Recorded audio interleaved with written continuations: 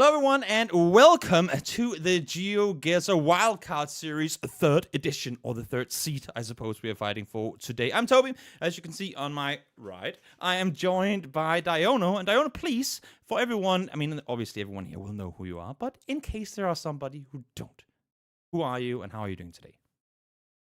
Hi everyone, I'm Diono. I'm a GeoGuessr Twitch streamer, I guess, and a content creator. From Hawaii originally, but live in California now. And I'll be at the GeoGuessr World Cup in Sweden in Ooh, September. So nice. see everyone there. Exciting stuff. I'm happy to have you on board. Of course, we will in a second get into the games. We'll get all these incredibly intense matches going forward. There's a lot for these players to fight for. But before we get there, I feel like if there are some new viewers out there who might need a little explainer on what's going on, what are the game modes, what are we watching here? Could you quickly, as I bring up the game modes on your screen here, could you quickly just go over what are the different game modes and how does this, game function as a whole? Yeah, so we got 3 modes on deck today. Each game or each match is a best of 5 series. We're going to do moving, no move, and NMPZ. So I believe it's 2 moving games, 2 no move games, and then if we get to a game 5, it's going to be an NMPZ game. The decider. So yeah, the absolute ultimate decider. And the moving games in which we can move freely with no restrictions, as you can see. And there is going to be a timer for each team or each player. 1 minute. I believe it's 1 minute. Yeah. Yes. And then if I've set the settings up correctly, it will indeed be 1 minute. If not, they'll yell and we'll have to redo the game. Hopefully everything goes completely smoothly. Of course it does. And now we've cursed it, so now everything is going to go wrong. But it's fine. That's why we are here. We're the experts. We're bringing you all the action. Exactly. Continue. Exactly. Sorry, I interrupted you. How No worries. On no move, we get spawned in at a specific point, and we can only look at the pano that's around us in a 360 degree. And then NMPZ, we're only looking at that one still image that we spawn in on. So my favorite mode, NMPZ, personally, less stuff to do for me. Because no move and moving, more mouse movement. And as an old man, I prefer the NMPZ. The mechanical skills stay with the youth. Is that what it is? I think it's incredibly impressive because I hear from a lot of players that they do like NMPZ quite a bit, and I look at that one frame of a bush in the middle of nowhere and I go, how players do you know where this is? But I mean, they'll know what plant grew before. I mean, I feel like in order to be a professional GeoGuessr player, you also kind of have to be a biologist and a typographist, if that's even a word, I don't know. But I find it incredibly impressive with what these guys are able to do. You included, Dio. Now let's, as we've now explained, hopefully you viewers know what this game is all about. Let's take a look at the brackets as well and see just exactly. It does say we'll be right back. Now it doesn't because we are here, we are ready. And as you can see on your screens right now, the first match that we'll see in just a second is Bad At Geo versus Sheena. Tell me a bit about these two players and what you maybe expect to see from this battle coming in just a moment. Yeah, I think this should be a really good battle. Bag is someone that I've played with a pretty good amount. He's very good at all 3 modes, I would say. His strongest mode is probably no move. So he's quite proficient at moving and NMPZ as well, but he's more of a no move player than the other 2 modes. And actually, that's the same that goes with Sheena as well. I think Sheena's more known as a no move player, but he's very proficient in moving and not too bad in NMPZ himself. So I think they're pretty balanced in terms of their skill sets. So it should be a very, very hotly contested match, I would say. Now, one thing that I really love about this wildcard kind of portion of the qualifiers for the World Cup is that, of course, we've had our Americas qualifiers, our European qualifiers, and our Asia qualifiers, but now we're mixing everything up. And I know that there isn't maybe as much, and please correct me if you think I'm wrong, but there isn't as much meta, and there's not the in-depth European meta. Everyone are good at different things regardless of location, but I still love the fact that we get a Japanese player up against a British player coming into this, because I feel like there is, while it might not be full-on metas, there's still some difference in whether you're, just the way you approach the game if you come from Japan as compared to if you come from UK. Gotcha. Yeah, I feel like Japanese players are very focused on moving, and a lot of them are very good at moving towards info.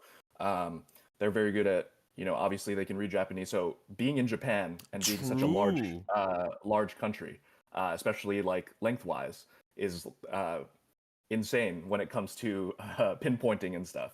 And it can be for a lot of points if they are able to get the right area. That's why I feel like I've been born in the wrong. Like, for many reasons, I like the fact that I'm born in Denmark. But for the sake of GeoGuessr advantages, I feel like even if someone gets it completely off with a 5 times multiplier, they still only get like -2 points.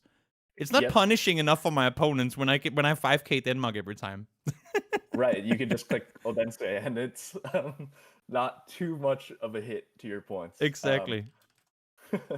But Bag as well, in terms of his UK skill, I feel like, you know, he's very good at Europe. But he's pretty well balanced, I would say, throughout all of the continents. Okay.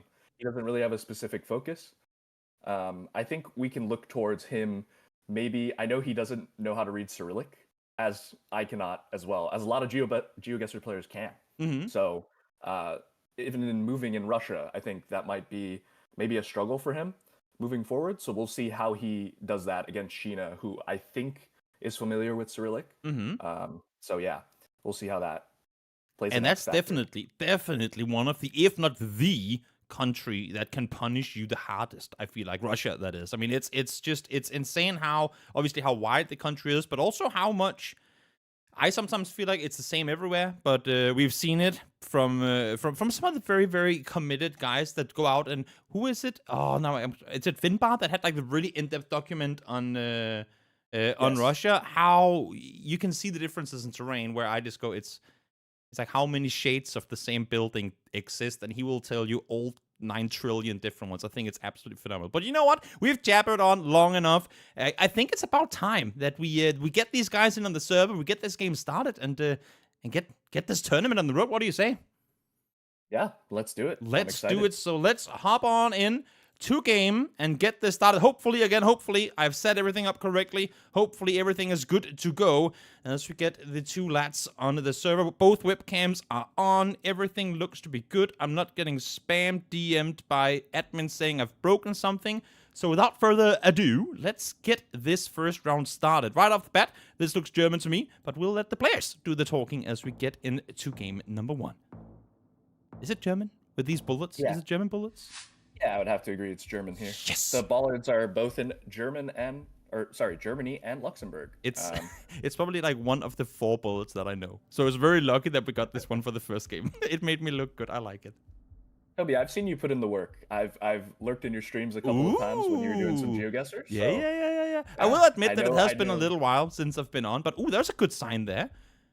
Are they headed each there? No, they're going the same direction, but there's a lot of info to be had there if you know some, maybe some German, like, national forests or something. Yeah, this is looking quite nondescript, I think. Like, I would probably lean further south just because the north in Germany is obviously so flat. But I think this pinpoint might be tough. It looks like Sheena's got a good idea. Both taking their time. That's for sure. Down to 10 seconds. You can maybe talk a bit about this too as we get this round. And of course, very rare that round 1 will get you a massive loss in points in any given direction. The timer goes to an end. Both, again, I mean, it's nothing brutal, nothing to write home about. 128-point hit to, did you just call him Bag or Bad At Geo? What do we we usually call him Bag. Just to shorten it a little bit. Makes sense. A lot of info to be had here early on. Let's get these guys started in round number 2. But tell me a little bit about maybe their play styles. Any of them? I know like some people just go super aggressive. They plonk early to try and maybe catch the opponent off guard. Here we saw both of them pretty much take it to the very last second. Ooh, speaking of which, what do you think like overall is their play styles? Yeah, so I think Bag will send on rounds like these when it's pretty inconsequential in terms of damage, right? Just because there's a lot of info around, and UAE is not going to be a big country in terms of the parts that they cover. So he's just going to insta-send, not waste time, move on to a more fortunate round for him, I would say. And again, 29 points, nothing too wild as we hit 2. It looks very American on that street sign to me, the stop sign as well. Well, it's up to the players now to see if they can lock down exactly where in the US of A we are. Do you have any specific like regions or countries that you prefer? Like that you like every time I get it, I 5K. Yeah, I used to really enjoy playing South America. Okay. Back in the day. That's a tricky just one. because I thought it was Yeah, it is quite tricky. I just thought it was fun to get to see places that, you know, never really got to see True. before. Yeah, that makes sense. And then, yeah, now I wouldn't say I'm a specialist at a specific country. Okay. I feel like, yeah, more focused on, you know, every country needs love, Toby. I will say, and agreeing with you in that I did. Initially, I hated trying to get locations right in South America because I didn't know the, you know, like the metas. I didn't know the different signs. And then I learned about the Colombian cross. I learned about how Brazilian signs are like black on the backside of them and whatnot. I feel like very quickly it became very rewarding to study like Latin America and South America because there was oftentimes a very easy way to get them right. Ooh, Seattle to San Francisco here. That's a big one. A big hit. Massive hit. I believe Sheena got the city there. Yeah. Very nice. Impressive very indeed. Nice find. All right. We're quickly getting into the next rounds here. No time to sit around and wait this one out as we go very boreal, I feel like. Where are we here? Yeah, Norway here, it looks like. Okay. Maybe a bit more southern, I would say, with all this tree coverage. But you can kind of tell with the outer white dashes, these longer dashes, that we're in Norway. And insta-send by Bag here. And Sheena a little closer once again. Wow.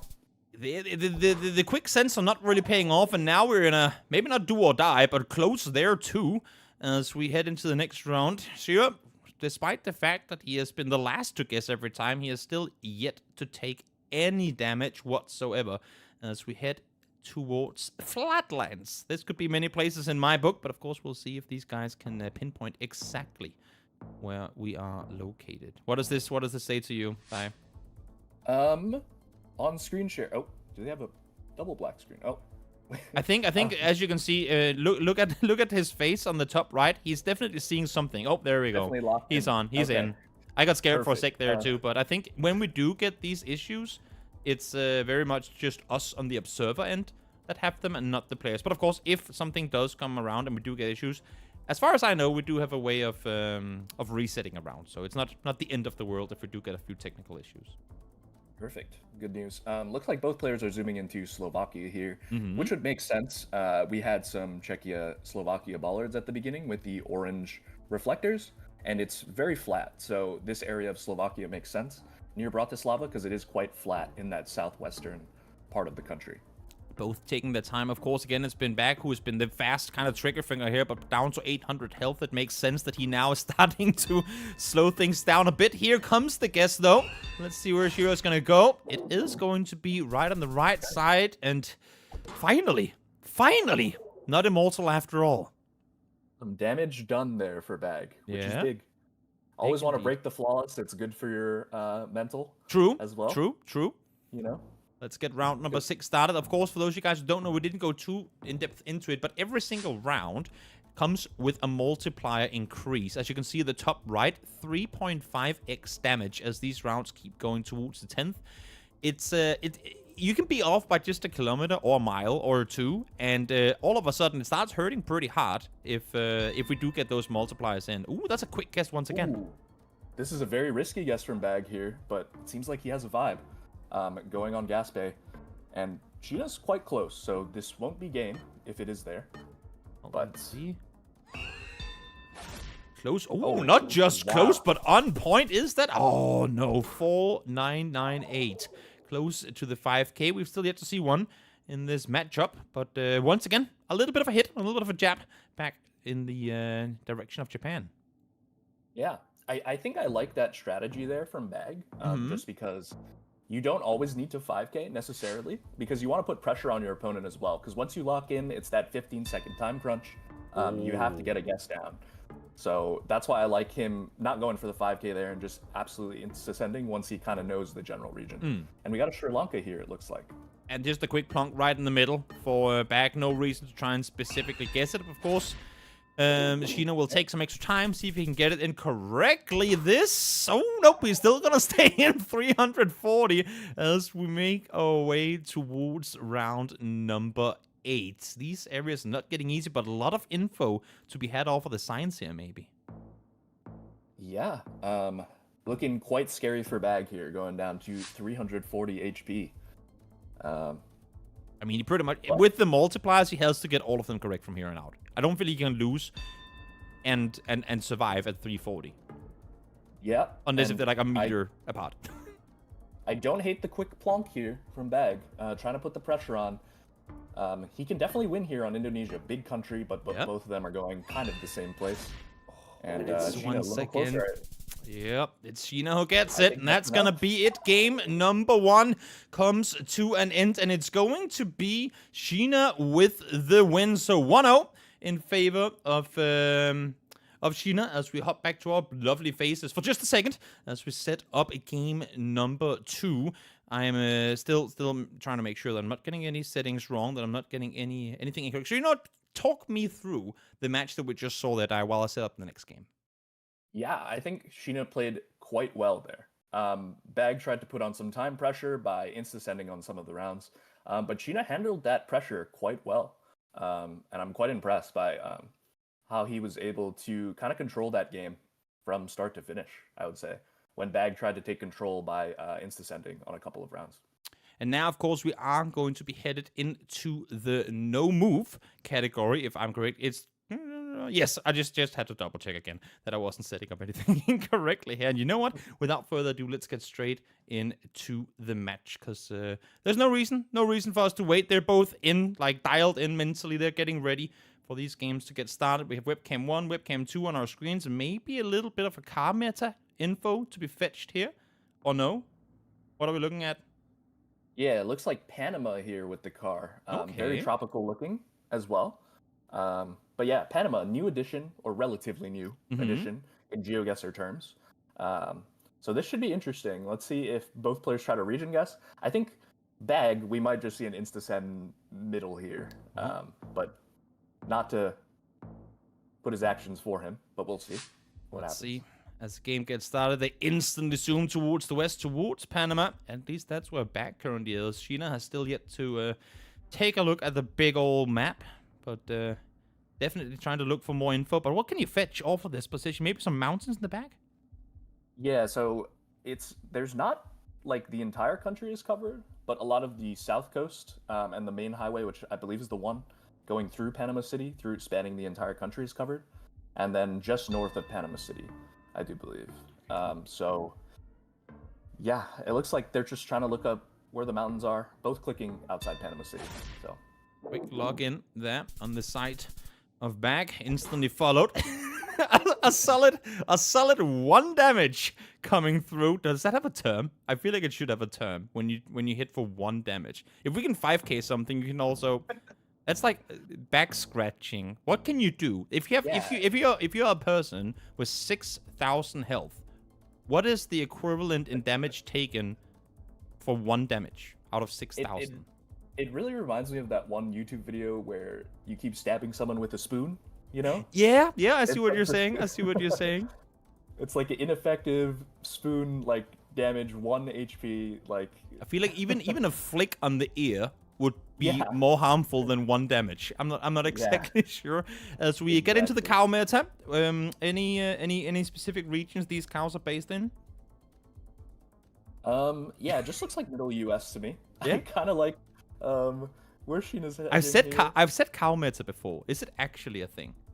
Because I kind of came up with the idea myself, but then as I said that, I'm like, you know what? If there's a farmer playing GeoGuessr somewhere, they can be like, nope, these cattle, they're only raised in, I don't know, Arkansas. Then there's got to be a meta to it, right? I mean, yeah, you can use it to definitely narrow down the region of the U.S. because it's pretty much only going to be middle U.S. that you're going to get cows mostly on those big farms like that. So, South Dakota, Kansas, guessed it was in fact in Iowa. So they were both in and around the right place. But once again, a good start here for Bag. Yeah, kind of flipping the script on game 1. So I'm glad to see that he's bouncing back and not taking that game 1 to heart after nearly getting flawless there. What do we do here? A lot of forest, a lot of dirt roads. Are there any clear signs to you telling maybe some Google like camera meta where we're looking? Yeah, I think this is a struggle for both players here. I could see maybe 3 countries. So we do have the car, the Latin American car with the antenna on the back, and that's going to be in Ecuador, Colombia, Brazil, and Mexico. But it looks like both players are heavily deciding. Oh, Sheena might be going for a what is that? A Costa Rica hedge there? Still somewhere near one another. We've seen it before where these go like completely like continent opposite of one another, but with only 2 times multiply and them being somewhat near one another, it still shouldn't be that massive a hit, unless Sheena, of course, second guesses himself here. Oh, we are sending. Oh, this could be damage if This one of could them be is big. correct. Yeah. Ooh, and Ooh, it's and it was actually even Nesta there. further. Okay, that's a lot of damage. Definitely That is was a lot of half damage. health chipped away from back there. Wow. And what do you think was it that gave it like that sent back that far towards the southeast? Yeah, I think the Colombia guess. I mean, I can totally see Colombia or Mexico there. It's really tough. I think judging it just by the direction of the sun, because usually people will use it where if the sun is in the southern hemisphere or like the south of your compass, then you'll be in the northern hemisphere and vice versa. So I think maybe Bag kind of used that a little bit there, but Makes it's quite sense. unreliable around the equator. So yeah, it's really difficult to say. And looks like we're in Panama once again. So Yeah. Panama getting 2 appearances in the no move game so far. Very beautiful, very quick guessing. Ooh, 4 kilometers off. That's a man that knows his forests. That's incredibly impressive. And important too, after such a big hit, 3k damage almost done to back there. Nice for him to pretty instantly get in and respond. Yeah. Is this? No, it's not. I thought we were going to Japan, but that was not the case. I would love to see a Japan here. It would be, but would be maybe not for Bag's sake. Exactly, I was gonna say. That's are you favoring one player over the other all of a sudden, Die? That what we're saying? No. I'm just saying for Bag's sake in Japan, it would not be good. I But it think would Sheena also, definitely has the if advantage he there. somehow beat Sheena in Japan, that would also be a bit of a oof. Oh, for sure. For Sheena. So maybe he wants it. Maybe he wants it to happen. Maybe not. Who do you think Sheena could beat back in the UK?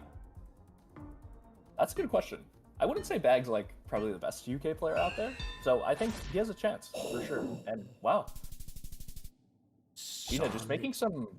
He's making some great guesses right now, Toby. Yep. I don't know what there is to say. I mean, again, this is obviously minimal damage. Oh, this is beautiful. Oh, I wow. love this. Can we just, guys, can you go to like a break? We'll just sit here and enjoy this screen for the next 10 minutes. No, this is beautiful. But no, what I wanted to say is I love the fact that Sheena, because, I mean, the way that obviously this game works is that whenever someone else guesses, we get the boing timer and the music goes full Who Wants to Be a Millionaire to stress the hell out of you, which I love. But it also is insane to me to see a guy like Sheena, when he goes up against a guy in back that guesses so fast, completely under control, spends, like, he goes, great, you just gave me 15 seconds for free. I'm going to use every single one of them to, you know, like, kind of narrow down my guess. And I think that's part of the reason why it's getting so close.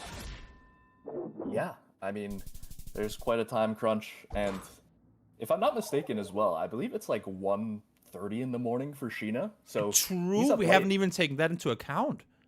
Right, he's up late grinding for this. Yep. And, Yep. he's performing quite well for how late it is for him. That is true. I did not even consider that. That is right. Time zone, of course. Indeed a factor. As we hop into round number 7. This one has gone by pretty quickly, but again, minimal damage. Other than the one big hit on Geo, it's been a pretty long fight, this one. And where are we looking now? We can see East Coast, where Bag is looking. Are you confident in that? Yeah, I like the... So we do have the Southern Reflectors in that style. I do like something along Georgia, South Carolina, that area. Looks like Bag's committing to Georgia here. And Sheena might be doing the same, just a bit more south. So we shouldn't see a game here. But like both players' guesses, I think. Oh, let's see. Down towards Georgia is where we see Sheena. And once again, he will be the one closer again, taking every single second. Try and get it down right. And a little bit of a hit. 1,000 damage done towards Bag as we head into round number 8. Okay, this is an interesting round. I think Bag can definitely make the comeback here. If anybody can do it, it's him. Absolute legend at the game. And I'm not quite sure what we're looking at here, Toby. It looks like Southeast Asia to me. Yeah, there are definitely some palms. Some palms in there. Ooh, is that a little bit of a sign in the background that could tell you anything? Or is that just a alarm bell? Something like that. Ooh. Perhaps. I'm not sure. It looks like with this thin road here, Bag's leaning more Indonesia, which I think I like as a guess. Oh, they're pretty much on the same place here. Once again, Toby. Yep. It's almost as if these guys are pretty darn good at this game. As we do get to Indo the first time around, we'll see if Sheena likes this or if it doesn't. I mean, there's enough damage potential here that this could be game if it goes just one island off with the 4.5 multiplier, but it doesn't seem to be the case. And ooh, maybe he should have, because that could have been game, but it won't be. He was considering a switch there, Toby, I think. He was looking at South Kalimantan as a potential switch, and he didn't do it. And we move into round 9. Bag's still alive. He's still kicking. We've seen it before. The last second flicks. I can't remember who it was in the European qualifiers, but it was literally like a quarter second left. Just completely flicks it to another continent and wins because of it. Oh, I'm trying to think back. It was... I can't remember if it was Krat. It wasn't Krat, so... No, but it was just amazing. It was amazing. I love it when it happens. When you have one sat there and going, was it Salik? Maybe it was. In any case, it was. It's phenomenal to watch, but of course also it can be dangerous when you start second guessing yourself and you feel like everything tells you it is here, but something in the back of your brain goes, no, it could also be somewhere else, and then you realize too late that your initial hunch was the correct one. Oh goodness, Toby, we've got a Japan. We got Japan. We actually got Japan. I was talking too much and we went to Japan, and that could be game because of it. My goodness. There it is. Game over. Taken out in Japan as Sheena goes 2-0. What a game. Wow. Take me through what we saw here, as I unfortunately missed that we were headed to Japan there in the final seconds of this match.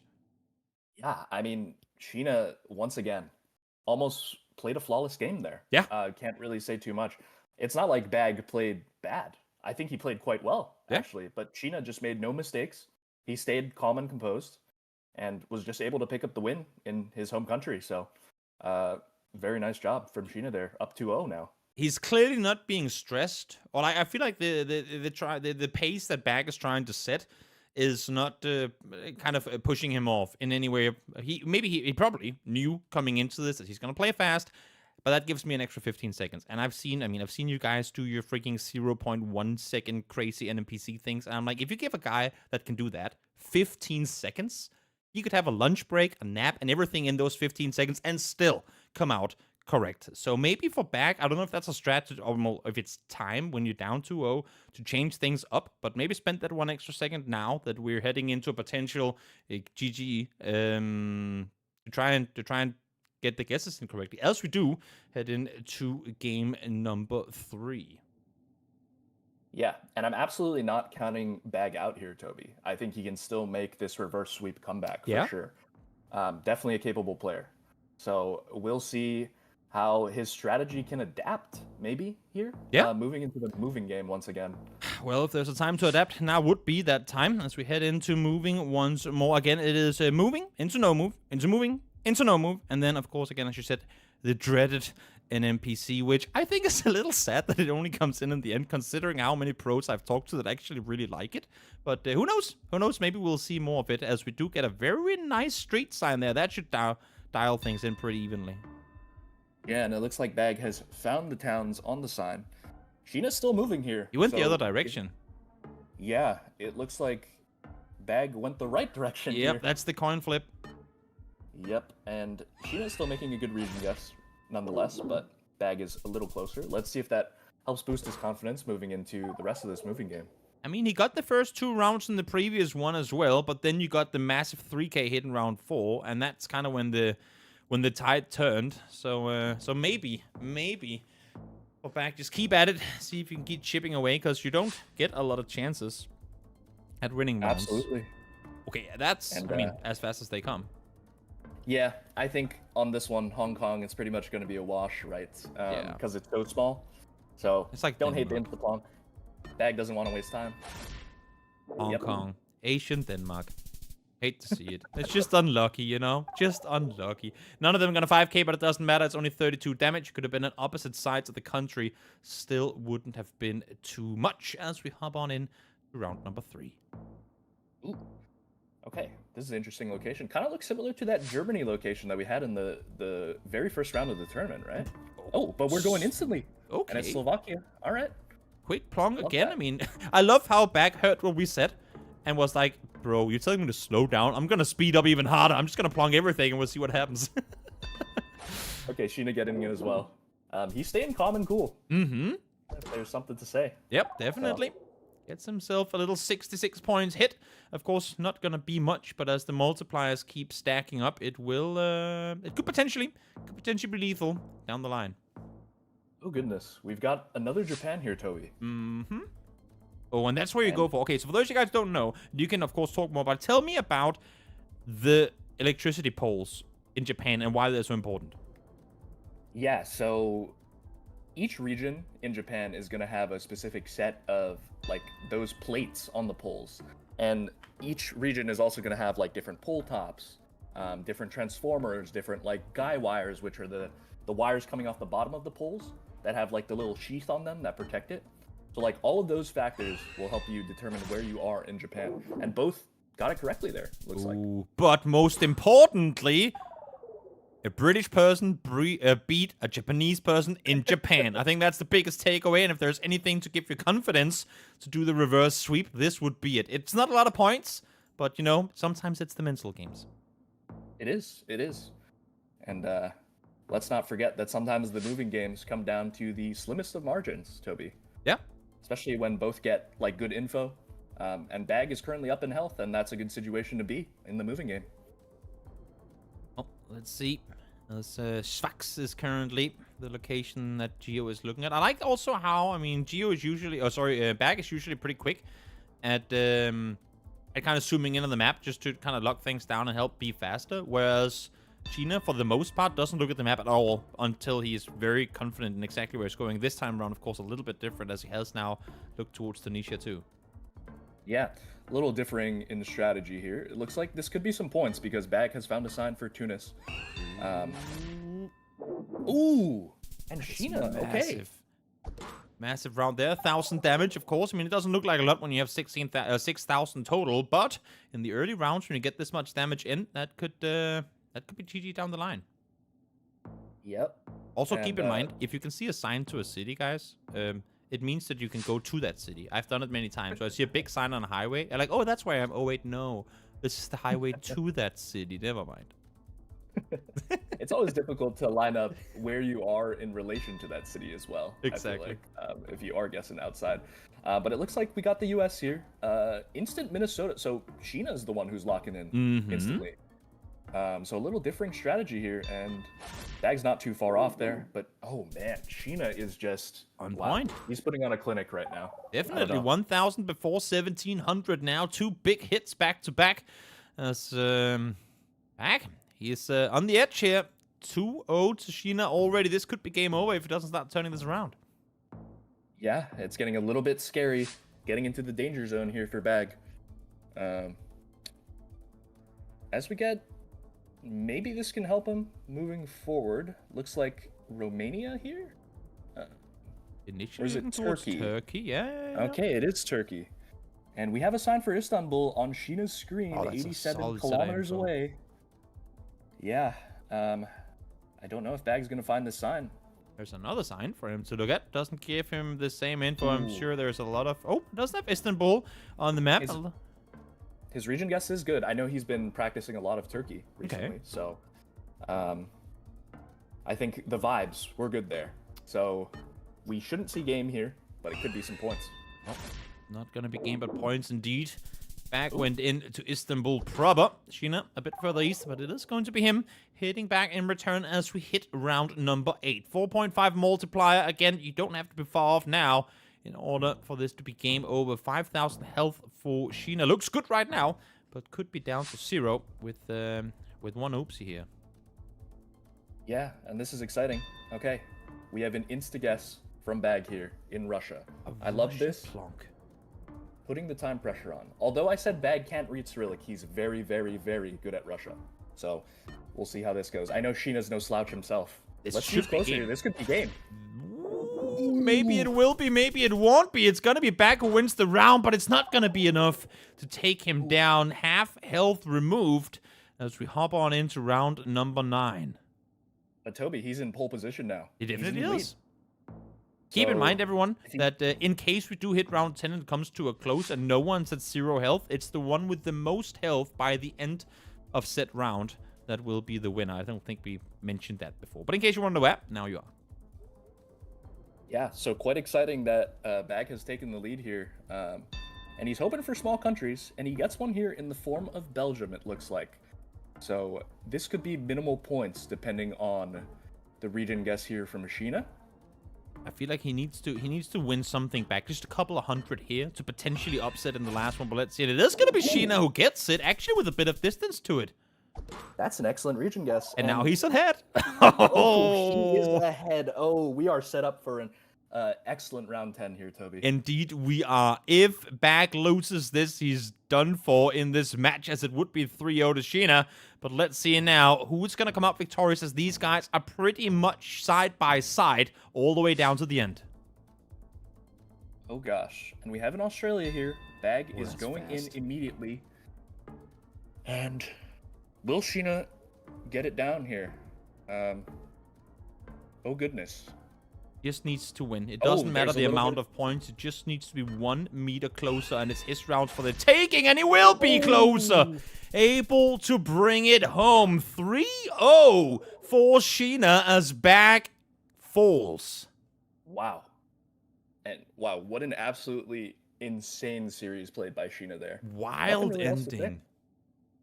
Wow. And I know coming into the tournament, I think Bag was one of the favorites going in. Okay. So well, that's going to change up things. There. That is definitely going to change up things. Yeah, very, very exciting. We can take one more look here at the bracket real quick before I let you go. We see there Sheena made his way on through. We are still here for another second. 3-0 as Bag falls. Any final thoughts here from you, Dai, before I let you hop off? And of course, again, thank you so much for joining in. It's always lovely to get the insights from you pros. It's your brain's working ways that mine never could. No, I mean, other than I know this was Bag's first official GeoGuessr tournament, so I'm sure he'll come back stronger in the next one, and I'm rooting for him to come back stronger. Yeah, I like the idea. I mean, I like the way that he was trying to really apply pressure on it, but Sheena just didn't waver. I mean, he was in full control. I felt like all the way through, even on some of the guesses where maybe he looked a bit stressed out. Those extra 15 seconds, man, it's just too much time to give to an opponent to play that comfortably. An absolute rock, Toby. And yeah, he played it very, very well. And shout out to Sheena. Phenomenal to watch. We are going to now, I believe, go to a brief break before we get the next match set up. As you can see, we'll hop over to the bracket schedule once more. As you can see here, it is going to be Fontes and Sadziu up against one another in just a few moments. We'll go to a short break, then we'll be back with more GeoGuessr action for you guys. So thanks for tuning in. We'll see you in just a few. Stick around, and we'll be right back.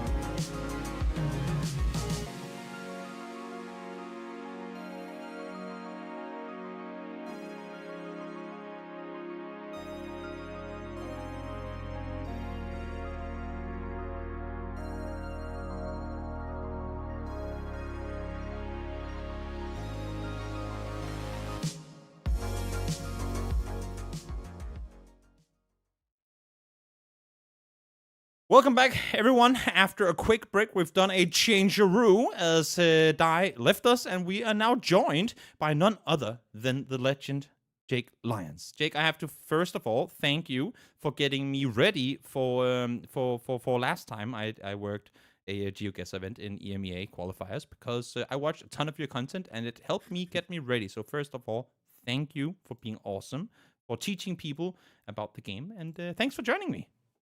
That's so awesome.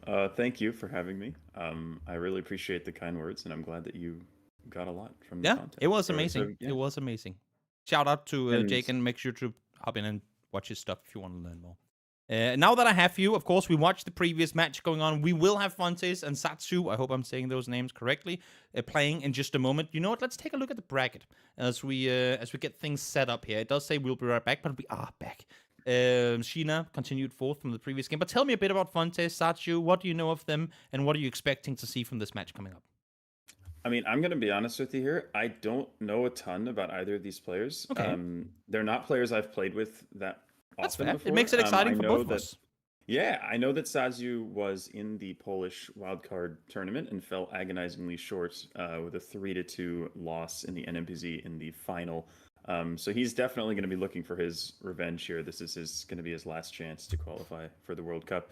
So I know he's out for blood, but Yeah. Fontes, or Fontes, or I'm not actually sure how to say it, but I know he's a great player. I'm pretty sure he is more of a no-move NMPZ focused player like Sadziu and also most of the players in this tournament. Mm-hmm. But otherwise, I haven't really played against him or with him that many times. So he's a bit of a mystery to me, but I'll be really interested to see how he plays. love these Enigma players. We had it in the MEA qualifier as well, where we had Crooks coming in from, I mean, obviously like a Minecraft pro and all that, and everyone said he's really good, but no one really knew what to expect from him. And it's always exciting to me when even the pros, even like the top of the community, goes, who is this guy? Why don't I know of him? Why can't I, like, well, how do you strat against someone you have no info on? You know, I think it's always very interesting to see. But you know what? Let's get this game going, since neither of us are going to break them down in depth now. I'm sure that instantly, once we get into game, you will be able to tell me a whole hell of a lot about what they do, why they do it. So let us get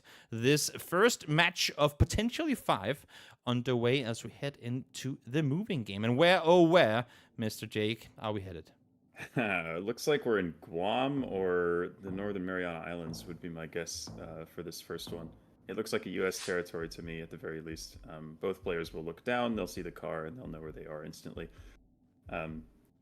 Definitely an interesting place to start, but it's not going to be consequential in terms of damage. But exactly. I mean, once you get the countries down, usually it's pretty straightforward, isn't it? When it's, I mean, one multiplier. Yeah. Especially when it's such a small area that it can be. And they both actually find the 5K there. Very nice. Okay. Okay, that's a bridge. Yeah. Solid beginning. I like it. That's the best beginning you can wish for. Yeah. True. It'll be interesting, honestly, in this moving game, just to see like how the playstyles are different from the two players. How quickly they decide to send. If they're more like Bag and they just decide to click immediately, or if they are more calculated with their gameplay. Well, you know what? I'm gonna have you talk through this because there is a graphic that I forgot to make, which I will do right now. That's how professional I am. So I will do this while you take me through what we're seeing. All right. So we're going to be in Ghana here. We have the classic black tape, everyone's favorite meta. Oh, both players know this. They're both clicking. Oh, looks like Sadziu's found the town. I think he did see the town name. So he's going to be a little bit closer here, but Font is not very far away. So damage pretty inconsequential here with just 1.5 multipliers, but nicely done by Sadziu. I do think, if anything, of these two players, that Sadziu is the more comfortable moving player and probably the one who plays moving most often, even if both of them still prefer the other modes. Now, I want to ask you, how come a lot of players, and I talked to Ty about this too, a lot of pros prefer either an NMPZ or no move? What is it with moving? Because moving is obviously, if you don't know GeoGuessr that well, that would be what you do initially. Like, you move around, you get info. Is it because there's too much info available, or what is it that pulls pros away from moving? You know, that's an interesting and loaded question. I mean, I am someone who prefers moving, and I'm definitely in the minority among the pro community. And it's interesting to think about why that is. I mean, I think a lot of it is the fact that the game, Rainbolt is the one who sort of blew up and really popularized the game, and so much of what he does is more focused towards no move NMPZ. So people are naturally, you know, they want to play the way that he plays. And I also think it's just like the attention span of people is not necessarily that high, and people don't always want to spend multiple minutes on rounds and play very calculated and find the exact location. They kind of just want to click and move on. Makes sense. I think a lot of people sort of just prefer that kind of play style, the sort of fast-paced gameplay rather than the calculated find the 5k kind of stuff. So I think that's why most pro players favor. I did like what Dai said as well. Maybe you can echo that or disagree, and we'll make a discussion of it. But I did like what he was saying in that it also, I mean, in moving, it takes a mechanical skill level. I know it's not like, you know, like with first-person shooter games and all that, but it does take... Ooh, is that another 5? No, not Nice not guess exactly. from Sadziu. Yeah, he must have found some information there. Solid early damage. But it does take a pretty good, like, mechanical skill to be able to fly around the map and quickly collect info, whereas to obviously NMPZ and no move, you're limited to just spinning around with your mouse. Yes, and it's an entirely different skill set. It's almost like it's a different game. Yeah. Because it's so different, the stuff you have to learn. Like with no move, it's all about like learning landscapes and architecture and cars and copyrights and stuff.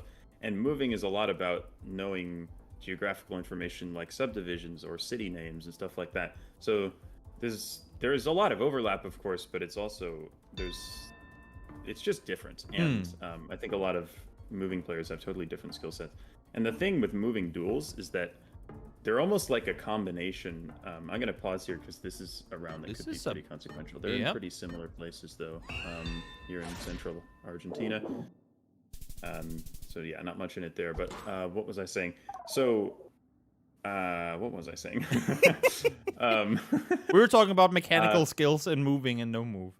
Yeah, so moving duels, I was saying, are almost like a combination of moving and no moving. I mean, if you spawn close to information, players are going to go to the signs and they're going to try and use the information. But if you spawn in like a particularly rural round, a lot of players who are more no move inclined will kind of just insta-click because they know you're probably not within 15 seconds of information. So they just want to guess. If they have a good region guess, a good feel for it, they just guess immediately. And then it essentially becomes a no moving round because it's like, neither player actually. They don't get time to. We saw that actually in the previous game with Sheena, with how fast Bad At Geo was guessing. Sheena never really got to actually maneuver around. It's like, okay, I guess I'm going straight to the map here. Yep. So we're going to be in northern Nigeria here. I assume both players will know this. What they're doing here, since they're in an urban area, is of course looking around. What's the giveaway? Is it the follow car? City name or state name. Yeah, I mean, it's the camera quality, the follow car. It's a combination of a few things, and also the dryness is, with how dry it is, that's why you click more north here. Is this gonna be big? I mean, we are at 3.5 multiply. No, okay, so they just go on either side. I thought maybe Fontes was gonna go further west there, but not quite. Yeah, it the looked case. like Sadziu was thinking about Sokoto, which is like really far northwest, but he ended up not going there. It's too much of a risk, so. Still pretty even between the players here. We're already in round 7. Time is kind of flying here. It is. When you start talking about metas and playstyles, you go, oh wait, there's a game going on. We have had a few rounds in sort of smaller countries that haven't messed quite as much. So also, I mean, the fact that we're 7 rounds in and we only have a total of, what, just over 2,000 damage done. It goes to show these guys are clearly... I mean, they've been back and forth and who's been guessing first, and they've been also, I mean, back and forth and taking the damage. So this is, I mean, while we didn't know much of them individually, it seems like they're pretty evenly matched. So I think Fontes sees something that might save Northwest Province. Sadziu guessed east of Joburg, so if Fontes can find... But I don't think Fontes... I think he's in Limpopo rather than Northwest. See, so Northwest Province is where the location was, and Fontes had that information, but he didn't guess in the Northwest Province. So I'm wondering if he didn't know what it was, or maybe didn't see that specific text. But he could have picked up some points there. Definitely could have. Definitely could have. Another beautiful location. This could have been where they recorded Lion King, for all I know, but it all probably isn't. Yeah, I mean, I doubt they recorded Lion King in South America, but... You know. I mean, we don't know that. Didn't they record the moon landings in a... No, I'm not going to go there. Yeah. You never Honestly, know. they could have recorded Lion King here. That's what I'm saying. It's like a big savanna down the hillside. There was the mountain in the background and everything. No, you're totally right. Yep. So this looks like Colombia to me. So the players looks like maybe they're not confident enough in their region guesses that they want to move down the road and actually look for it. Is it Brazil? Okay, I mean, we thinking haven't it's seen Brazil the back now. of any thought, signs yet. I thought I saw a white signpost, which is more of a Colombia thing, but I'm looking at the landscape and it's much more Brazilian. So both players, I think, will know that it's Brazil. Chat's gonna absolutely flame me for saying Colombia, but It's fine. Yeah. You're with me. And also, you can see it's black on the back, so it's definitely Brazil. That's the one thing I know about Brazil. Also, you can get the state signs correct if you zoom out enough. You get the like abbreviations, what do you call it, correct of the states. But both of them, again, I mean, while neither of them are completely on point, they're at equal distance off, meaning that we're going to go into round 9 again with pretty much no damage done so far. it's so close. I mean, it's 2 rounds to go, and we have about a 200-point difference, which is almost nothing. It looks like Ireland round 9, which is not gonna make a huge difference. But if somebody finds a town name or a road number, it could be pretty There's big. a lot of info to be had here. They both have the same sign. I think they're scanning for the roads. We'll see what they're able to find here. But this is gonna be interesting. I can't quite see it on the stream, so I can't quite see what the road number is. Sadzio's locked it in. I think that Fontes is in a pretty similar area here. 3 seconds to go. Where, oh, where?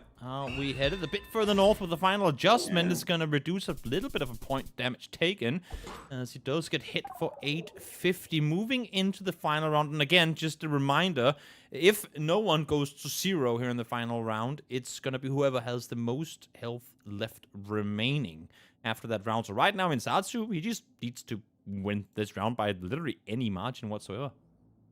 Yep, and we have Europe, might be Spain or Italy or something here. Big enough, I think, for either player to win the game here, but it all depends on what they're able to find. I mean, it's an 1100 points for Fontes, would win him the game too, right? So. Yep. I wonder if that sign has a city on it or not. It looks like probably not, because the players are moving on from it. But yeah, we have an urban Spain round, and it all comes down to what words they're able to find. Always Both dangerous, I players feel like, looking around. especially in Spanish-speaking countries, because there's so many of the cities that have very similar names. So if you just go off of a school name or church name or something, you go, great, there's like 9 trillion of these. It can be a little bit dangerous. What are you seeing here? Okay. I'm not seeing much. I mean, I haven't seen a town name. I don't know if one of them is found, but Sadziu is currently significantly more north in the country than Fontes. So It's going to be game regardless. Fontes is going to need for it to be south if he wants to win this, but it could be. Oh, and it's just a little bit more middle, so Sadziu takes it. Takes it home, only 13 done, but as you can see, goes all the way down to 0, as that was round number 10. We go to a quick break now. Oh, not a break, but we go back to our beautiful faces as we talk a bit over what we saw here. Again, we didn't know much of them coming into it. What did you see? What did you like? What did you maybe not like so much here in the first round, Jake? Yeah, I mean, I saw some really solid moving gameplay from both players, especially Sadziu. I think, again, like I said, I think he was likely the more familiar player when it comes to not only us knowing who he is, but he was more familiar, I think, with moving. I think he's a little bit more of a moving player than Fontes is. So it makes sense that he was the one to take the first game. He was very, very consistent, made some really solid guesses with the info that he found. But I think Fontes certainly not to be discounted here, especially going into this no-moving game. Yep, and that is exactly where we're headed. And with these guys having obviously warmed up and getting ready, I don't want to keep them in their seat for too long. So let's get straight on in to match number 2. I believe I've done the settings correctly. If not, then please don't hate me. We'll try again. But I think this is all correct as we go into match number 2, which will be no moving. Yep. So it's be very interesting to see how both players fare here. I think they do both prefer this to moving, but we shall see. This looks like an Indonesia. I would guess that this is like the island southeast of Singapore. Okay. Maybe like Bintan Island, but we'll see what the players think. Okay. So Sadziu going Bangka Belitung, which is also definitely reasonable. To be fair, that is also an island southeast of Singapore. I was thinking the one's a little bit more northwest, but we will see. And there you go. You were there. completely on the money. And also, I mean, look at that. No multipliers and already 1,300 chip off. That is a massive early hit from Sadziu. Yep. Really, it's a solid guess from Sadziu. I mean, a lot of the things are the same. The poles are pretty similar in that area, and the red soil and everything. So definitely a very reasonable guess from Sadziu, and a deserved 1,500 points there. Yep, solid beginning. Try and continue the momentum that he built off of his win here in the previous round. Anything here that the Giants out outside of palms and something tropical? It's going to be Bangladesh, I think. This sort of general look is very typical of Bangladesh. They're both sending quickly. It ends up being south. So yeah, I mean, that's kind of how Bangladesh looks with those sort of dense trees around the road, and that sort of thin road is a very typical look. But yeah, a country that small and that damage that small is not going to mean all that much. From a country that small to a country that big, but I guess regionally pretty straightforward to lock in here, or what are you seeing? Not sure. Or state-wise, I guess. Yeah, this is tricky. It looks a little bit more cold, kind of more northeast, if anything, to me. Like, okay. So Fontes in Indiana, I was wondering if it could be something like Michigan or even like New York, but we'll see. Sadziu has basically the same idea. He's in Michigan. It looks like Northwest Ohio. So very solid guesses. Really, really nice guess from Sadziu, honestly, there. Yep. Flawless so far. Still sat at 6K as we head on into round number 4, which takes us to another lovely farmland location. Yep. We're going to be in Europe here. It looks like Romania to me, if anything. We'll see what the players think. But we have these yellow stickers on the poles, which I think are more of a northeastern Romania thing, but I might be making that up. We'll see. That's exactly the idea that Fontes has. Yeah, they're both going northeast, and it was south. Okay, well. You know what? The At least country they was were on the correct. same That's all page we as will me. remember. And for Fontes, yet another hit 4 rounds in a row now where he hasn't been able to come out on top. He will need to start turning this around. Sadziu already ahead by a round. So, of course, would want to see this one hopefully go further than just a straight-up 3-0. But that would require for Fontes to start turning this around. Yep. Definitely a really, really strong start from Sadziu. He's on a mission here. He wants to win this. He knows he can. So, see if he can keep this up. This is tricky, though. And on decently high multipliers, this could cause problems for the players. I'm not totally sure what this is. That's good. That hopefully means they aren't either. But also, I mean, none of them are, quick guessing on this one. Already half the time used, only 30 seconds left. Is there anything, if you were to just, like kind of throw in a guess somewhere, where are you going? It's definitely US or Canada. I kind of feel like it's a little more east than west. Like I don't think it's like West Coast or anything. So I would go east, but I kind of like Sadziu's guess a little more, like more north, because it feels very almost Canadian to me. So I don't hate a main guess here. He's actually switching to Canada. Ooh. But Sadziu's in Ohio, so this could is be damage. Or Fontes is in Ohio, rather. Yep. Pretty big difference, and it's right in the middle. Okay, so it's yeah, but it could be. It's almost enough, not quite, but Sadziu just kind of out hedging Fontes on these rounds. Yeah, Fontes still yet to take a point off in this game. And I want to ask you, now that we head here into round number 6, a beautiful, albeit somewhat desolate location here. What goes through your mind? And obviously, for those of you guys who don't know, Jake Lyons, phenomenal GeoGuessr player, also qualified for the. I'm just gonna make sure that I double that correctly. You're also qualified for the World Cup, correct? I thought for a second I completely outed you on that one. But just want to ask real quickly. When you head into these rounds where there's just nothing. There's nothing you can find that gives you a clear indicator. Where do you go? It's just gut feeling, or where do you go when you're completely lost? Yeah, I mean, a lot of it just comes down to experience, like just vibe guessing. Like I've seen something similar to this before, so I'm gonna guess in this place. But personally, that's my least favorite kind of round because I'm more of a player who really knows a lot of like geographical information and relies on being able to move around and pinpoint my location. So for me, the rounds that are like super, super difficult are really hard for me. And sometimes I'm a little bit less consistent than some people. and I get them wrong quite a bit. That's fair.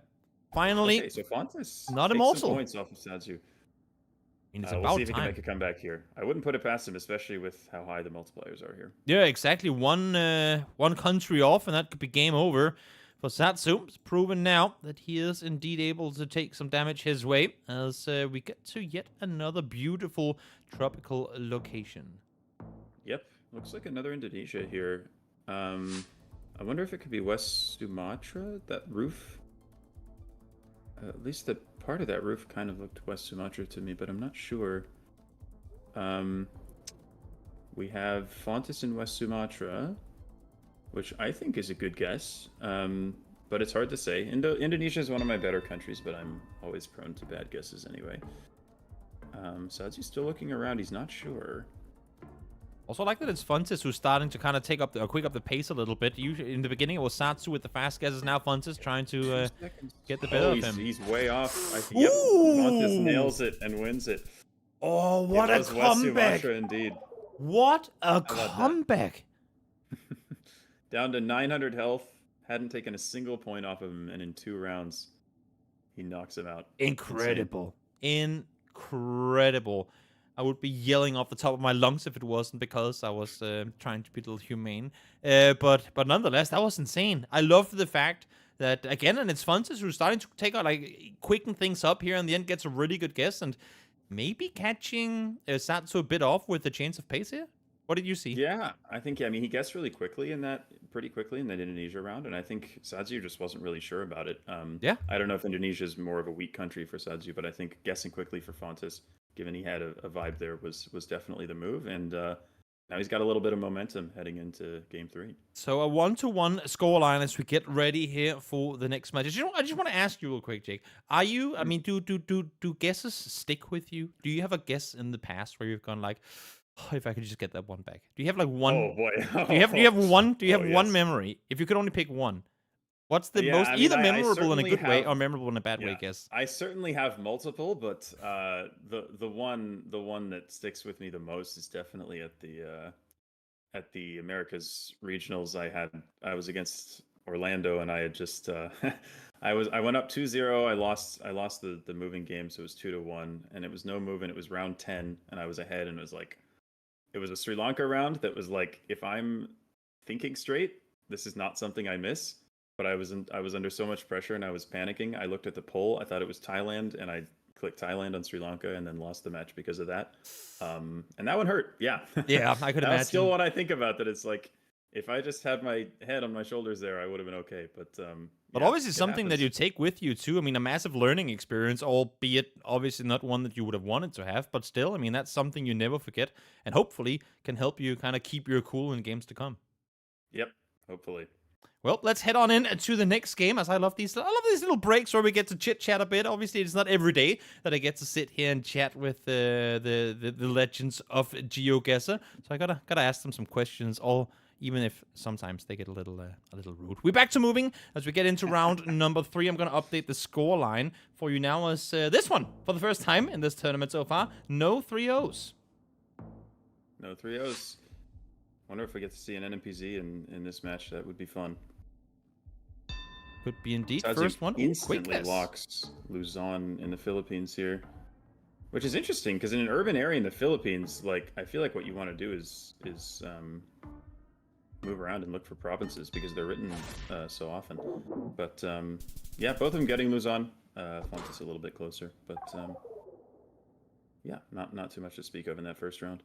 I like the fact that we saw Fontes turn that last one around, or mainly because, not that I want either one of the players to win more than the other, but I always like to see what it does to a player. Sadziu played a phenomenal first game. Then Fontes comes in, double punches, strikes him out, and now we're back to the game mode that Sadziu won initially, and now we get to see if he can kind of get back into that not mentality, but kind of turn the momentum his way, or if Fontes can now just ride off of having just pretty much just two-punched him before. Yeah, we'll see if Sadziu can keep his cool here after losing that no move game. They're very close to each other here. Fontes is a little bit further north. He's moving a little further away. And it's kind of between them.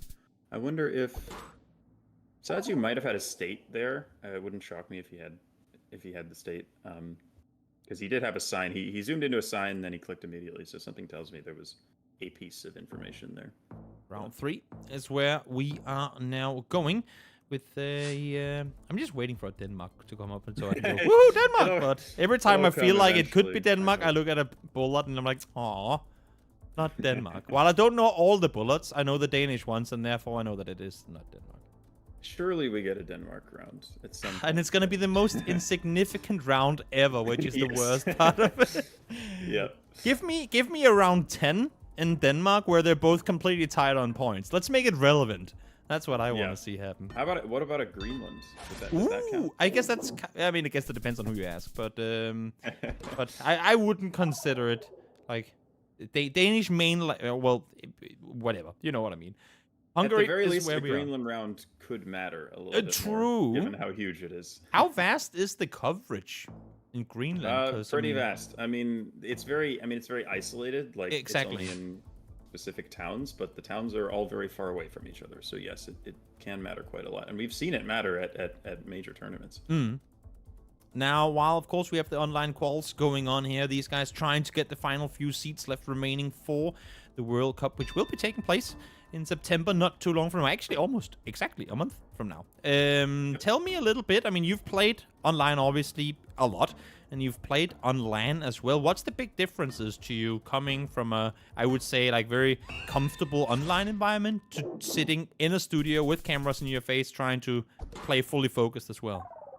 Yeah, it's a totally different kettle of fish. I mean, I feel like even though I've done it a few times at this point, I've been to like, 3 different lands at this point. It's still, the nerves are always there, no matter how often you do it. It's just like, it's a totally different thing. It's so easy to just sit here and be playing in front of my computer, and it's like, this is comfortable. I've done this 1,000 times, but sitting in that studio, knowing all those cameras, all those eyeballs are on you, it's different, and there's a lot of pressure. And I think people have remarked that when I'm in a live tournament setting, it definitely shows that I'm that I'm pretty stressed out. Yeah. Is there anything that you've then done? I mean, obviously it's hard to know what you can prep for when you come into your first LAN ever. But is there anything you've done from event to event that you feel like have helped you improve? Or I don't know. Not. I don't think there's really anything in particular, to be honest. I think it's mostly just getting used to how it feels to be in that setting, and the more times you do it, the slightly more comfortable it becomes. But I don't know. I don't think there's anything like specific that I've really done. Yeah, I think it's just kind of. And also, I mean, for some players, it's a very different experience, right? It's some people thrive under that type of pressure, knowing that the eyes are on you. They kind of go full showmanship or showman mode or whatever you want to call it. And others, they, as you say, I mean, they don't know what to do with it. Yeah. I feel like for me, it's almost like a mixture. Like I feel like sometimes I do play better when I'm under pressure, and I make some really good guesses. But then I'm also prone to like just bad mistakes sometimes. Like exactly what I was talking about, that Sri Lanka round where I went Thailand. It's just like the pressure of it being round 10. It just kind of got to me, and it was like, this doesn't normally happen to me. But you know, I think in LAN settings, I've had some games where I was super, super locked in. And it was like, I'm totally like in the zone right now, but also sometimes it isn't quite like that. So this round, I mean, looking at it here, you can see Sadziu is looking all over Norway. He's looking for that specific fjell. You can see Osa fjell or whatever it's called. He was looking for it, trying to figure out where it was. Had he looked a bit further north, maybe he would have been able to find it. But a solid chunk once again towards very solid chunk there. Yeah, I think they had the road number, but it was like the E6 or whatever, which is the one that goes all come on, guys, this road is like half the planet long. It's exactly. But yeah, Sadziu, I mean, he took some damage in that first round, but I'm not sure he's taken any since. He's really sort of settled back in here, and I think he knows he's probably the stronger moving player of the two, and he's really using that advantage. So if you're Fontes in this situation, you know you're up against a guy who is, if not evenly matched you, then maybe even better than you in a specific game mode. Like for you, if you were to go up against someone where you know you're the weaker player in that game mode, what do you do? Is there anything you can do to try and throw them off? Well, here's the thing. In Yes, in one direction and not so much in the other direction. If you know you're a weaker moving player, the strategy... Ooh, Font is finding the town there. Okay. Pretty inconsequential damage just because Croatia is so small, but... we get to bump really up nice the multipliers. there. Anyway, what I was going to say is... if you're weaker in moving, what you can do in a moving duel is you can just insta-send and hope that your opponent doesn't find info, and then it essentially becomes no moving, so playing more is your advantage. But if you're a good moving player like me, and you're in like a no-move or NMPZ duel, there's not a whole lot that you can do. You kind of just have to be good at no-move and NMPZ to be able to keep up with those players. So it's a bit of an imbalance there. Yeah. Because moving duels have so many no-moving elements, it really... it means no moving players can get by in those kinds of duels. Fontes instantly found this sign. I think it was like on his second, like, okay, now Sadziu found it as well, but took a little bit longer to get there. I was gonna say Fontes spent quite a bit of time to log in the exact location. Had he gone faster, maybe Sadziu wouldn't have been able to turn around and find the sign, but now both able to get it. And as a matter of fact, it's gonna be Sadziu who's gonna be closer, even though Fontes was the one to get kind of the potentially winning info early. I do wonder if it could have made a difference if Fontes had just sent really quickly there instead of taking his time. Yeah, exactly. Maybe just like clicked as soon as he saw the name Pamplona, just kind of clicked there and seen if Sadziu was able to find the same thing. Yeah, gave him a chance. But here we have a Brazil, and this is going to be huge. This may decide the game right here. It is 5 times multiplier. We are second to last round of this one. It's a 1-1 so far, so pretty darn important to come out victorious here. Of course, we are playing best of 5s, so it won't be over regardless of who wins this one. But you do want to have that momentum going into a potential match-winning round in the next one. So they are, I think are they both in Roraima here, which I think makes sense with these mountains in the distance. Sadziu is like right on the border. I wonder if he found something or is just has a region guess. But they are both in Roraima, so I doubt this will end the game. Well, it's going further and further away, but opts to go with the guess that he initially had. And this one, not much, but a good chunk anyway, especially for Fontes now coming into round 10. Had he been up this much, it would be hard to turn it around. But now, round 10 is where we are. Sadziu was taken out in 2 hits in the previous one. This one, though, I mean, it's going to be game regardless, but where do we go? This is content for round 10. I'm not sure what this is. Ooh, I like it. I mean... Is this where you quick plunk and just go, we don't have time for this, let's just... If you have a good idea, maybe, but I'm not sure. It looks like both players are going to opt to move here. It's maybe Argentina would be my guess here, but this is tricky. It's good for a round 10 to be, there's a sign. There's a sign further up front, but wants to go back to the police car instead. That's a nice info. It just says National Police, but I like the idea. I guess I got too excited. That's a police car. Well, I mean, it'll have the state on it. know. It'll have everything, but it didn't. Well, that's the thing. They often do. But here is a sign with some towns. I don't know how findable they'll be, but both players have this sign. Fontes needs to catch up at least 1,400 points to bring this one home. 10 seconds left to go. Both these guys waiting all the way till the very end. For the towns, they don't have them. I think Fontes' pin is a good deal further north here, so we'll see. Oh, Sadziu moved north. Ooh, and it comes north. Oh my gosh! I think the last second switch from Sadziu, I think, saved him because his pin was further south. He probably would have lost. Huge match. Super close. Huge for Sadziu. Nice last second adjustment. We talked about it in the previous one as well, as we'll go back to our pretty faces once more. It's always, I mean, have you felt that yourself too in matches where you get the second guessing starts creeping on in and you just like do that last second readjustment? Totally, yeah. So many rounds where I just, especially in a round like that, where it's like I just don't have information or there's nothing that I found. It's like I'm trying to juggle all the ideas in my head at the same time, and it's like, is it here, is it there? And sometimes I absolutely will just click a totally different thing at the last second. So I know what that's like, yeah. Well, I mean, for Sadziu, it worked out for him. He got the round because of it. And you know what, again, I mean, let's go straight into that fourth round that we are now entering as we have Sadziu up. I'll update this on your screens as well. There we go. 2-2-1 for Sadziu as we head over to no move. Once again, it's been back and forth and back and forth. Sadziu 2-0 in moving. Fontes was the winner of the no move before. So tell me, Jake, what are we looking at here? Looks like a South Africa. I wonder if the road is gettable. It looks like a major, probably a national road. So we'll see if they're able to line this one up, because there aren't that many big roads in South Africa, but they're in very different places right now. I think Fontes is much further west. Sadziu is looking up near Botswana. What do you have that indicates South Africa here? Is it we light have poles, the yellow outer lines are really helpful. Mhm. These are really common in Southern Africa. Yellow outers and white center lines. And then the Gen 4 camera tells you that it's not any other country in this area, that it has to be South Africa itself. Yeah.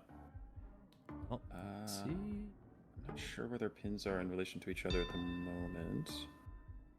But West of Johannesburg on the first one's further south than the other, and it's gonna be Fontes.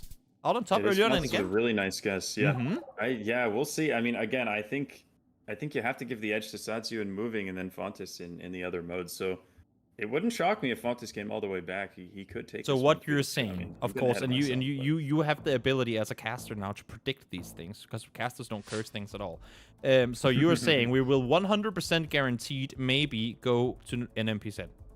No. I mean, or if you want me to say yes, I can say yes. Dude, for the Nothing is content, bro. guaranteed. But it would not shock me at all. I think the odds are probably greater than 50-50. Maybe just because Fontes has a 500-point advantage right now. But It does look good. It does we will look see. good. There's a lot of game to go here. Again, like we saw with high multipliers, any difficult round can just decide the entire game. Like that Indonesia round, that West Sumatra. It's like Sadziu took, I think, 11,000 damage there. It's like, it's all about consistency. You make one guess that's far away from where it needs to be, it wipes away all the previous rounds. That's true. So it's also we gonna do have kind a of sit US in the here. back of your head a bit, right? Knowing that, like, for Sadziu, and obviously these guys know because they've had it happen before, as we head to Idaho in round 2. Knowing how vulnerable, I guess. Ooh, actually, a bit more damage than I thought. That was gonna be 1,000 hit in round 2. That's solid. Yep. US, very big country. Lots of Definitely. damage on offer. But it kind of reminds you, I guess, sometimes humbles you a bit of how mortal we all are in this game when we do get to those last, like, let's say round 6 and onward. Of, yes, I have a 4,500 point lead, but one off guess, and boom. Doesn't matter what it did in the previous 5 rounds. Exactly.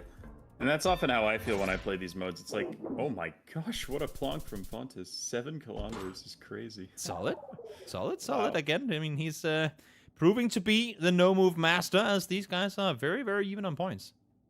Wow, it's Panama again. One of the Denmarks of the Americas. Denmark of Latin America. I love it. Is that just what we're going to call things from now on? Asian Denmark, Latin American Denmark. Yep, okay. I mean, there's still definitely some points on offer in Panama, but it's obviously smaller than many of the countries around it. Sadziu is actually north of the mountains. Interesting. I wonder... I guess we do see some mountains south, so maybe it makes sense. I think Fontes is in a pretty similar area here, though.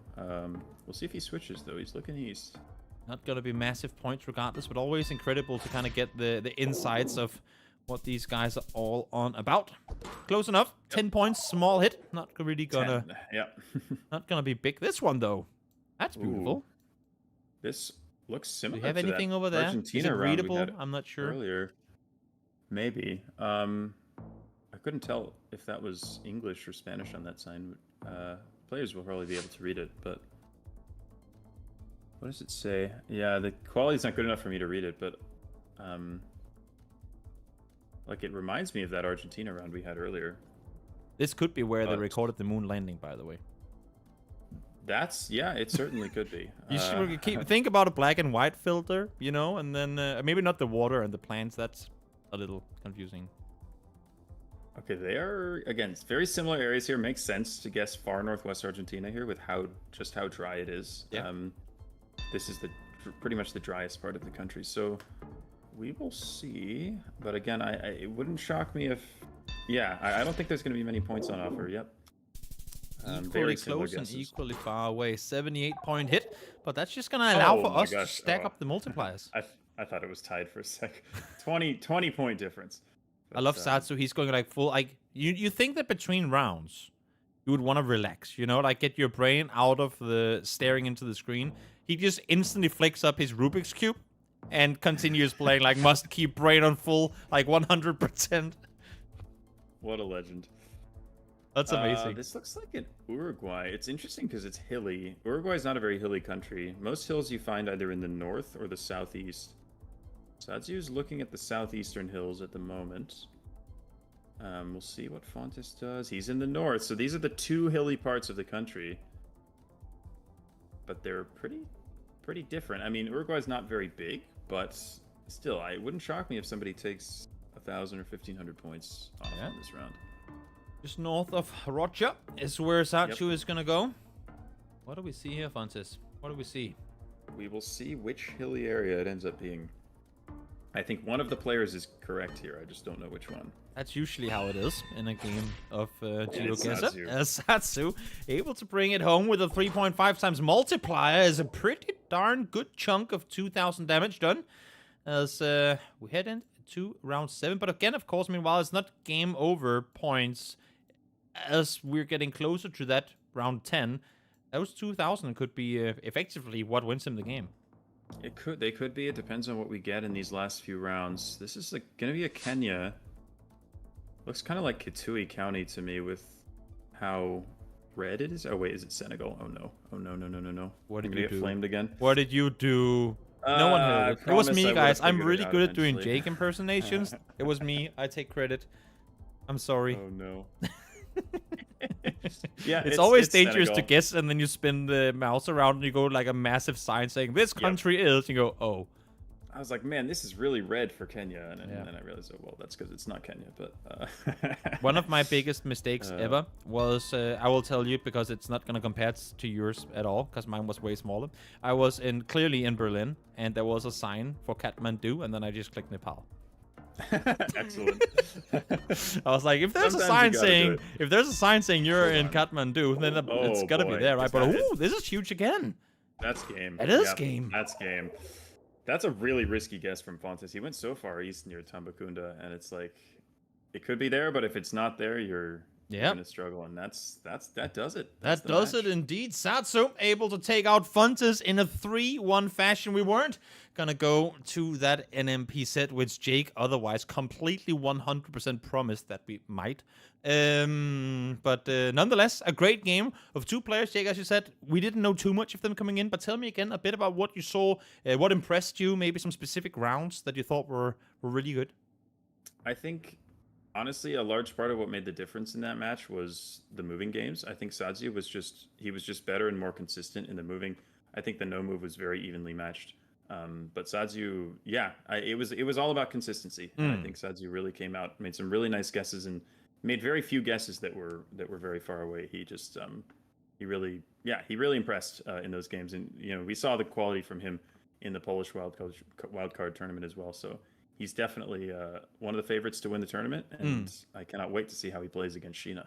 Also impressive. I mean, from while he was really good all the way through, Sadziu, the once or twice that he kind of took his foot off the pedal, Fontes instantly there, bam, bam, responds and got himself a round off of it. So while Fontes didn't come out victorious, I still feel like when Sadziu gave him a chance to get back in, he instantly was on it. I thought that was amazing. He sure did. Yeah, he capitalized on the few mistakes that Sadziu made, but then Sadziu really did a good job keeping his head and not letting it get to him and playing the game he knew how to play. Yeah. I'm gonna let you go in just a second as we will head to a break as we get the next match set up. But quickly before that, again, thank you so much for joining in, Jake. And please, I forgot to do this with Dai, but I'll give you a chance to do it now. Shout out yourself. Do a little bit of follow me here, follow me there. This is when I stream, just so all the amazing viewers out there can get the same amazing experience as I have had watching your streams and whatnot. Yeah, so I mean, if you want to find me on YouTube, my channel name is just my name, so Jake Lyons. Look me up and you'll find me. And also on Twitch, if you're interested, it's JLyons17. I do occasional streams. My main platform is YouTube. But yeah, if you're interested in some educational GeoGuessr content, and also gameplay that skews a little bit more towards moving, which is a little bit different from the broader GeoGuessr community, then check me out. Good stuff. Good stuff. Thank you again so much, Jake, for joining us as Sadziu came out victorious over Fontes. We'll go to a short break now, but when we return, we will have more GeoGuessr ready for you. So stick around, and we'll see you in just a few.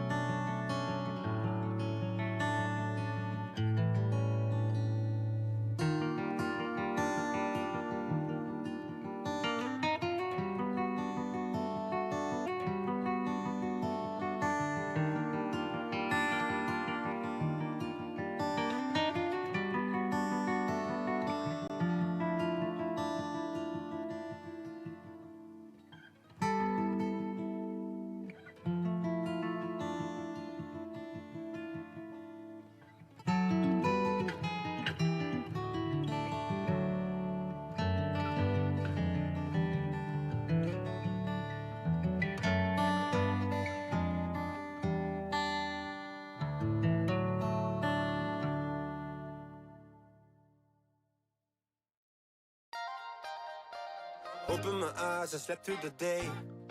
Slept through the day, feeling uneasy, I push it away. Push it away. Last night was fun, don't feel like today. Feel like today, let's do it again, let's go on a date.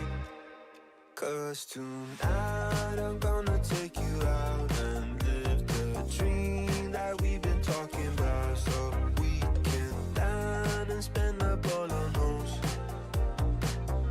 Let's forget that we broke. I wanna celebrate and have some fun tonight. I wanna show you all the lavish things in life. So raise your toast for all the good times that we'll have. It'll be like the movies, be like the movies. Rich people dreaming. Rich people dreaming. Rich people dreaming. Rich people dreaming. Might be the gin that's gone to my head. Gone to my head. Feeling so busy, don't want this to end. Want this to end. Live in the moment, I just wanna dance.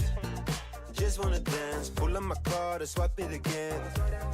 Cause tonight I'm gonna take you out and live the dream that we've been talking about. So we can dine and spend up all our homes. Let's forget that we broke. I wanna celebrate and have some fun tonight. Welcome back, everyone, to the GeoGuessr Wildcard third series match. I'm joined now by Radu, who, what better place to be than a Wildcard qualifier? But this time around, not playing, because you already did that. You already got your seat for the World Cup. Now you're here joining me as a caster. First, welcome. How are you doing today? Thank you. I'm doing well. How are you? I'm good. It's very rare that the guys that I ask how they're doing, they ask me back. Thank you so much, Radu, for asking how I'm doing. I'm doing phenomenally as well. Always great to be here watching all the pros play. First of all, though, while we have a game to cover, and we'll get into that in just a second, please talk me through. And I know you've probably done like 9 trillion interviews already, but talk me through qualifying to the World Cup very recently. It's like a week and a half ago, 2 weeks Yeah, ago. pretty much. Talk me Yeah, through 2 just the weeks whole ago. experience. I mean, from the meal on the flight to the, you know what I mean. Just talk me through the whole experience and how was it for you and how you're feeling now. Yeah, I'm really happy that I qualified, and I'm gonna have the opportunity to go to Stockholm. Mm-hmm. Andorra was really fun. The people and just Andorra is a pretty cool place by itself. And I got to do a little bit of traveling afterwards, which was also really nice. And yeah, I was really happy with how I played, and I'm also happy because I didn't have to play in this wild card because we have some good players in this one as well, of course. Yeah. If you didn't know, I was set to play in this one if I didn't qualify for the last one. Oh, that I is was something. actually not aware. Okay. Well, Yeah. I mean, congratulations on avoiding this wildcard qualifier then, Thank I you, suppose. yeah. Of course, you come into this tournament now, into the World Cup as well, with quite a bit of high or top shelf experience. You played the World Cup last year as well. Take me through a bit, because I talked to Jakes in the previous game a bit too about how, you know, like online versus LAN environment. What is maybe for some of these guys that are now trying to qualify to try and compete against you, what are some advices, maybe some advice that you would give to them currently about to head into maybe one of the most important games of GeoGuessr that they will play? Yeah, I would just say like just play like how you normally play. Don't treat it any differently in that sense. Don't overthink like your own like face or something like that. Like I think some people might get nervous about like just being live in general. Mm. And like also don't worry about the guesses you make. I mean, I made mistakes when I was in Andorra, like everyone saw that. So, you know, it's just something that happens to everyone who plays. So, part of the game. It's definitely a brutal game, very punishing for especially late game mistakes. But you know what? Without further ado, why don't we hop on over to the next match, as we have MK and Jewel ready to battle one another. And I wanna, if you know, give you a little bit of a chance to maybe talk about some of these players. What can we expect as we hop in here to the first round, which will be moving? As I also will just make sure to fix this leaderboard real quick. Yeah, so MK and Jewel, both American players, both players who I don't think are like very old player, like in terms of how long they've been playing. They're pretty new players Mm-hmm. in that sense. But both of them have been grinding a lot, and particularly MK, I know he has had like tens of thousands of games in the past year. Oh wow. And so it's an insane level of grinding. Mm. And so I think in this game, MK, or in general in the tournament, MK comes as one of the favorites. Mm-hmm. And so I think Jewel here will have to put up a good fight to be able to take down MK. But of course, anything can happen. You know, True. maybe the True. pressure can build up. And yeah, we'll see how it goes. I love being able to just sit back and have my co-caster do the perfect intro for games, because that means I don't have to do anything. So thank you so much. I couldn't have asked for a better setup to this match we're about to see. Of course, for those of you guys watching, it is a best of 5. We're going move into no move, into move, into no move. And should we be lucky enough to go to round 5, that's where the dreaded NMPZ, or favorite, I guess, for some, NMPZ is going to take us. So now, without further ado, let's get round number 1 started. And right off the bat here, anything that pops out to you, Radu? So it looks like we are in Sri Lanka, and MK immediately locks it in. Oh, it's I'm not Plonk surprised. territory. Yeah. Sri Lanka being a small country, yeah, you probably aren't going to be able to find information that quick, although it looks like Jewel was able to find a bus here with some place names. However, I think this will be something we will be seeing throughout this game. Mm. The fact that MK sent really quickly on these moving rounds. I think both of these players probably would consider themselves more of no-move players. Okay. And so the fact that MK sent so quick is not a surprise. I think MK will try and insta-send most of the game, most of the rounds, Okay. if he can. Makes sense. He is quickly going towards Hungary. Not gonna up to do too much in terms of getting specific road info down, but jokes on anyone else, because there isn't really a whole lot of road info to be found, at least not in terms of signs here to go off of. But again, I mean, it's early days, it's early damage coming through. Which country is the most plunked country in GeoGuessr? Would you say Most plonked, as in the one that people guess the most, or what do you mean? Yeah, just Or what's that the people insta-send the most? if we took all professional GeoGuessr matches ever played and took the country where the average guess time is the lowest? Okay. South Korea? That's a good question. I feel like that's like the meme one, where as soon as it's South Korea, South you Korea pretty is much definitely the meme one. yeah. But I is that think the fastest, Qatar you is think? probably up there. Like, no one's probably guessing Qatar either. No? And some other small countries like that. Yeah. UAE probably as well, not too much. I love the fact that it didn't say Denmark. It warms my heart. Yeah. Well, I'll let you know that I do enjoy region guessing even small countries like Denmark. I think it is fun. Nice. I appreciate it. A guy from a massive country appreciating us small folk. I truly appreciate it.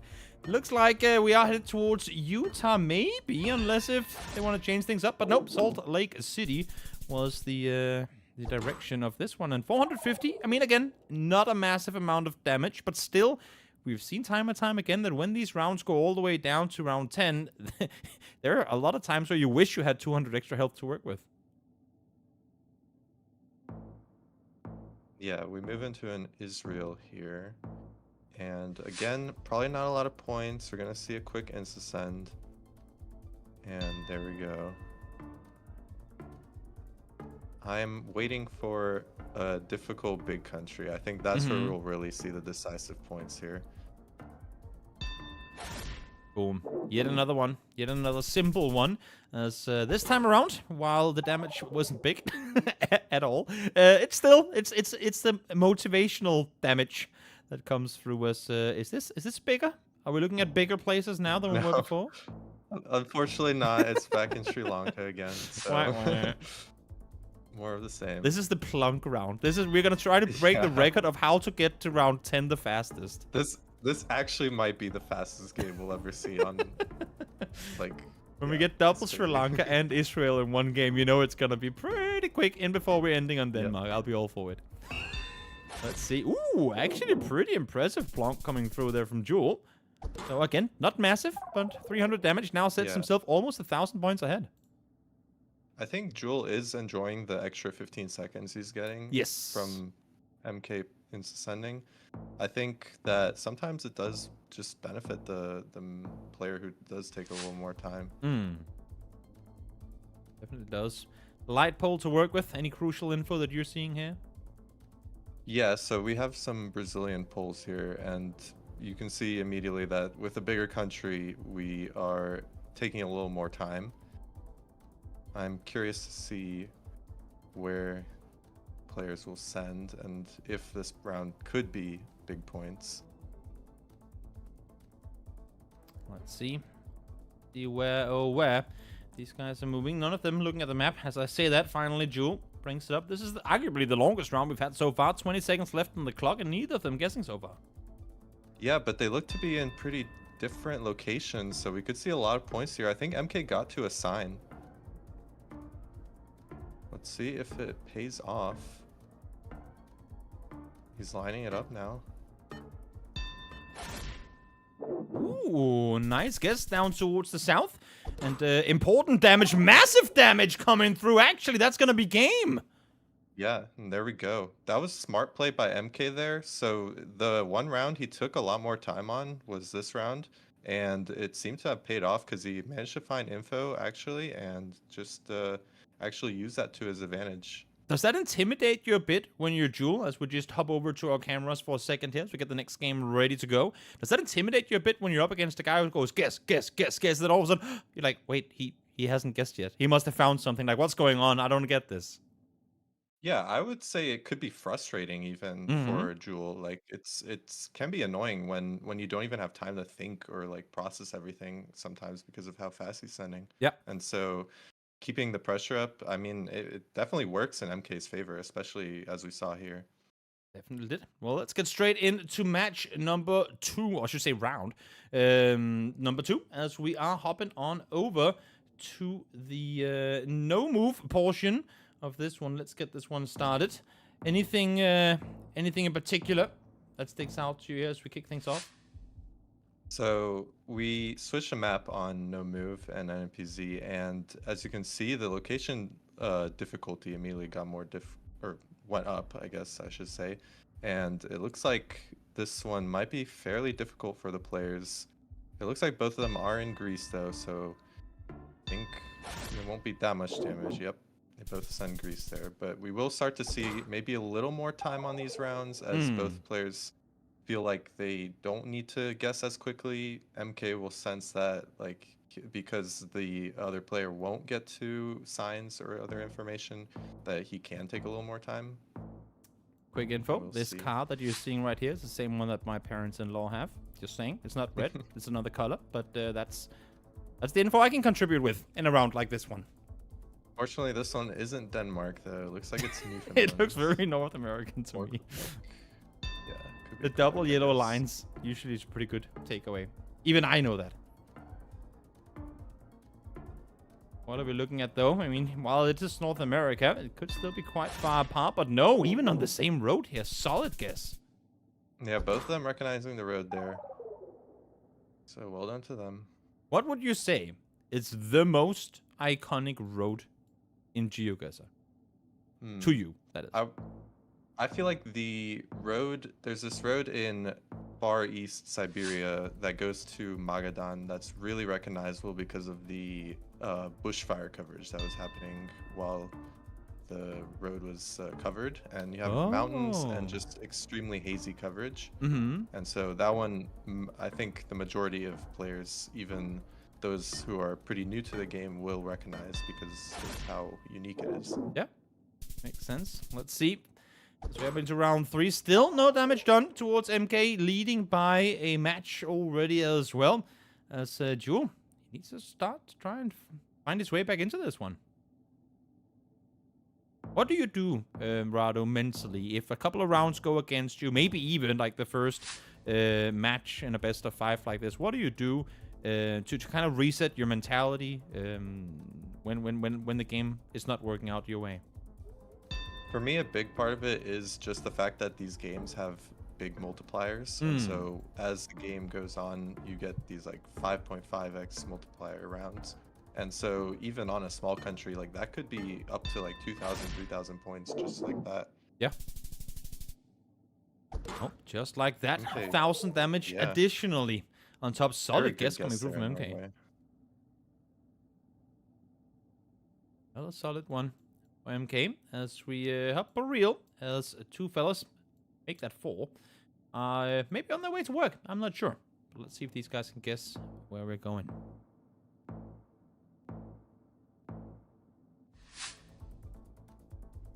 What are you seeing here that maybe these guys are Looks as like well? we have tie poles.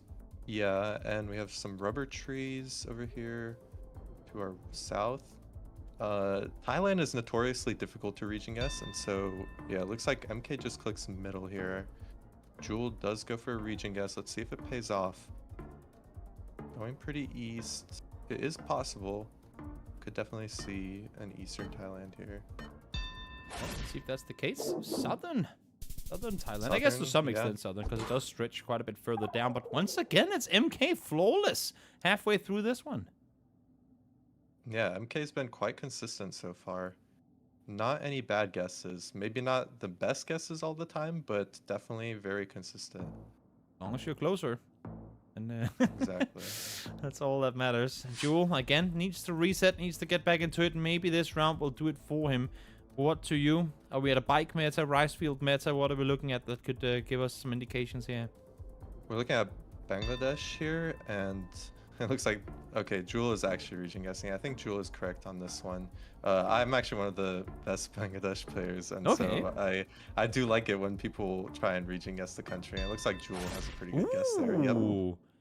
And again, I mean, while Bangladesh is, let's get it over with country with a 3.5 times multiplier, and you having not done any damage to your opponent yet, Jewel taking that extra amount of time, as you're saying here, region guessing Bangladesh. That's a huge win for him with 1300 coming through. Exactly. Well done. Yeah, solid. Solid damage done as we hop towards the warm south, it looks like. Yes, Nigeria here. Southern Nigeria, so you're right about that. I guess Nigeria is not that far south in comparison to, Yeah. I've You're always just loved region how there guessing is all country. these different shop names. How you can go Mhm. like Google and Apple with like B's instead of P's and stuff. Like all their stores. There must be some guy making all these signs for their shops that is just having the best time ever. Yeah, the signs can be really useful too. They often are pretty happy to give you the city and sometimes even state name. So in Nigeria, often looking at signs or posters like these can be very useful. Looks like none of them find any useful information on them though, so it looks like they are just kind of region guessing. Both of them kind of in the similar area in the south. Shouldn't be too many points. Okay. Oh, it's actually then around the same city as well, Nizza. That's where it is. Not a lot of damage done as we head into round number 8. And again, still, 1,700 points behind for Jewel right now. Had a good chunk bit off of MK just before, but I feel like he needs yet another one in order to, I should say, comfortably head into round 10, should we go that far. Yeah, and we move back into another big country here. Let's see what happens. Not really sure what to make of this one at the moment. Sure, they're a little. Yeah, I could see where Jewel is. They look like, yeah, it looks like they both go for the Texas border, which I think is the correct call here. North side Mexico, south side US of A. Where is this one gonna take us? Again, I mean, Jewel would really, even if it's just, let's say, 700-800 points, if we can just somewhat even things out with 2 more rounds left to play, that'd be huge. Yeah, even this round could be a decent amount of damage. Could bring Jewel right back in. I mean, they're if he definitely does on either pull side of off the city. Yes. 4.5 times multiplier. Let's see how much damage it's gonna do. Oh, Jewel saw something last minute. I think Jewel tried to click last second to switch to right over there in Laredo and didn't get the guess change off. You and saw him so- jump off the chair. Now he's Yeah. smiling as well. He knows that could have been huge. He won't be happy about that, but the game's not over. He's Nope. still got 2 more rounds. I hope these guys have good insurance, because that water level seems to be pretty, pretty high. Round 9, 5 times multiplier, a couple of miles off, and you could have your game done for, even if you're MK here. Cow meta back in full effect. Potentially. Let's just make it a Yeah. thing. I feel like I feel like cows is the animal that you see the most often on GeoGuessr maps or Google Maps. I think so, yeah. Yeah? Yeah, I would agree with that, I think. So there's gotta be some sort of meta you can make off of it. The question might be whether they are, like, whether the cows are different looking enough, even if it's different breeds, that you can actually tell something off of it. Yeah, well, I know, for example, in France, there are a lot of different breeds of cows, and Mhm. I think people have tried looking into region guessing using different cow breeds. There you go. I don't know how useful it is. I don't know how, like, trustworthy you can... One use day, it. there'll be that one scenario where had he studied his cow meta, he could have won a game that he did. But if not, then not. Ooh, this is gonna be massive. of Huge points coming there. through. 12, that's GG. Jewel down and out. That was a very, very solid guess from MK there. Yeah, great job guessing Ecuador there. Probably not the easiest Ecuador round.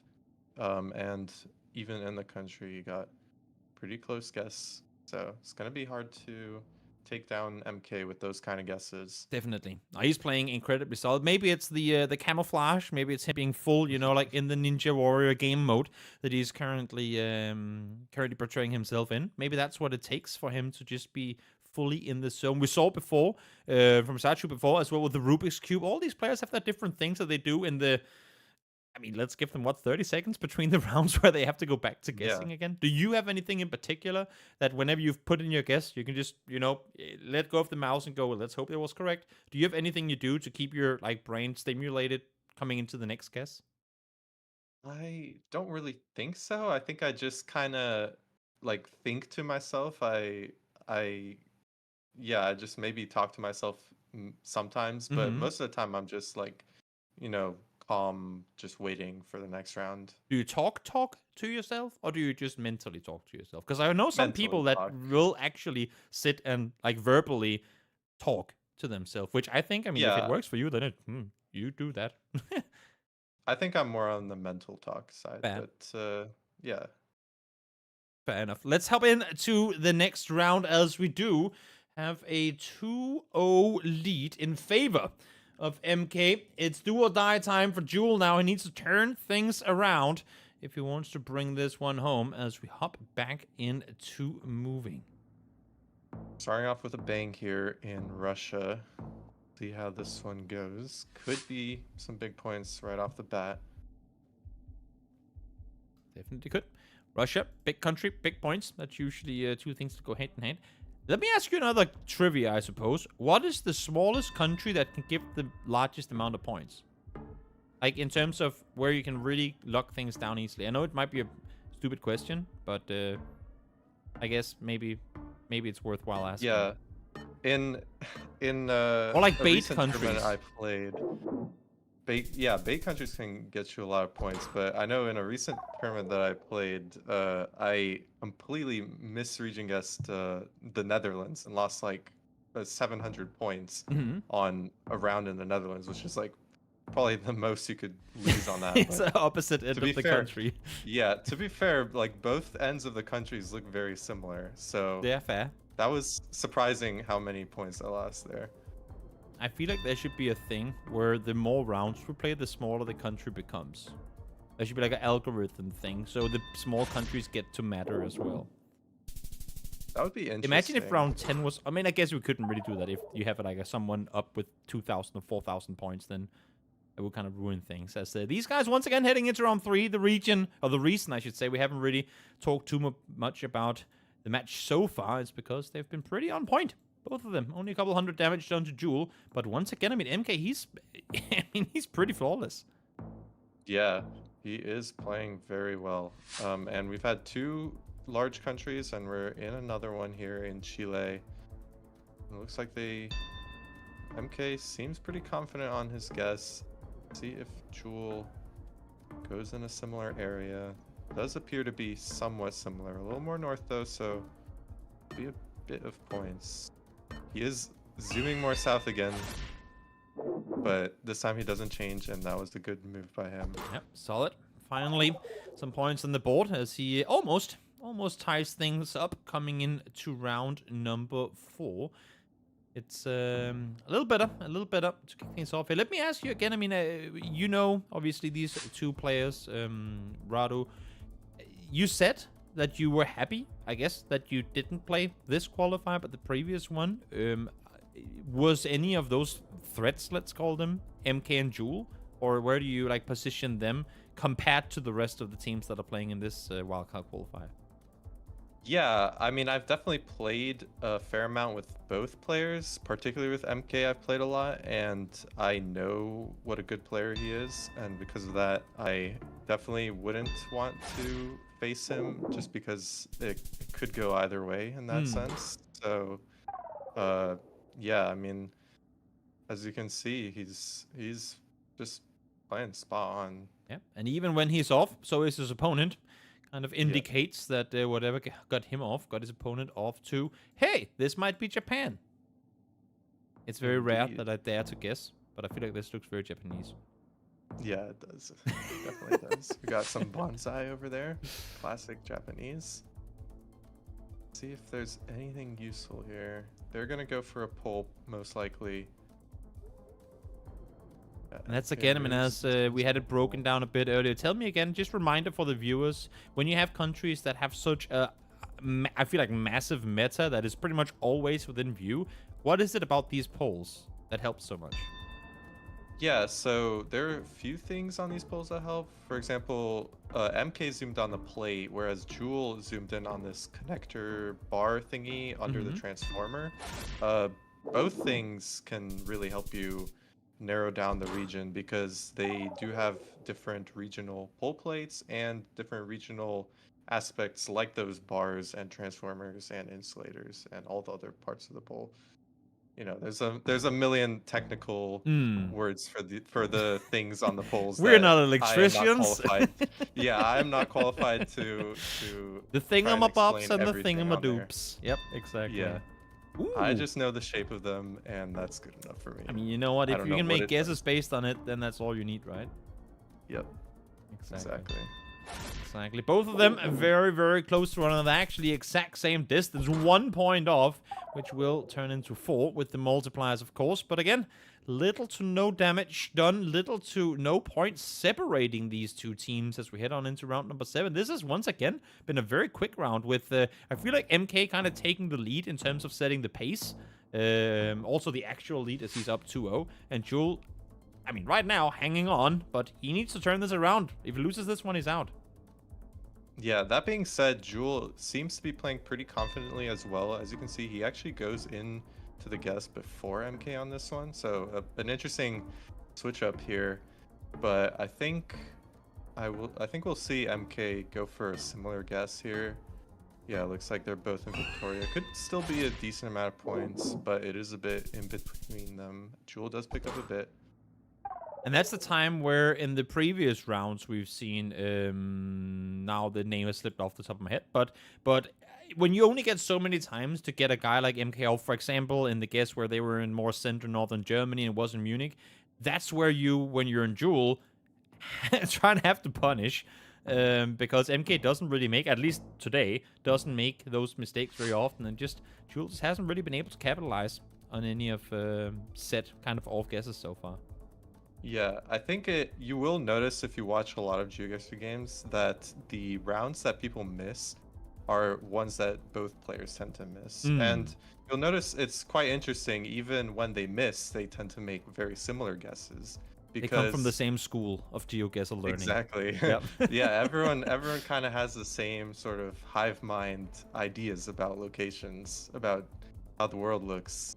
Just because, you know, a lot of the resources, I guess, that we use are similar, and just that generally, like, I feel like we get ideas about how certain places look, and so in our minds it's like, even though we're different players, like, we'll still kind of send the same thing because that's kind of our first vibe. Are there anyone that approach the game differently, like any pros that are not notorious but like famous for playing or just having a different, you know, like mentality around the game? As we now see, okay, I mean, the multipliers are stacking up, so quite a chunk of damage done towards Jewel coming into round 9. I'm really not sure if there's someone standout like that. I think, yeah, I don't know. I think generally almost everyone plays together. Like, there is a like overarching GeoGuessr community, and so you're not gonna really see that many people who stand out and are really good at the game, you know. I think most people who are really good at the game are at least somewhat within this community, have, you know, learned from the same resources, for example. Yeah, well, let's see now.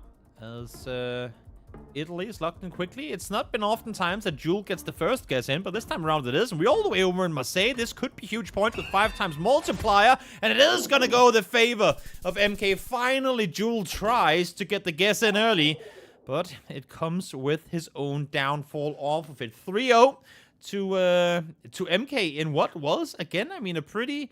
I feel like all these games that we've seen so far here was them being very even all the way through until that one final guess, and just boom, MK sends it through. Yeah, I think on this last one, because it was round 9, Jewel started to feel a bit pressured, and he was like, I have to start getting some points.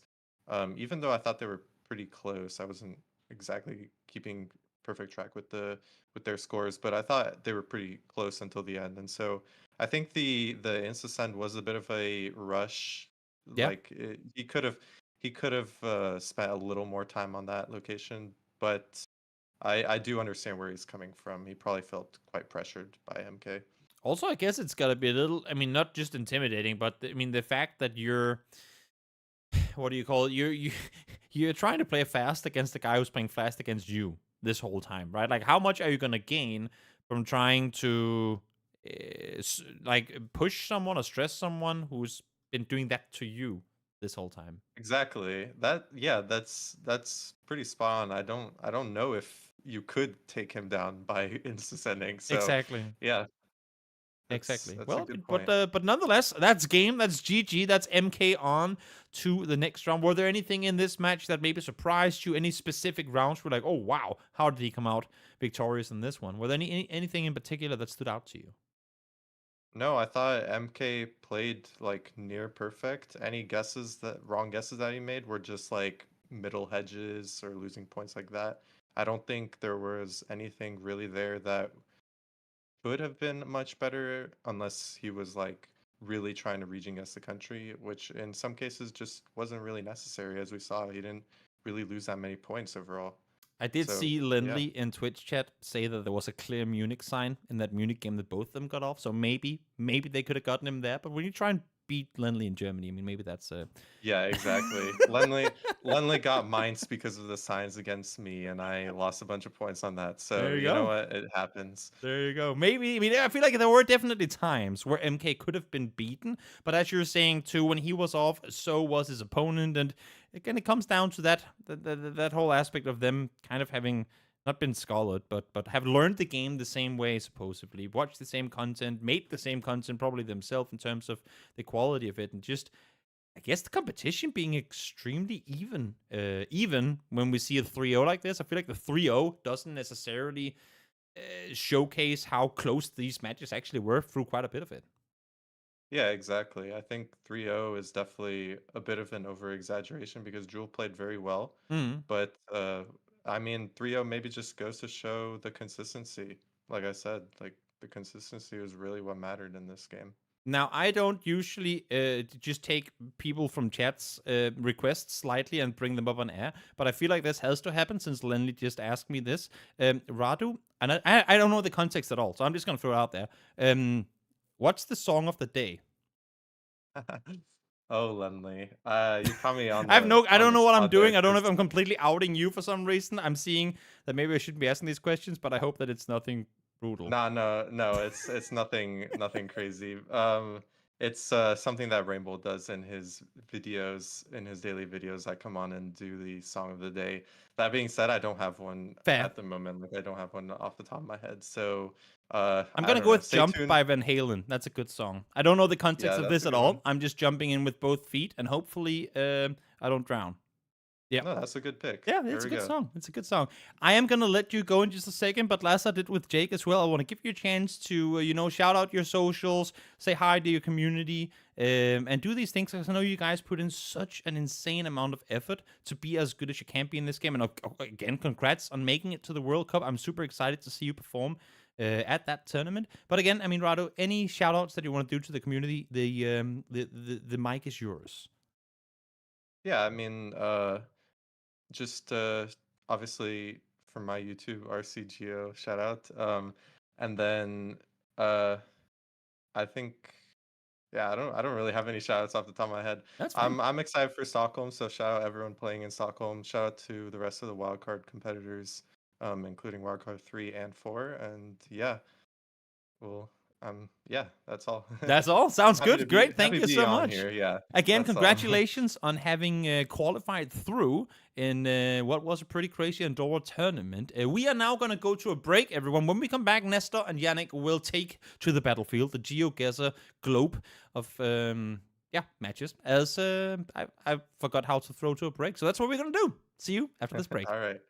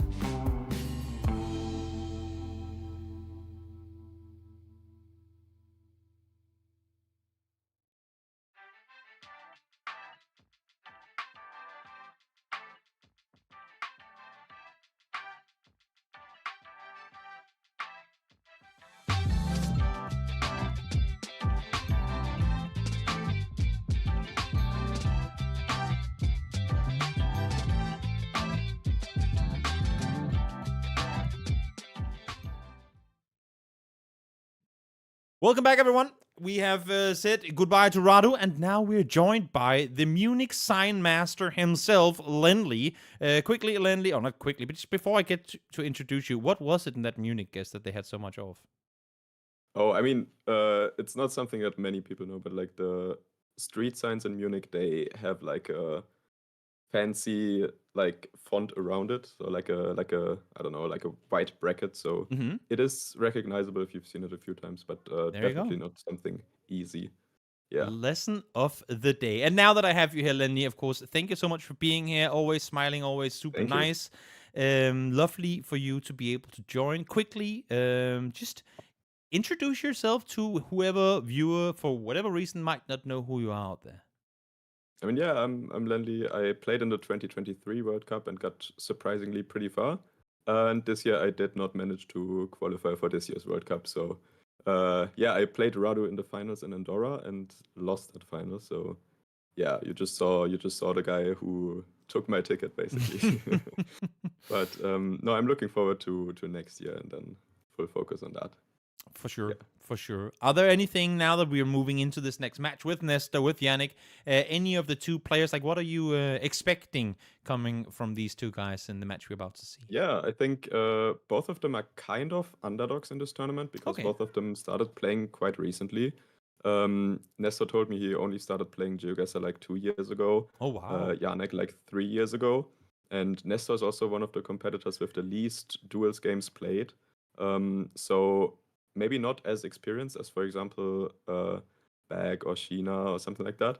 But they still managed to put up an impressive qualifying campaign. And I think Yanik was the person who gained the most elo during the wildcard race. So that's kind of an impressive feat that he was able to lock in and improve his elo that much. So I'm going to be interested to see how they play now. And just for the sake of comparison, when you say, I mean, not newcomers to the scene, but 2 years, 3 years into the game, who are some of the guys that have been here the longest? And how long have they, like the guys that go way back to the beginning, how long have they been in? Just to kind of set a comparison between them. Actually really crazy. Like RC is one of the oldest OGs of GeoGuessr. He was, when I started GeoGuessr, and that was like 6 years ago, RC was already one of the best players. And it turns out he's younger than me, which is kind of impressive. So, yeah, RC plays like, I think since like 6 or 7 years competitive GeoGuessr. So other OGs, for example, geography challenges who you might be seeing later, maybe. No spoilers, no spoilers. No spoilers, okay. But yeah, I mean, a lot of OGs are still playing, but yeah. Amazing. It's also going to be interesting to see how the new players are able to play here. And you know what? That's a perfect segue for us to hop straight on in to this match between Nestor and Yanik, as we hop into the first moving game of potential. Well, I mean, there's going to be 2 moving games no matter what.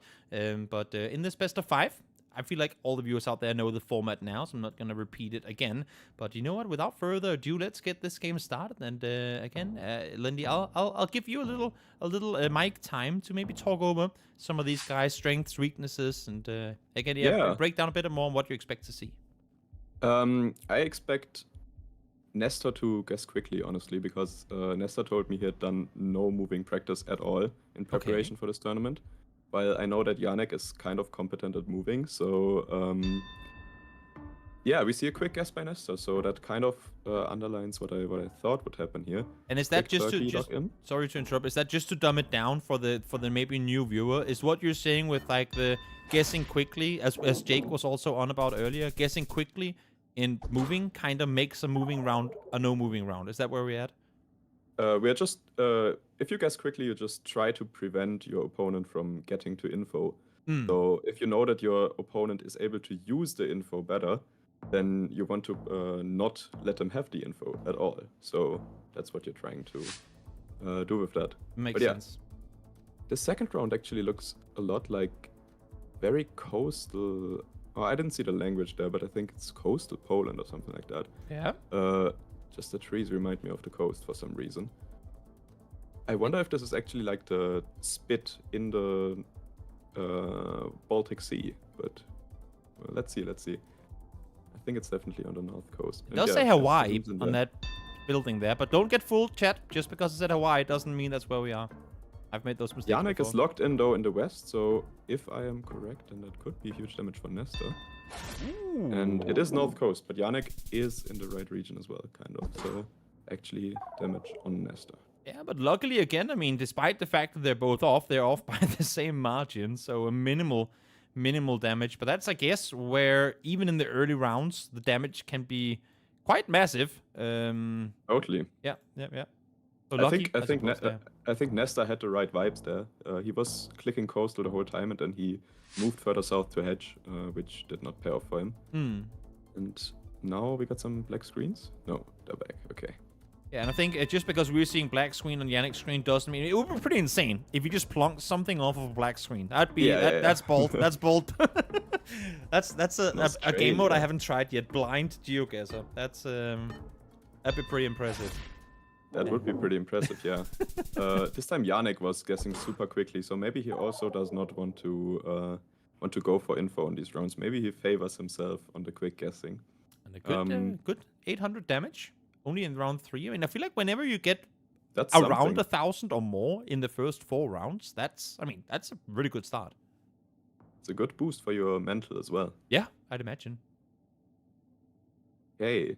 Now we got some bad camera quality, which I Ooh. don't think is India in this time. I think it's Cambodia here, actually. Okay. Usually when you see this bad camera quality, your first instinct should be to go India, but I believe these palm trees and the poles suggest that we are in Cambo here. And This that's is where exactly where Nesta Nesta is is zooming. Very confident region guess though, going so far west. Curious if he just thinks he recognizes the landscape. Yeah, Yanik with the more conservative middle guess, and that pays off big time here. Yeah, 1,300 damage done. Again, I mean, round 4 damage. Big ones at that coming through as we head into round number 5. 3 times multiplier. And I feel like this is really, really where it can start to kick off as we go to what I would guess is the beautiful Alps. Or close there too, It does look like it, yeah. Mm-hmm. It should be Switzerland because we have the camera really low to the ground and we have Swiss bollards here. I reckon we're gonna see some quick guesses here, judging by how they are playing so far. Nesta's already zoomed in. Well, quick guess coming through. Yanik currently with a 500-point lead, but we'll see if he gets to keep it after this one. Does that give him anything to go by? Oberei, Södern. Is that enough to get it? Nope, it's not going to be. And once again, it's Nesta. Yeah, that's kind of tying up the game here. Taking the lead by just a little bit. Yeah. They're following get, side by side as we get into round number 6. This is a Jordan, I believe. So probably not big points in this round either. And we are racking up the multis here quite quickly. Yeah, that's. I feel like that's kind of been the memo of the day. A lot of quick guessing, a lot of trying to catch your opponent off guard, and then very quickly getting into those round 6 plus really important guesses. I totally agree. I also think we saw a lot of smaller countries on the moving games today, which are usually not as significant for damage. So we see a lot of high rounds in these games. Just 300 damage here. The capital hedge would have done a lot of damage here, actually. It But could none have. of them opt for the capital. So Yeah, they both opted to go further south. Didn't pay off for either of them. As we now hop into round number 7 again. I mean, I feel like every game we're trying to beat the record of how fast can we get to the last couple of rounds. But now, here we are, very quickly into round number 7 with a 4 times multiplier. they are definitely giving MK and Jewel a run for their money based on time. Right. What do you see here? Anything to go by? I think this is like I think it's just Thailand, but are we driving right? Is it Laos? I'm actually not 100% sure. We might be driving right here. Yeah, it is Laos script as well, so we are definitely in Vientiane here. Well, I mean, you have Or one going Thailand. am I making a mistake because we have a Thailand guess? Maybe I am making a mistake, but I thought we were driving right. No, Because okay, on the it's left. Thailand. Yeah, yeah, it's Thailand. All right. Well, Thailand, Little big blunder by country. me. 4 times multiplier as well. Let's see now where this one's gonna take us as Wow. Nesta on point. That should be able to stay in it. Not game. 181 health. Yanik still alive. very impressive guess there from Nesta. I think he saw an advert for a university. Maybe it did say the state name on that advert. I can't quite tell in like the Discord screen sharing here because it is kind of Yeah, I'm a sorry. little bit too Danish low internet quality for doesn't me. provide super crisp. Fair enough, fair enough. That's incredibly impressive. What do you do now if you're Yanik here? I mean, 181. Is this where you try to pick up the pace and catch him off guard, or what do you do? On this specific round, you can't because it's a small country. In a small country, you're not able to win. So here, the focus should be to survive for Yanik and then try to win it in the next 2 rounds. Maybe with a quick guess. We will see if he survives. It's somewhere in hilly Serbia, and Nesta could easily pick up the 100 points here, but Yanik can't win. I mean, 4.5 times multiplier, 181. That's like 5 meters off, and it's game, and it's not going to matter. It is going to be game, because it was way more than 5 meters off. It was 60 kilometers off, and that is going to be Nesta taking match number 1. I mean, Nesta barely taking any damage here whatsoever. What did you see, Lenley, here in the first match that stood out to you? I think it was just a very equal game, to be honest, except for that one round where I think Nestor might have found the state name on the advert and Yanik did not. So that one round can change the whole course of the game, and that's just how moving goes sometimes if both players are equally skilled. Yeah. Maybe someone is going to find information and the other is not, and this is exactly what happened here. Definitely is. Definitely is. Which do you think is, I mean, obviously it's extremely biased, this question, but which game mode do you think is the harder to master of the 3? Ooh, it's a good question, because I think the skill ceiling for mastering a mode is really high in every mode. Like, I would say Blinky is the one that has mastered moving, is the closest to mastering moving, because he has, for example, learned to read all different Indian scripts, or like, I don't know, he learned so many city names and whatever, just to be able to read addresses everywhere he is, basically, and be able to tell where he is in the world. And I think moving is really hard to master because moving games take up a lot of time, while in no moving you can quickly spam games and improve. But mastering no moving at the current stage of the game is also something that some people are trying to do. For example, some players I know, for example, like RC or MK, or also I'm also trying to do that, but not quite there yet. Getting into specific coverage of specific years and looking like at exactly where the Google card drove in which year, how it looked there. And for big countries, that might make the difference. And it's very hard to master all of the big countries in no moving. For sure. For sure. That's a perfect segue for us to move into that exact game mode. No moving is where we are now headed as we venture into this lovely, lovely, lovely forest. Interesting. Definitely looks European with this narrow road, and we have like a little patch of grass in the middle of the road, which is sometimes known as Irish grass, colloquially. I'm not sure if this is Ireland though, it could be, but I could also see France or UK here. Let's see where the players guess. We have a UK and 1 English channel hedge, actually. I mean, regardless, I feel like it's, what are we talking? Maybe 150 points, 200 points off if this is the lock-in, even though one is in a country, one is in, now they're closer to each other as well, so that's even less. Now they're moving closer, yeah. It was just Wales there, actually, so not the Irish grass this time. But good guesses by both. Was a kind of a hard rural round, so nice that they both get the country here. From one forest to another, this one a little more boreal, I feel like, but... this looks very recognizable. Okay. I think we could see a right road guess here in Russia, and maybe some damage if the other person does not recognize it. Big round. I can't 100% see the antenna, but this looks like a round I remember. Let's see where they both zoom. Okay, Nesta opting for far west, and this could be big damage here because we have dashed road lines on the side, which maybe Nesta first thought could be Kursk road lines, which is in the southwest. I don't think this looks like that though, based on the landscape, so I think it's more northern. I mean, Yanik is still hovering north of Mongolia, but now he's starting to make his way further west as well. Oh? Ooh. We have a quick look by Nesta, and Is he going Yanik further is east? still... This might be big damage. I'm not sure where it definitely is. is. to be honest. 4 think Yanik seconds. is- Ooh, it is Karelia. Yeah. That is big damage for Nesta. Great guess there. Round 2, 2,000 damage. Heading into round 3, Yanik almost at half health. Nesta. This is a perfect start for him as we hop into very, oh my lord, very screenshot, very wallpaper type Wow. area here. Beautiful. Absolutely. With this concrete road made of concrete slabs, this should be the Philippines. Could also be Thailand, but the agricultural fields look more Filipino. Also, it looks like the Google car is driving left on the right here.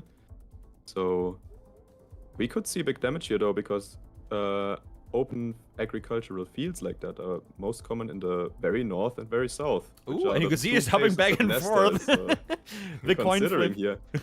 I almost think it's Mindanao here, but it's very hard to tell. Philippines is hard to reach, I guess. Is this So- where you hit shit and just kind of do what you can see Yanik is doing right now, put it somewhere in the middle? Yes, or? exactly. Nesta is committing here to Mindanao, which I think is a good guess. Go And north. Yanik is considering switching north. But he's kind of hedging it. And it was Oh! north. Wow. It's still big damage for Yanik, but Yep. he could have picked up maybe game here even. on True. I round mean, with 3. 1,000 going his way just off of the distance they had there, would have definitely been at least 4,000 plus had he been anywhere Yeah. near the marker. But again, I mean, to go from having just, chip damage in every single round, the last 3 rounds we've just had here has been massive damage all the way through. I like this. I like that these Absolutely. maps are making it a little more tricky for these players to lock it down. Absolutely, yeah.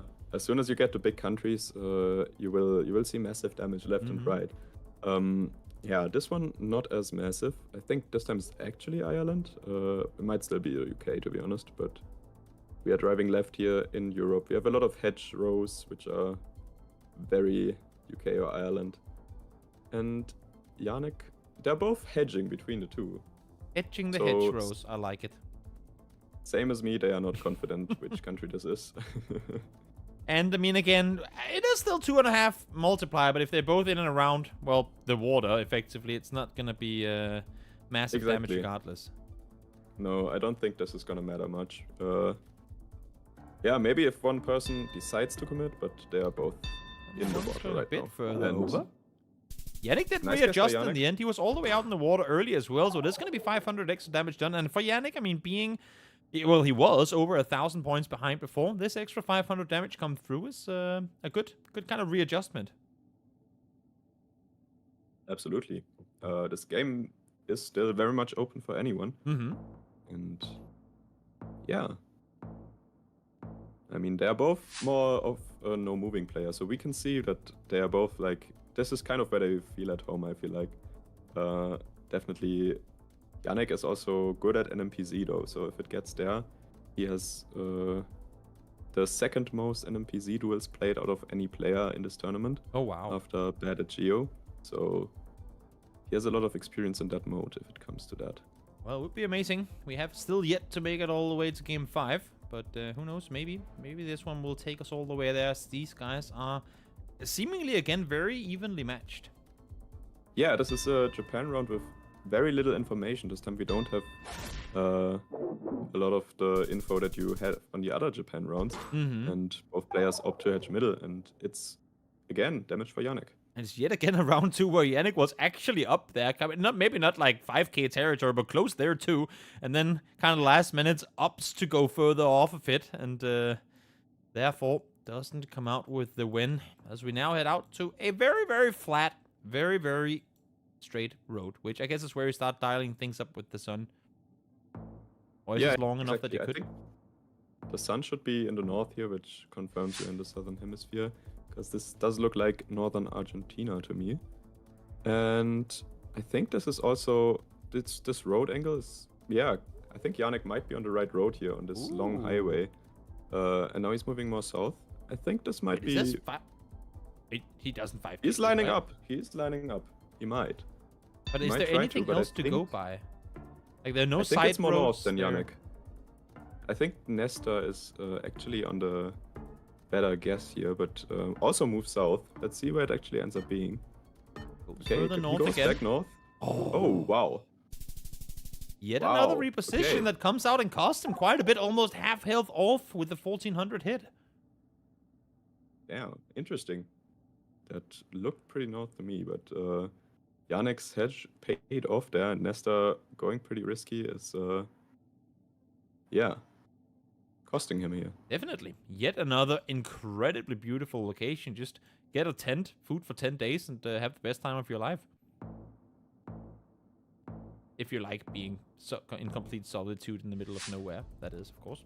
But definitely beautiful with the mountains there in the background. I guess you use them, like this is your go-to as well, that you would use them for lining up this position too. Lining up with mountains is kind of fun, yeah. Mm-hmm. This is definitely somewhere in Alaska or Yukon, and some people have learned all of the roads here. Let's see if one of them recognizes this mountain ridge. I personally do not, so I don't know exactly which road this is. Not the best at Northern America, but yeah, they're still both scanning. Maybe trying to find the mountain ridge, but this could be game if one of them picks up the right road here. They're both on the same one right now. 4k damage. So, very much within reach with a 4x multiplier here. Far up towards the northwest is where Nesta is going. That is still in the same place though. So yeah, you could have won if you went Alaska there, but both of them opt for the same road. Close one Yanik in a again. I good spot, mean, though. these guys, as I said before, very evenly matched. Even when one is off, they're kind of off together. It seems like. I mean, we also talked about it before with Radu, how everyone that are playing at the highest level of GeoGuessr are now kind of coming out of the same school of learning the game. So it makes sense that if one makes a mistake, the other one oftentimes will make the same. Absolutely, yeah, that is definitely the case. This round is very nondescript here. Definitely looks like there's a North American marker and post box down the road, but I'm not 100% sure if I can see it correctly. Yanik opts for British Columbia here, which is interesting. Could definitely be the case, but this might be big damage if I think I like the guess that Yanik is doing here, but let's see where Nesta will place his marker. They're both same area, so I mean, won't these be are the game. rounds these are the rounds to me that showcase the experts of this game. You have a forest, and obviously, yes, he's I mean, switching. He's switching. Oh, and he he's got right. Wow. the last second guess, and Yanik No gets way. demolished. If you could see our No way. faces right now, I mean, I'm gonna put to our faces for a second. We're setting up the game anyway. I was like, oh, that was insane. It's a crazy switch. The Yeah, absolutely flick crazy. all the way across the country. Holy moly! What did he I see? mean, Like, what Nesta's- was the gut feeling call to just sending across the country? I think the thought process here was that the trees, first of all, they felt pretty British Columbia, which is where they both were first. And then maybe Nesta realized that the kind of coverage doesn't really match up with what you usually see in BC. So yeah, maybe that's it. Maybe that's the case, but maybe he thought something else. And yeah, I mean, he did a great job switching there. Insane. But yeah. Absolutely insane. I was about to go down the rabbit hole of talking about how they were both so good at guessing the guesses so right, and then one was half a planet off.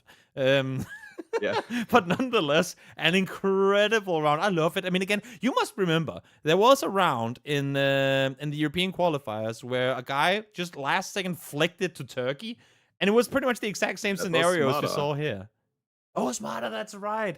These rounds where Yeah. it's just like you can see in their head they go, oh, I'm second guessing this, but I shouldn't. Okay, screw it, we're doing it. Boom, and then you go, and then Yeah, exactly. you win exactly. because of it. That's gotta mean, be. Have you had moments like this you can before? lose on those.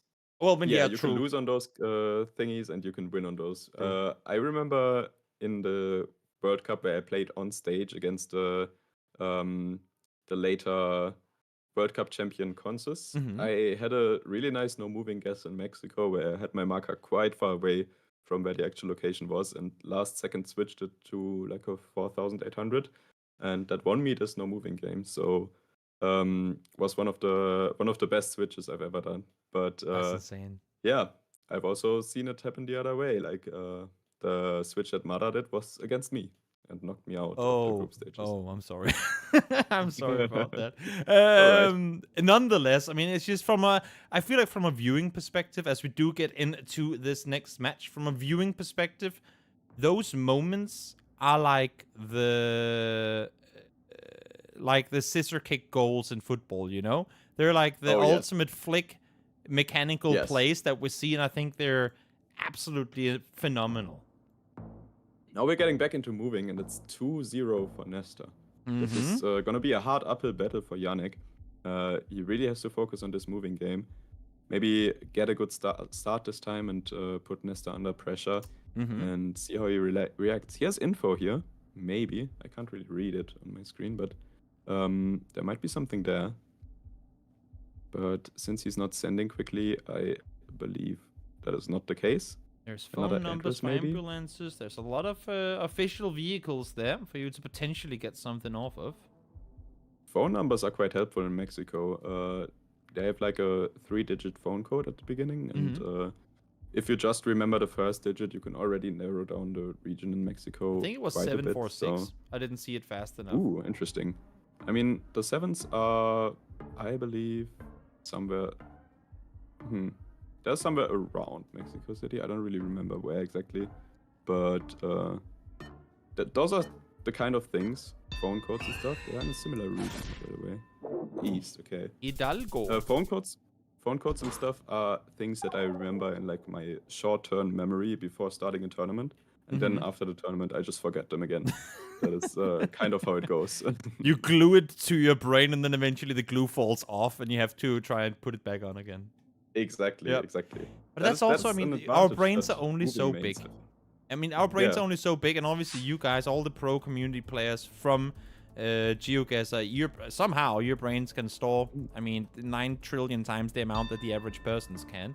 This might be interesting. I think Yanik saw a Punjabi unique pole in India here, and Punjab is quite out of the way. If Nesta does not realize it, this will be huge damage for Yanik. Maybe. Yes, it is Punjab, and that's a very good guess by Yanik. There's like a little window on the pole that is exclusive to the state of Punjab, so great guess there. And if there's a time to strike back, I mean, Yanik down 2-0, needs to come off to a good start. What better way than to set Nesta back by almost 2,000 points in round 2 of this first match. Or third match, I should say, sorry. I think we also have a phone code here, 064 in Korea. I'm pretty sure that's pretty south in Korea. So I don't think we're gonna be in North Korea. No, just kidding. But yeah, Nesta still belongs middle. I don't think he knows Korean phone codes. He doesn't. He said he's not really a moving player, so that is the case. Yanik also in the middle. I mean, this might not be a helpful phone code anyways, but let's see. Wait, it was very soon. Yeah, it was Jeju. Okay, I feel like that's a rarity. That is a rarity, yeah. I don't think you see those. You see this island. Usually, when you get this island, you see like volcanic rock walls because it's quite a volcanic island. So you see some dark rock. Not gonna lie, I didn't even know there was an island down here south of. I mean, I knew there were islands south of South Korea, but not this one. Quite a nice island. I would imagine. Have you been there? No. You've been there in Google Maps. I've been there in Google Maps, exactly. It looks pretty, so that's what I'm gonna go by. I know that Koreans like to go on vacation there, so... Oh. Also, I mean, with volcanic islands in general, it does add, I feel like, a little more to the flowers, the nature. It makes it grow a bit nicer, so always beautiful. Absolutely. Again, on a town center here. It's definitely something to find here. Do you think this looks like... I was gonna say Finland for a second, but now I'm not sure anymore because it had a SAS logo, which is like Scandinavian Airlines. Yeah, so I still can't really read anything. Definitely Scandinavian. It might be Finland, it might be Sweden. If I could read any language, then I would. That would help. No. Is it in Finland that you can do the thing by the amount of lines on the walking path thing, where it's like every country has different amount of paths? Yes, I believe you can tell apart, for example, the Baltic nations by the amount of lines on a pedestrian crossing. And we have Turku on the sign here, which is a big city in southwest Finland. Yanik finds it and maybe plonks? No, 3 seconds left. Oh, Nesta's in Sweden. Big damage. Huge distance, huge damage, another big hit to Nesta. 2001 round, 1800 in the next. And all of a sudden, Yanik looking to strike back in this one. Yanik definitely getting confidence boost here. Finally, some big hits on Nesta. And I think he now is able to play out his moving strength that I predicted he would have. But yeah, he still needs to finish the job. Definitely does. It ain't over till it's over. 3 times multiply can still go either way. That's a massive sign. Some French on it, it seems. And that's where we're Absolutely. going. He plonked in a very specific region, though. I wonder if he found an area code or something like that. Nesta's just in the middle, so we have one commit and one... Oh, he's south now. South? Oh! Are we looking at game? We Yanik might found be. the info. Yeah, that's That definitely should be game. definitely game. Solid comeback there from Yanik. 3 rounds in a row. Bing, bang, boom. And there you go. You win yourself a moving round. The last one, though. The last moving round that he's going to be seeing in this matchup. And now, Lindy, in a second, we're going to be heading into no move again. I mean, where does Yanik sit? Can he get this momentum carried over into round number 3 or 4, I guess? I think that's very possible. We saw in the first moving game, in the first no moving game, that Yanik kind of had a lead going, and Nesta just struck back with that last second switch. So I think I think Yanik can win this no moving game for sure, but I think this is definitely one where Nesta won't make as many mistakes as he might do in a moving game. Well, let's not linger. Let's not wait around. Let's get these guys back on the server, back in the game, and get ready for round, I should say, number 4, as I update the scoreboard here as well. It's the second time that we head into a 4th round, the last one of no move. And should Yanik come out victorious here, then we are looking... Ooh, that's a very quick lock. To potentially Nesta go to told me NMPZ. his strength was Indonesia, so one country he's very confident in apparently, and he instantly plonks in a region that I think makes sense. But Yanik is also there, and Yanik is closer. Wow. Oh, wow. Big damage to start things off again. I mean, 500 might not look like much in the grand scheme of things, but round 1, 500 damage, that's a pretty heavy hit. Also on a country that you favor yourself in might not be what you want. True. Maybe he thought that... I mean, that's again the thing where the 15 seconds... I mean, for pro players, that's a lot of time. 15 extra seconds is a lot to adjust, and this round looks very, very difficult. It might be Indonesia again, yes. The vegetation looks pretty Southeast Asian. The narrow road makes sense for where Nesta plonked, but the plantations could also be where Yanik is. Although he's in the water. And wow. He says hello, the other guy Indonesia's says hi. Like strength is 3k round 2. That's an impressive guess from Nesta. And it was so fast too, with the flick of the mouse very early on. It didn't even seem like he was fully committing to the island specifically, but still, so much on point. Great round from Nesta, who clearly doesn't want to take it all the way to NMPZ. I think that was a very good strategy, setting Yanik under pressure if you're confident on your country. In the first round it didn't work, and in the second round it worked big time. So in the end, very good result for Nesta there. Now we get a Sweden, I believe. We have the red Google car, so it should only be Sweden. Different regions though. Yanik, close. Distance. Wow.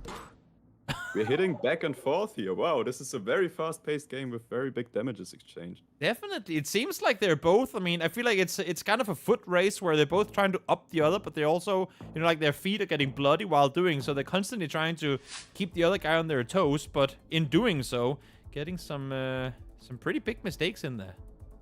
Yeah, I love the anecdote there. And this time we have a Japan with electricity region info, so maybe both of them will get the right region here.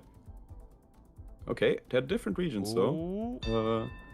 Nesta and Kyushu, and Yanik identified it correctly though. It's another big hit here. We might be done before round 5. This is huge from how the pace have been so far of just, you know, chip damage back and forth, and then a heavy hit in the end. This is, I mean, this is an insane pace that this game is taking, and Yanik is currently leading. It is. Now we got a US round with wide road lines. These are more common in some states over others. This could be like I don't know, Louisiana, Texas, or something like that. Yanik zooming into Texas, which is definitely a reasonable guess here. There's a town name as well. I can't read it, but if the players can, then maybe they are scanning for it. Did Yanik find it here? It's possible. He looked confident when he plonked. Might have. And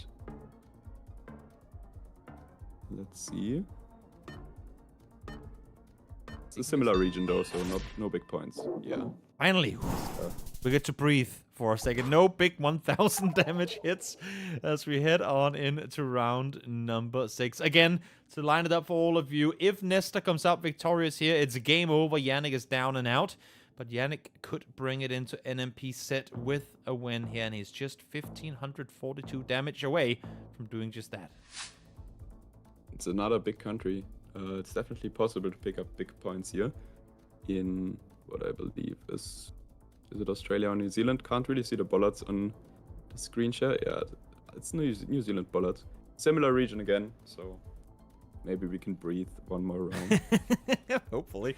I'm too old to try and sprint against these fast guys. We'll see. I mean, even if they're close, New Zealand's still big enough that 1500 health now could be maybe 300 health coming in the next round, and then we're looking at a potential GG already then.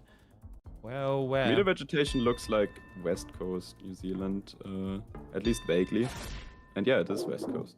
Nice. Could have been game. Could have been game had one of them committed further south, but not quite the case. But again, 400 damage done here. Yanik trying to chip away, and Nesta now just at 1100 health with 4 times multiplier as well. You don't have to be far off in order to lose yourself this round now. But the thing is, 2400 health on Yanik can also be lost in a single round here, so... And then he is out. So this one probably not going to be the game decider. We have the Rwandan Google card. Rwanda is a really small country. So this should not be game. Quick guesses coming in. Neither of them on point, but it's not going to matter too much. I guess in the grand scheme of things, 200 damage done. At least a little bit damage towards Yanik to kind of try and even things out coming into the last couple of rounds here. Exactly. Maybe if we reach around 10, then maybe those 200 damage will be deciding. But yeah, I think both of the players want to finish it off before round 10 happens. And we are in North America again. North America, big country, big points, as I've heard you guys say 9 trillion times before. Yeah. We'll see now. Ooh, we have one Canada and one US. I'm this not is sure which game. one is the correct country here. This would probably be game if they stay where they are. But they are still adjusting. I don't think Nesta is gonna stay where he is. He's like on the border right now. Yeah, he's committing further into Canada. I don't know which one of the two it is. But wow. Whoa. There is no way. What a game. There's no way he just plonked that. And that's the win. Nesta moves on. Nesta, 16 kilometers off. He was up there early, full committed to it, and brings it home. What a way to finish it. I do feel a little bad for Yanik, because he was starting to bring back that momentum. He was starting to catch on, but Nesta just shuts him down. 2 completely insane Canada guesses as well. Yeah, the first true. one, switching to Ontario. The second one, basically nailing the road in Saskatchewan. That's insane. Which is crazy impressive. I think there might have been some Saskatchewan poles in the distance on that round. Mm-hmm. Maybe Yanik did not spot them. But I also wasn't sure on my screen share, so I'm not 100% on that. No, but that might have led Nesta to be confident about his guess there. I mean, it definitely looked like he was confident. There was no waver. There was no, let's just reposition this a little bit. He went up there, locked it in, got himself the win off of it. A phenomenal performance. And as I've said to the other guys, and I'll say it to you as well, Lindy, thank you so much for taking your time to join in, to cast this game with me. It's always amazing to be able to bring on experts of the scene to share their insights and their understanding of the game. I'm sorry that my screen share wasn't better quality for you to have all the info perfectly on point, but I'll do my best to up it for future shows.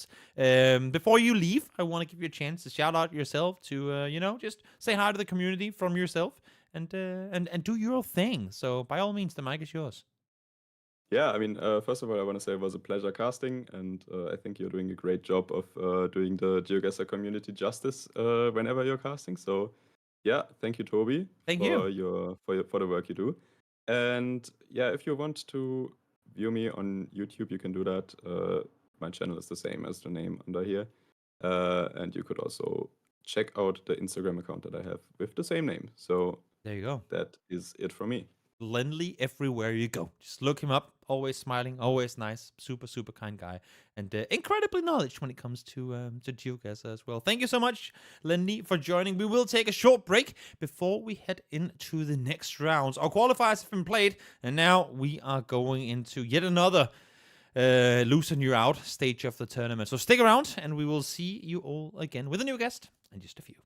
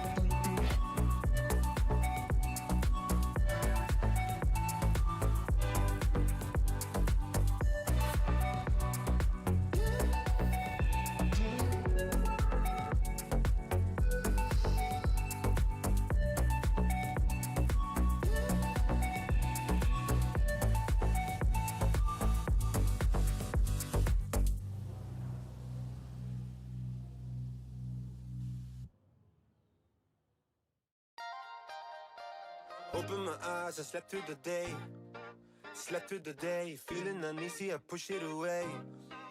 Push it away. Last night was fun, don't feel like today. Feel like today, let's do it again, let's go on a date.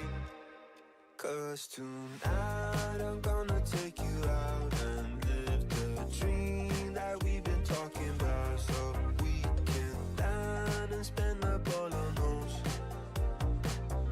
Let's forget that we broke. I wanna celebrate and have some fun tonight. I wanna show you all the lavish things in life. So raise your toast for all the good times that we'll have. It'll be like the movies, be like the movies. Rich people dreaming. Rich people dreaming. Rich people dreaming. Rich people dreaming. Might be the gin that's gone to my head. Gone to my head. Feeling so busy, don't want this to end. Want this to end. Live in the moment, I just wanna dance. Just wanna dance. Pull up my card and swipe it again. Cause tonight I'm gonna take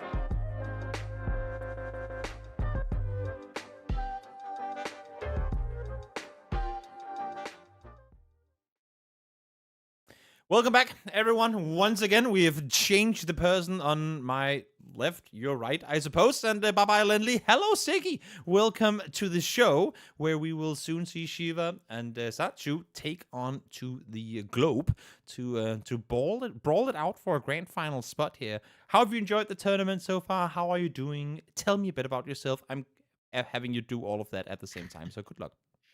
That's a lot of questions to answer, but let me just say that it was very enjoyable to watch so far. I mean, Good. we're having like a smaller watch party, and Oh, nice. quite interesting so far. Like my tournament favorite was back, so I was quite surprised that he went out Yeah. that early. But yeah, Sheena played amazing, and it's fitting that we get to cast the game of Sheena now. So True. very much looking forward to that. True. That's nice. That's nice. Were there any highlights for you so far in this evening's broadcast? Anything that has stood out to you from either like a really impressive perspective or a big like facepalm sort of thing?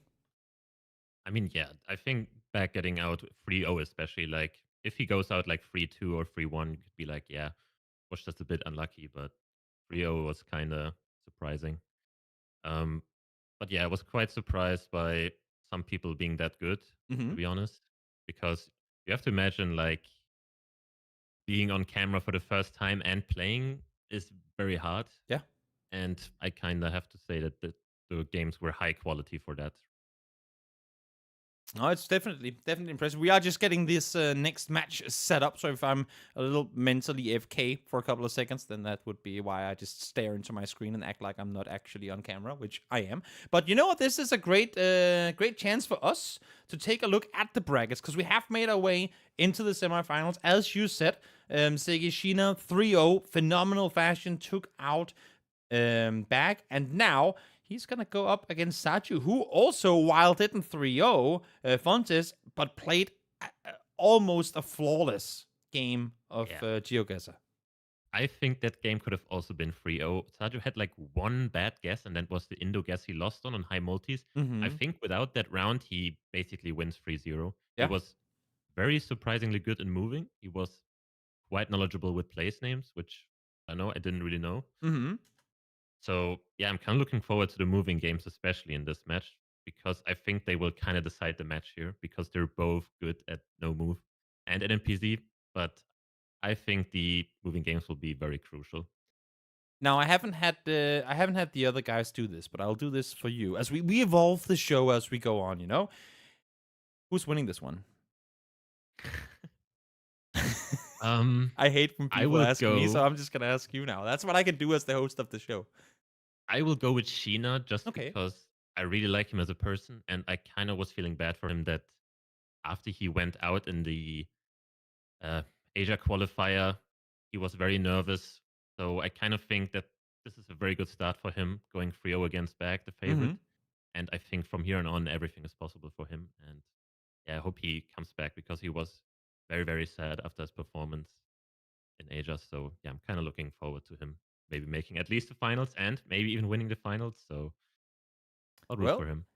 I mean, I couldn't line us up for the next match any better than what you just set up. So let's hop on over straight into the first of two semifinals. As Shiva and Sadziu will take to the, do we call it a battlefield? What do we, the globe? I guess, the planet and get things going. We're playing moving. It's best of fives still as we get this game ready. The cams are on. The players seem to be ready. So you know what? Let's just kick things off.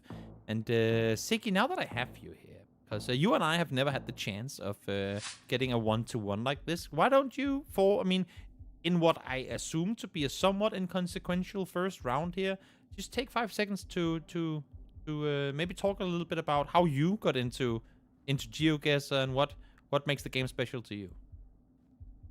Yeah, I think I got into GeoGuessr just because I was doing a vacational year after I finished my school. I went to New Zealand, and so I spent a lot of time there, and I basically drove around the whole country. So when I came back, I was like, is there maybe a game where I can look around New Zealand and maybe try to guess where I am? And that's how I kind of found GeoGuessr. Oh, that's nice. Because I'm not quite sure how I got into GeoGuessr, but I think that kind of makes sense. It would make sense. Me. It would make sense. First round, I said it was going to be inconsequential. And, I guess 350 damage isn't too much. But we've seen games be won by less. So we'll see. Sheena, off to a phenomenal start here. He was a bit off initially, but manages to correct himself. Onto the line again as we now go to... I'm not good with the follow cast, but is that Nigeria? Yep, the police car following you. Nigeria was very nice for having it in both generations, so in the old coverage and the new coverage. Get some escort cars, so they stuck to their meta. School, that was the instant info. That's when you just 5k'd. School, great, I know exactly where it is. Or what? Be surprised. We'll see. It's actually a bit... I guess it's also a matter of the pace of which we've played today. As we see these guys again, little damage being done, but unfortunately for Sadziu, damage gone the way of his opponent as these guys even out once again. But I guess it's part of the pace of the games we've had today. It's been very fast. There's been... at least one of the two who's just within the first 10 seconds, almost every single game, come up with a guess, unless if they were like some of the really weird ones. So we haven't really seen any 5Kers. We have had 3 total, I guess. There was the one round where both of them got it, and then one where one had it. But it's been very narrow. But again, that's as much as that's kind of the achievement when you play solo games, like that's the aim to 5K everything. Talk to me a bit about why it isn't when you play duels. It's just because of the point system. That's the very easy answer. Like there's no incentivization of like 5K'ing. It's like maybe gets to be like 10 points if you just the time you spend on actually 5K'ing the exact point gives your opponent more time. So I think it's just you're weighing off the risk of your opponent maybe finding something that could help him. So are we in a world where Siki and Toby makes the GeoGuessr rules for 2025? And you know how like in darts, I know they all have to go for like the triple 20s or whatnot, but I want to have a world where if you hit the bullseye, because that's technically the center spot with the big red mark, as we do get a nice guess here. A lot of damage coming through in round 3 as well. 1,000 towards Sadziu. But should there be a thing where, for example, now it's 2 times multiplier, whereas if you get a 5K, you get the multiplier damage from the next round. So had he 5K'd that one, that would have been 2.5 instead of 2. Could that be a thing to make 5K'ing more rewarding? Yeah, I think there have been discussions for a long time at this point, how you incentivize 5K'ing and how do you reward it in points. And I think there's not a good solution right now because there's many things you could do. You increase maybe the multiplier your damage does, or maybe you're like 1 point closer, so you 5K. Or the damage you do, you regain in health. I don't know. There's no, I don't know, there's just no good spitballing. answer, I think. Maybe that's a bit very hard to balance out. Yeah, that's why I don't get to make tournament formats. Because I just come up with crazy ideas and watch the world burn. It's not good. Don't allow me those important roles. Okay. Well, we are hopping up towards the northwest, towards Alaska, and once again, these guys, while none of them completely on point, are very much within the same reach. So coming into round 5, we do have a 1,200 point lead for Sheena. Do you think this is something that's going to materialize coming into the final couple of rounds? Oh my lord, this is beautiful. It's a very nice round. I think the map kind of decides this. If it's easy rounds, that could matter. If it's hard rounds, then it all might be for nothing. Is there So- regional knowledge advantages that either of these two have over the other? I mean, we've talked about Sheena and his Japan knowledge. Obviously, I mean, both being Japanese, but also knowing Japan pretty well. Is there any area where you go, if we go, let's say, Australia, Russia, whatever, this guy's going to take it home? I think there is, especially Sheena, I see a lot on like country-specific maps of big countries. He's always on the leaderboard in like the top 10 scores in no move. So he really tries to be good at them, but I think that that's just every player that is competitive. You have to be good in those countries. So even if I say, okay, Sheena's good at big countries, so will Sadziu be, because there's no way you can be on a very high level and not know these countries. It's just how the game is. Oh, once again, close to one another. A little bit of damage done, 300 at that towards Sadziu, as Sheena continues to extend his lead. As we hop on over to round number 6 now is when the real damage starts coming in. Wait a minute. Hold on. Wait a minute. Chat, we've done it. Have we done it? No, I'm not sure anymore. I keep second guessing. This is why I can never become a pro. I second guess myself, even when it probably is Denmark. Somehow I'll make it happen that it isn't. This looks Danish. Denmark is very good for moving because there's information on pretty much every intersection. The bad thing about the fields in Denmark, I mean, while the country is small... Wait, do we have a city there? Køstrup. Okay, so we're definitely in the west, I think. If I get this wrong, it's so embarrassing. This country is so small that it should be so easy to know all of Denmark. But yeah, I feel like the fields in and around Denmark, they're so identical whether you go like to one end of the country or the other. Yeah, I agree. They're always the same size, always surrounded by like a tree row. It's kind of very iconic. Well, there's a 3-row up. Fort Middelfart, there's the center island. Further on the west. Yep, exactly. Over there we go. You can see just on the western side. It's always fun for non-Danish speakers that you have a city called Middelfart. But, yeah. How Denmark works. It's the island of Fyn. Very nice place. Usually the place that people go, yep, it's where you just go on the highway on one side and come out on the other. That's exactly what I did when I drove to Norway like 1 month ago. I just went through that island without looking around. Exactly. 26 minutes and you're over on the other side. Yeah. That's Denmark for you. But now, it looks like we are back in Japan, I suppose.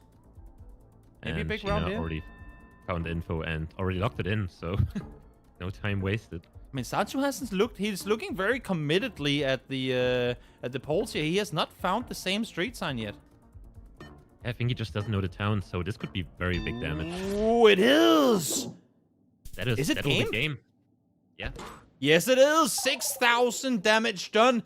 Massive. Massive for Sheena to not only win the round, but win it in Japan as well. He got a 200 damage bump in the previous match that he had, but solid play coming through. We got Japan, we got Denmark. What is not to like here in the first 2 semifinals that will be coming your way as I get this next one set up? Tell me a bit about what we saw here. Anything that stood out to you in this match, Siggy?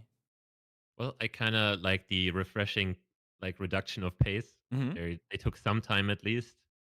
Yeah, I'm kind of more of a friend of that because why play a moving game without moving? It's kind of like true. Is what is all kinda the the moving problem. players said to the no-move players that kept forcing them to guess quickly, or what? Yeah, I mean, the thing is, like, both players just handshake on it. Okay, nobody's gonna move. We just intercept. Like, I saw like Bad guessing NMPZ pretty much. So in a moving game, Yeah. you know, I fair mean, enough. Maybe this is all the no-move players getting a... the NMPC players going, well, if we don't get to play it before round 5, then let's just force it in round 3, or round 1 for that matter. Yeah, I'm kind of hoping we see an NMPZ today because Yeah, maybe.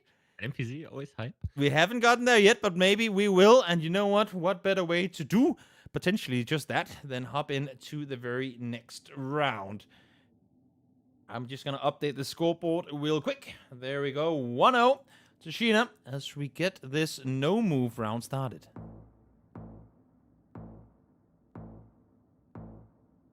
What are we looking at? Take me through what we see here. Well, octagonal pole, immediately Mexico. Mexico. Yes. Exactly. You see, I learned stuff. Not a lot, but stuff. As to where in Mexico, though, that is another question. Within, it's somewhere between the western shoreline and the eastern one. I think you might be right. This is why I'm a caster. I am so good at making it sound like I know stuff without knowing stuff. Now the question is, will somebody just go downtown CDMX, or will both go for a region guess? I mean, that's what you do, right? That's what you do. If you don't know, just go to the capital and hope for the best. But I do feel like some of the more competitive maps that we are seeing, they tend to punish you a bit for just saying, oh, well, obviously it's a capital. Or what? Yeah. They have very different guesses here, Definitely both on the other side of the shore. Oh, and it's Sheena again. Solid guess coming in. 1,600 damage in round 1. That's going to be the highest of the day. I mean, round 1 damage, that is. And that has to be even more confidence now, because he has not lost a single round this tournament yet, and he's already up so much. And Sadziu again, kind of what he needs. Straight up with the Rubik's Cube. Brrr, got to keep the brain at full speed. Yeah, I mean, I can see why that would be like a thing to do. Just get your mind off the game for a few seconds, because you kind of like overthink your mistakes too much, and you're like kind of hard on yourself because you have nobody else to blame in a one-on-one situation. So I think that could be a thing to do. Definitely could be. See now, not a whole lot of, I mean, no signs, it's all forest, all nature. But what do you see here that they might too? Yeah, we have these like cacti plants, kinda, and I think they're very Mexican. But you also get them in like South America, so I can see why you go like Chile maybe. This is a massive like indecision. Do you go Mexico? Do you go South Chile? It could be game if you get it wrong, but he's committing north. Yeah, I mean, I'm kind of on the Mexico side right now just because of the vegetation, but I could also be wrong. But they're both there, He so... commits it. Good thing he did. Had he gone Chile, that could have been game over. He won't win this round, but you know what? I think you take 35 damage over going 0-2. Yeah, definitely. Especially in 2 rounds. That's kind of not what you want. It's not something you see very often, that's for sure. I think we had it once in the European qualifiers. But that was also, I mean, I love the way that it was set up in the studio, that all the players, the ones that weren't playing, were sat next to each other watching. Everyone jumped out of their chairs when it was a 2-game over and done. Or 2 rounds, sorry. It's very, very much not something you see too often. Here we have a very like iconic landscape and road. I think both will get it. I think both are on the exact right stretch, so... Ooh. Any 5Kers? No. Not quite there. But close enough. Kind of shows the level we are on right now, because... No, it's insane. Huge country, and both are within like 20 kilometers, and Russia is fucking massive. He's literally on the road. Yeah. No, it's insane. It's, I mean... I think the world's safety nets have gotten better with GeoGuessr being a thing. Because I feel like, you know, like FBI and all the secret services of various different countries in the world have just looked at GeoGuessr pros and just started hiring them. Everyone's going to say that they're not hired by whatever, like, network is in their country. But we all know. You're all hired by them because you're experts on, I mean, everything that is geography. Well, I'm sadly not allowed to confirm or deny. So... If I talk, I will be in danger. We have 2 very different guesses. Yeah? This could be game for either player. I'm kind of more on the Alpine, like maybe Austria, Italy, but we'll see. Right in the middle. What's the border of Austria and Italy? Yep, right in between, and none of them on point, but for Sadziu, this is huge. A big chunk, 1,500 damage done towards Sheena. And yeah, I mean... Finally a bit of a punch back in the other direction. Yeah, those are the rounds I always like. We have a very like roller road with not a lot of info. We have some rock walls, which usually are very common in like Italy and Austria, but you can get them elsewhere as well, obviously. Oh, let's see now. Animal meta in the field. Cows yet again. Oh, wait, is that an eagle? Well, Look at that bird. That's beautiful. Yeah. We should have like David Attenborough come in. Whenever, if you could do like a voice changer thing, whenever it's animals in the background, We just have really calm guy talking about animals. I don't know how he sounds. Very British accent and knows everything about. Like, if you've ever watched the Animal Planet video about animals, where they zoom in and watch, well, animals, then you would know. In any case, Brazil seems to be where Sadziu is lingering. Are you you're in agreement with this decision? Kind of with Sheena on this one, but it's a very hard round to guess because we're so far away from the actual trees that could be helpful. Ooh, he's looking for the he's northwest. flying very far north. Oh, okay. East is where we're going. I thought for a second he would go up there. That could have been game. He's still going to be off, and with the multipliers now being 3, it is getting into into danger territory, I should say, as we go from a big open field to not so much open field. This round, I don't know if anyone will get the country here. This looks like a very, very hard round to get. Give me a country. Right off the top of your head, go. Let me get one zoom at least. I'll go with Hungary here. Hungary? But I could see a lot of stuff. I all will in Europe. say Romania. We have a Hungary hover, at least, from Sadziu. Interesting. There's no real reason for Hungary here, I think. It's I mean, just if you like- say it and he says it, there must be some sort of... Oh! No. Game? Question mark? I think this will be a game, because I don't know if... This is probably not Germany, which would be the middle, so... I kind of think we'll see a winner here. Definitely could be. Let's see. Let's see where it's gonna be. It is Hungary on the border to Romania as well. I feel like we both earned it. One guy that didn't is Sheena, because he is gonna fall. Sadziu able to take it back 1-1 in a very, very dominant fashion here in the end. Wow. Yeah, I mean... I'm kind of surprised I got the country, because I'm looking at a very small window. So I had even less to work with. True. So- True. But you got it down. Proud You're of not that in the seat of pressure. I mean, you're casting. Yeah. Maybe that's pressure in a different way. But we talked to Jake about it as well, being, in the tournament, in that seat. And obviously, you've been there before as well. The pressure that is on, knowing everyone sat there watching, everyone is judging your every move, going, "Lul, he couldn't even get Kenya right." It's a intimidating place to be, I think. Yeah, definitely. So even if those are like maybe kind of mistakes, even though that round was kind of just getting the vibe down, it's definitely way harder to get it under pressure. Definitely is. Definitely is. And you know what? Let's keep them under pressure, shall we? Let's go straight on into the next match as we go back to moving for round number 3. I'm going to update the scoreboard here as well. Boop. But anything in particular that stood out there in the previous game to you, Siggy? What would you saw? No, just very hard rounds, I would say. The map is very good, I think. Because there's a mix of easy rounds and hard rounds, because that Brazil round, I don't know if there's a lot of players that get like the coastal, I don't know where exactly it was, like Espírito Santo or something. That was a very interesting round. But if there's any like Brazil expert in the game that maybe gets that, then he just wins on the spot, which is always interesting. See, very Eastern lock-in. Brazil already, and we see Sheena going in a similar, albeit a bit further south direction, still somewhat nearby, and both of them pretty much on point. Solid start, but again, 600 damage coming through to kick things off. That's we're hitting some pretty high round 1 damages, despite the lack of multipliers. Always good to start off with some damage.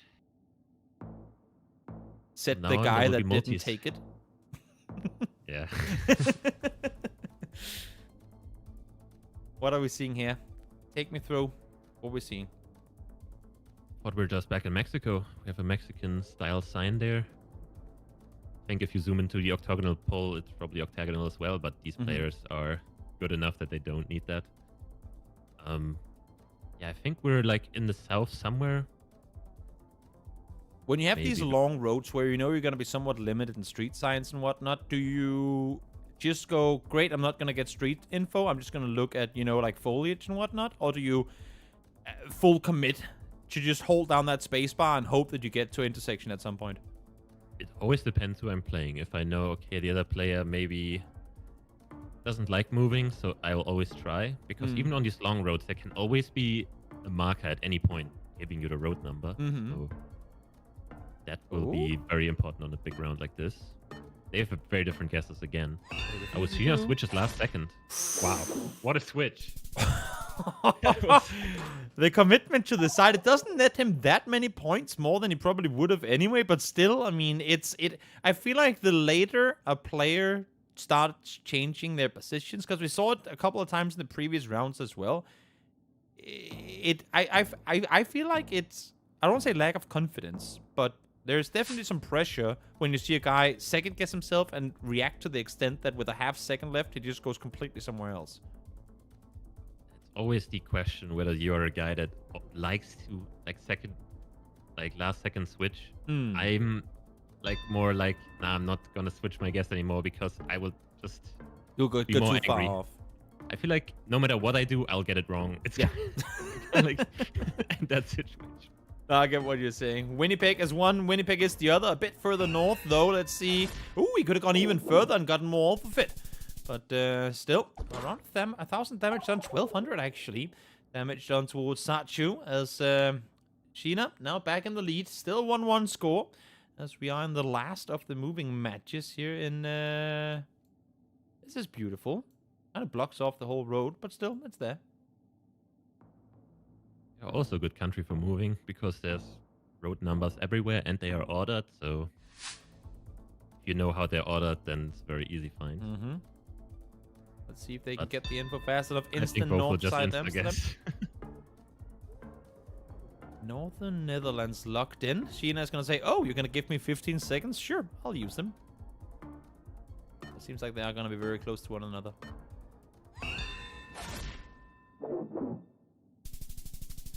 Sadziu able to again chip off a bit of the health of Sheena. Solid damage coming through as we head on into round number 5. This one has well, we saw heavy hits back and forth all the time in the previous rounds. This one I feel like has I guess finally slowed down a little bit. Yeah, I think generally moving in European countries will always not be that much damage because nobody's gonna miss the country here, just because if you don't know it, you will definitely find a sign of some sort. Now it's just, will they find these towns? I don't know. I've never heard of any of these. So, well, maybe we'll just send. Quick login from Sadziu, who will plunk it better. Sheena, again, I mean, if you give me 15 seconds, I'll use any of all of it. It's always nice to see, I think, that he does take an extra time now, going further towards the west, and pays off for him. Gets close once again. Yeah, he likes his last second switches. I feel always like, feels good when it succeeds, but when it doesn't, it's the worst feeling ever. True, true. I feel like Bag was trying to do it to him as well, where he forced him to guess quickly, but he never really, it never scared him off, and he came out victorious. I mean, 3-0 in that match too. So nice to see that he is keeping the same composure of just being, controlled kind of all the way through it. Always depends who you're playing. You kind of have to adapt to your opponent. This one, I don't know if any one of these can read Cyrillic. I'm pretty sure Sheena can, but Bulgaria can be very hard to get good info on, especially when it's not a hand-picked map. Well, you definitely have flags. That does help a little bit, in case you were playing and you weren't aware of what country you were in. East side, Bulgaria, or somewhat east side for Sadziu, as, again, I mean, as we've seen in the past, he's gonna take every second he can to dial his guess in. He's gonna go further north, or maybe, nope, not gonna commit to it. It is Rus up towards the north, and these two guys pretty much side by side, only 200 damage in. Yeah, I think he was taking the remaining time to maybe look for a town name he saw, but was probably very incredible small or hidden by the big label of Rus. It do be like that sometimes. The big boys come in, push off the small ones, and it's just gonna be that way. Now we headed. I couldn't tell you where this is. You tell me. Well, it does look like Greece with the wooden poles. Okay. Nope, seems like Sadziu not wasting time. Nope. 15 seconds to work with for Sheena. He will go Greece as as well, but he's gonna go east. All times multiplier. Ooh, he found something. Oh, he definitely did. Is it game? Yeah. No, not quite. game. My math is off. Still 2,000 health. Still early days. I got excited too soon, but good chunk of damage done towards Sadziu, who had run a couple of rounds now, taking Sheena down to 4,900 as we now head into round number 8. That was very impressive, knowing that Bins have information and reading like Greek language. Very impressed. For those of you guys tuning in just now, we are in the first semi-final of 2 we played today, and these guys are fighting for a spot at the GeoGuessr World Cup, which will be taking place next month, live in Stockholm. It's gonna be an absolutely insane show of some of the best, or the best, GeoGuessr players in the world, taking on one another to try and bring home the World Championship. E6. Looking forward. E6, longest road in Norway. Ooh, all the way to the far, far, far east. This is where the sun doesn't come up for half a year. Or close there too, I guess. Round number 9 again. I mean, it's been back and forth, back and forth. The big hit came in the previous, or well, the round before the last round from Sheena, but still, I mean, Sadziu not out of it yet. Round 9 of 10 now, 5 times multiplier. What are we looking at here, Siggy? Looking at a South Africa, definitely in the south somewhere, I think, with this mountain ridge. Yeah, maybe Sheena's lead could matter in the end, because we're looking at 2 rounds left, and this one, I think both will just go somewhere south. So we could just be looking at a round 10, and with a points difference of 2.6k, but let's see where they go in this round. Ups there, plenty of text on him, but no city info, no regional info. Sheena is going to continue moving forward. I'm trying to think back, how many times have we seen Sheena guess first? I would say 0. Yeah, I feel but like I'm it's not always sure. been Sadziu who has gone with a hunch, not opting to fully 5k anything. And, well, here he is again, going first. Yeah, it seems like he has like found a town name, but he's looking for it, can't find it. Still. Plenty of damage done, down to just 1,000 health coming into the last round. Sadziu needs to hit big in order to bring this one home. Down by 3,700 health as we head into the last round here. I mean... Ooh, and this will be devastating for Sadziu because we are in Cambodia with this car. So is there any way that he wins this? Or does Sheena have to make a massive blunder? There is a way, but I think if he guesses the straight middle, there's no way he will lose. He already has the country, and he's gonna full-on plonk it, send it right down the middle. And, yeah, Sadziu need to 5k this, and even that might be hoping. He has to go max west or max east, something very far off the middle. True. That's his only chance to win. Does he realize? Goes off to the side. It's gonna be Sheena again. GG round number 3 goes the way of the Japanese player Sheena as we head to round number 4 in just a moment. We'll get that game set up for you. But before that, see, talk me through what we saw here. I mean, Sheena playing incredibly well right now. Yeah, incredibly well, and he gets me worried sometimes when he last second switches because okay, either he does the right thing or he will hate himself for second guessing himself and switching last second. But in this match, it worked out both times and with very great effect. Especially the Mexico round stood out to me. He was on the East Coast first, then switched to the West Coast, basically getting the road. So yeah, great performance by him. We've seen a few of them already. I will say, though, I mean, we saw from Sadziu in the previous match that he played how his ability to kind of set the pace up and force his opponent to make mistakes. I mean, Sheena is happily taking those 15 seconds any day of the week and has been, while maybe adjusting quite a bit in the last couple of seconds, it goes to show that with every adjustment he's made, he's just gotten that much closer to the target. Yeah, I think there's also difference in moving and no move, because in moving, you don't only give them more time, you give them more opportunities as well to find information. True. And in no move, maybe he will stick to it, just guessing fast, because he won't gain any more information from it, unless he missed like a crucial thing in the image. But I think he will take a good look, and then if he's confident, just insta-send and maybe put on the pace again. Well, we'll see if it's going to work out for him as we are headed on into the next round. Let's just get it up. Let's get it going, as it is now 2-1 in favor of Sheena.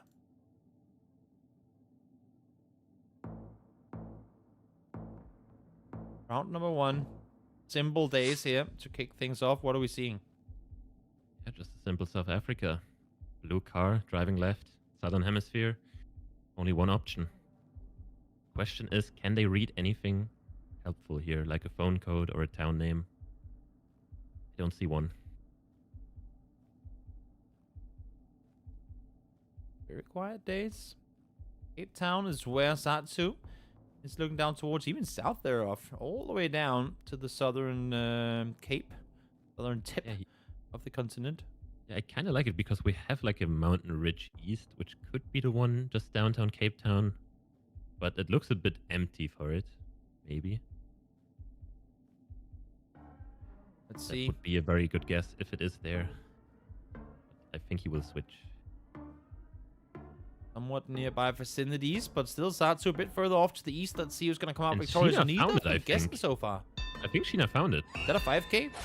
One of the first of the day. Yes, it is. 22 meters off. Yet another 5K. And while I know it might not matter much in the current format and grand scheme of things, I do love to see it. Love to see players being able to pull up a globe and lock down the exact location they're in. I mean, just the mental warfare on that guess is very, very good for Sheena because he's already up 2-1 and he makes a very impressive guess first round. Not only makes a good guess, but also just gets the exact road. Yeah, and Sadziu's like, okay, this is kind of not going my way right now. So. Game on. Yeah, and you have to win this one as well. Remember, everyone, it is a best of 5. So unless if he can bring this one home and take us into our first NMP set of the evening, then it's going to be game over. I don't know if I can handle an NPC game right now, but both people Locked will. in. East side Brazil once more. We've been over here a couple of times already today. Yeah, usually when it gets this hilly, it can only be the eastern part, really. Indeed it was. Just to in between him. Damage done though towards Sadziu, who I mean, again, when you're down around, you're looking at elimination, and Sheena is playing flawless GeoGuessr. How do you upset this? Oh my. Beautiful. Beautiful. Yeah. How do you upset him? Like, how do you catch him off? It doesn't feel like there's a region or country where he's just inconsistent. I mean, maybe like we saw, maybe he's not very confident in Europe because that's where I think he made his only 2 mistakes in this matchup, which was like the Italy-Austria round. I still don't know which side it was. But it was somewhere on the border, and the Hungary round. Both rounds had like very little info, and maybe that's like the rounds you kind of have to get. Those like nondescript European rounds. Maybe that's Sadziu's like hope. Well, Sadziu's going to log in the western side of Norway. We'll see if he gets any points off of it. Sheena has gotten the same direction as well, so this should be minimal points. But nonetheless, points in favor of Sadziu, who will finally start taking a couple of points off of Sheena. Always good to break the flawless very early on. Mental warfare, as you were saying. While these guys obviously can't talk to one another during the game, I mean, technically they could, but they don't. It's always good to show that we aren't immortal after all. Yeah, they're very locked in always. I'm always very surprised nobody has any like facial reactions. They're like cold-blooded killers sometimes. Full focus. Yeah. Love to see it. A quick or early placement towards Estonia, towards Latvia. Are you liking what we're seeing? Yep. I'm liking Latvia here. But that's just because I don't know, the road looks bad. And it is Latvia. On point once again. 300 damage done towards Sadziu. The small hits come through once more as we head into round number 5. Not really too much separating him. As I say that, actually 1,700 points is quite a chunk. As we now hop over to something that looks UK-ish to me. Yeah, either UK or Ireland here. The line to me, the road line looks more Irish, but I'm not very confident right now. I'll stick with Ireland, my guess, but... Sign in the background, some hills to look at. Building on the left, but doesn't look like that has a lot of info to go off of. Yeah, architecture obviously very similar in the two, or can be very similar. Although this house like arguably looks a bit more Irish. Mm-hmm. But it can always be Wales and True. Well, Wales is where, well, at least the border there too, is where Sadziu has placed his marker. Still towards the north, it's 3 times multiplier. While the distances aren't that great, it could be a lot of damage coming through, and it is going to be Ireland. Neither of the ones had the country correct, but regardless, yeah, it is going to be Sheena who comes out victorious. I'm very surprised because we had the same thing in an earlier matchup, and both people didn't guess Ireland. I think it was one Northern Ireland guess and one was in the water. I think it was Nesta against. Yeah, I'm kind of surprised because I think this road line is just Ireland, but it's always easier from a caster chair to just say, of course, yeah, that's easy to get. Yeah, why couldn't you get in that this situation? wrong? It's I've been there and I made horrible mistakes when I was playing in competitive environments, so you kind of have to give them some, some lee room. The pressure does get to you. Does get to you it indeed. does. We'll see if the pressure's going to get to them here. Sheena has, again, played pretty flawless so far. We'll see if the pressure's going to get to him. If Sadziu gets any chance of crawling back into this match, he's currently over 2,000 health behind as he now locks in. Towards Colombia is where Sheena is guessing too. Both in a very similar area. Yep, but it's Sadziu able to claw back, able to get a little bit of damage done. 1,000 at that to try and even things out, getting closer to that round number 10 as we hop into flat cornfields once again. You like to see it, or you don't, depending on how this round goes, maybe. I'm gonna say Kansas. That's just a guess with absolutely nothing to build it off of. I was once told that there's a lot of corn in Kansas, and I'm seeing a lot of corn, therefore this must be Kansas. Yeah, it is a lot of corn. I was thinking more of like Illinois, Indiana. Just because of how many trees are around. And we have 2 people in Illinois, actually. So that kind of confirms my idea, but I'm not the best US player. Well, we'll see if they prove to be both locked in, both Illinois, both correct. I was wrong, but that's fine by me. They are much better than me and Sadziu. While having just done 1,000 damage, we'll take them in return immediately after. Yet another open field circle here as again, what are you going off of in a location like this, Siggy? Bit stunned here. We have the back of the car, which is European. Like we see the little place where the antenna would usually be. But as to which country we are, I'm kind of lost here. That's good. I'm that means maybe they are too. Yeah, I think this is not an easy one. I'm kind of thinking again, like maybe Romania, Hungary. But again, this is a very hard round. But this is maybe what Sadziu needs. It's a very hard European round. Yeah, exactly. A lucky hunch, a lucky maybe second guess of yourself to get it close, and then having Sheena make arguably one of the only mistakes he's made all evening. You can see him now off the mouse as well, hands held together. He's not sure what he wants to go for here. Germany is interesting. This would be a very interesting road for Germany and very empty. I could see maybe a Czechia. He did say that he wasn't too confident in Europe.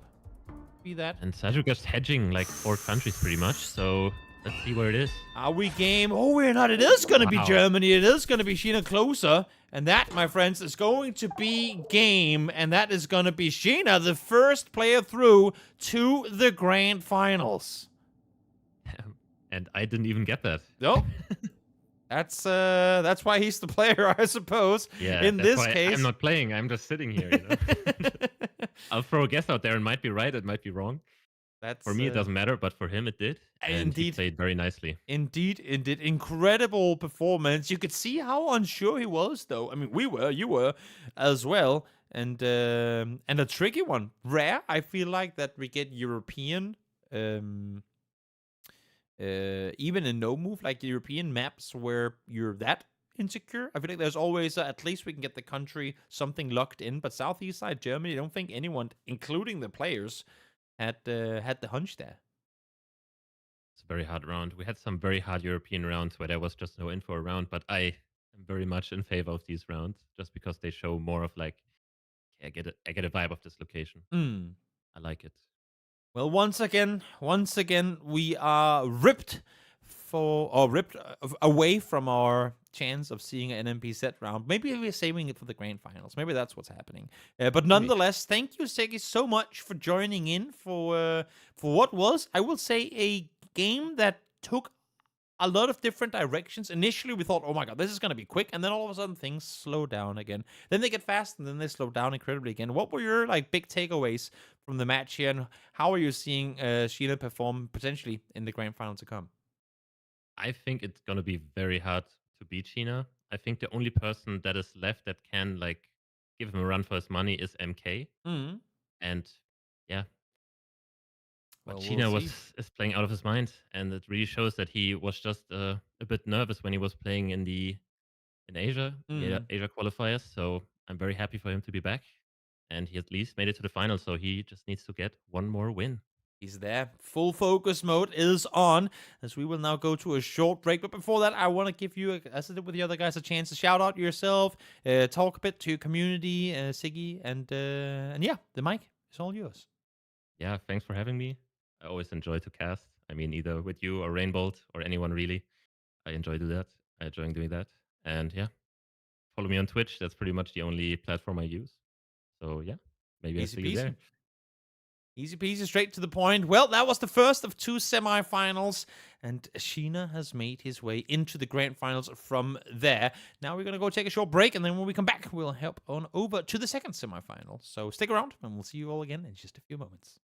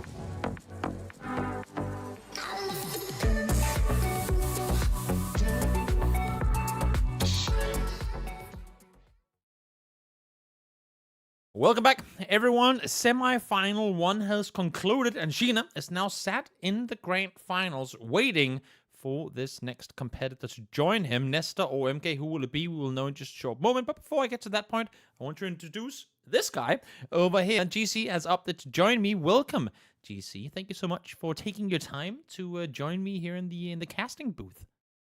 Thank you, Toby. Thanks for having me. Pleasure. Pleasure is all mine for you to be here. Let's quickly, as I did with the other guys, please, by all means, introduce yourself. Who are you? And how maybe, talk a bit about your personal GeoGuessr life. Will do. So I'm GC, also known as Geography Challenges. I'm known as somebody who's making GeoGuessr YouTube videos for a long time. Competed in various things over the years, Paris World Cup. Also, fairly recently made a sort of documentary style video about the history of the game, so people might know me from that as well. Did some co-coms on the Polish Wildcard as well, so people might have seen me there. But that's me. More of a moving player. Little bit rusty these days in no move, as I'm sure we'll see. But yeah, a lot of experience in moving, definitely. Roger that. One of the OGs of the community. And how has your journey been? I mean, we talked a bit about before. I talked a bit about it with Siggy after the show was over, obviously. We're coming into the second big iteration of the World Cup, and as you said too, the scene has grown so much. It used to be, the guys, the friends that hung out, that attended these events, that everyone knew each other, and now with a bigger kind of global reach that this game is getting and more attention, you're starting to see these players come out of nowhere that make it to the top levels. How has the journey been from you watching it from way back when to where it is now? It's been incredible. I think, the game's changed massively. Now you have all these really dedicated players who are studying, grinding through games, getting almost to a point where they rarely make any mistakes. And, it's very different from what the competitive scene used to be, where the game wasn't as solved as it is now. People are sort of playing a bit more on instinct, but now, the amount of resources that are out there, people are just getting to an incredible level very, very quickly. It's really great to see. It really is. It really is. And I mean, I am completely mind blown pretty much with, 80% of the guesses that I'm seeing, because I'm you see a bush and exactly not just the country, but also the region and sometimes the specific road you're on. I find it incredibly impressive, and I'm just humbled literally every single second by the performances that everyone goes. And I guess a lot of it, some of these players can credit you from a lot of the prep, a lot of the videos that you've done and info on various things. How does it feel being a, contributor to a competitive growth in a scene like this? Definitely something I'm very proud of. I think, in my early days, it was really when a lot of things were being discovered. Newer spectators might not be aware, in the early days of the game, we didn't even know basic car metas. We didn't know that some countries had visible elements of the Google car. We didn't know a lot of obvious things about polls and things that seem quite obvious now. So, being in and amongst that sort of discovery in the game's early days and being able to share that with people Something I'm very proud of. And now obviously it's gone further and further and further to the point where, you know, it's overtaken me in a lot of ways, but still very interested to sort of see how it's developed and try my best to keep up. Yeah, really has been a privilege to watch it grow over the years. And what better place to watch it grow than seeing these guys fighting for dear life in this tournament, trying to make their way to the grand finals of not only this tournament, but of course so onwards to the World Cup following next month. You know what? I feel like that's a great intro to where we are now going to go, because we are headed to the second semifinal. It is best of 5 still. It's Nesta versus MK. We've seen both of them play so far already today. I'm going to start the game, and while I do that, I want to give you a chance, GC, to maybe talk a bit about these two players, what you've seen, and maybe who you favor to come out victorious in this matchup. So, yeah, both great players who have, as you said, have sort of risen up the ranks relatively recently compared to some other competitive players we've seen. MK may be a slight favorite just with that vast amount of experience, just in terms of number of games played and everything like that. MK, very fast player, as we can see here. yeah. But you know, Nesta also, you know, very capable, as we saw in that last game against Yanik. But I do expect MK to be pushing the pace in this one. So the question here is going to be, can Nesta hold on? Well, 400 damage to start things off. That's going to hurt at least a little bit as we head on into round number 2. It's I feel like Nesta did put a pretty good pace in himself in his previous match. So maybe, I mean, I will say though, with the speed that MK has put on, I mean, you pretty much can't guess faster than him. But what could Nesta do to maybe throw MK off? I think it'd be hard to throw MK off just because of the pace he plays at. But I think Nesta can try to be alert. You know, if information's there, keep a cool head, get to it as quickly as possible, use it effectively. You know, maybe see things that MK has missed. That's definitely an opportunity for Nesta. We are seeing Nesta following along pretty quickly with these guesses after. I mean, we saw Sheena before say, I mean, if you're going to give me 15 seconds, I'll take every one of them to get as much info as I can. Nesta here, I mean, 2 seconds after MK is in, he's going to jump in himself. Exactly. Yeah, so I think for Nesta, really, when you're playing against a very fast-paced player, you're trying to just keep up and just wait for that one round where maybe you know something they don't, or maybe you're able to get information they haven't got to.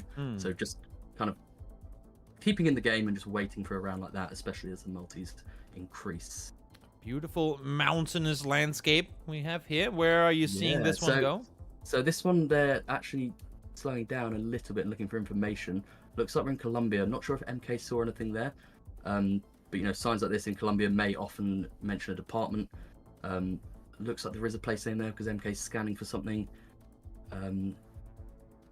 If it's landscape-wise, and shore to the east, maybe there's no shore. It looked like water in the distance, but I can't quite make it out. Yeah, maybe it was a flat valley. Maybe it was something like that. Wow. MK possibly found something there. Really impressive guess. I mean, that's the thing with MK, right? Even like when he guesses quickly, you can maybe like get a couple of 100 points off of him if you take your time and maybe see something he didn't.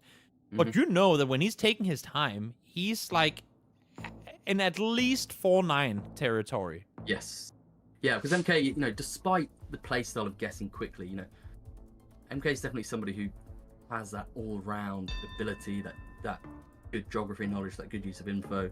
Zooming straight into Gibraltar there, which is a bit of a classic, those yellow rear plates. Nesta in the water, but won't matter too much. Also, just quick FYI, I just fixed the leaderboard. It was not, in fact, 2-1 to Nesta. So if anyone tuned in late and thought that Nesta was currently ahead, that's not the case. This is the first round that these guys are playing. It is 0-0 as we hop on into round number 5. MK is still unbeaten, sat solidly at 6k health. As we now hop into round number 5 here. What are you seeing? Yeah, this looks like Sri Lanka here. Looks like we've got information quite close by, so I would expect both players to try and use it. Relatively small country, especially when you're in the mountains like this. Not too many points are going to change hands, but does seem like there is possibly some information nearby that Nesta might try to use, or he might just go for the sort of typical mountain guess in Sri Lanka. Both of them nearby once again, and once again, it's MK with the better position. Again, it's small here. 140 damage. It's not going to hurt too hard, but it's going to continuously put Nesta further and further down this board. He's already finding himself over 1,400 down. So, tricky position for him to be in, trying to claw his way back into it. Yeah. This might be the first really interesting round of this match, but this is going to be Peru, which is on 3.5x quite a potentially damaging country. Not the easiest country to region guess. So I think both players will, maybe have slightly more nerves for this round. See, both of them flying up and down the streets. 15 seconds in, no one guessing thus far. It should be an indicator, especially with MK in the game, that they haven't quite found what they like so far. Yeah. So I think Nesta here is trying something, just going for a vibe guess, maybe trying to put the pressure on a little bit. Whoa! Wow, yeah. What a guess from barely zoomed in on the map, and that's gonna be game. Honestly, what? Incredible, really nice guess. And honestly, had he zoomed in just a bit before he put that guess in, he could have been on point. That was insane. Out of nowhere. I was just gonna start talking about how Nesta is the first one to guess. Maybe he's gonna catch MK off. Practically no eyes, no hand. That just goes bloop, takes him out. What a game. Great game. I mean, Peru, traditionally a very difficult country, but there are some tips out there. I know MK plays with Radu sometimes, who knows a lot about Peru. So I'm sure they've grinded some Peru together and picked up a few tricks. But wow, I think there what we saw was Nesta just trying something. 3.5x, difficult country, try something. You never know, you might be able to get a win, but as it happens, MK knew exactly where to guess.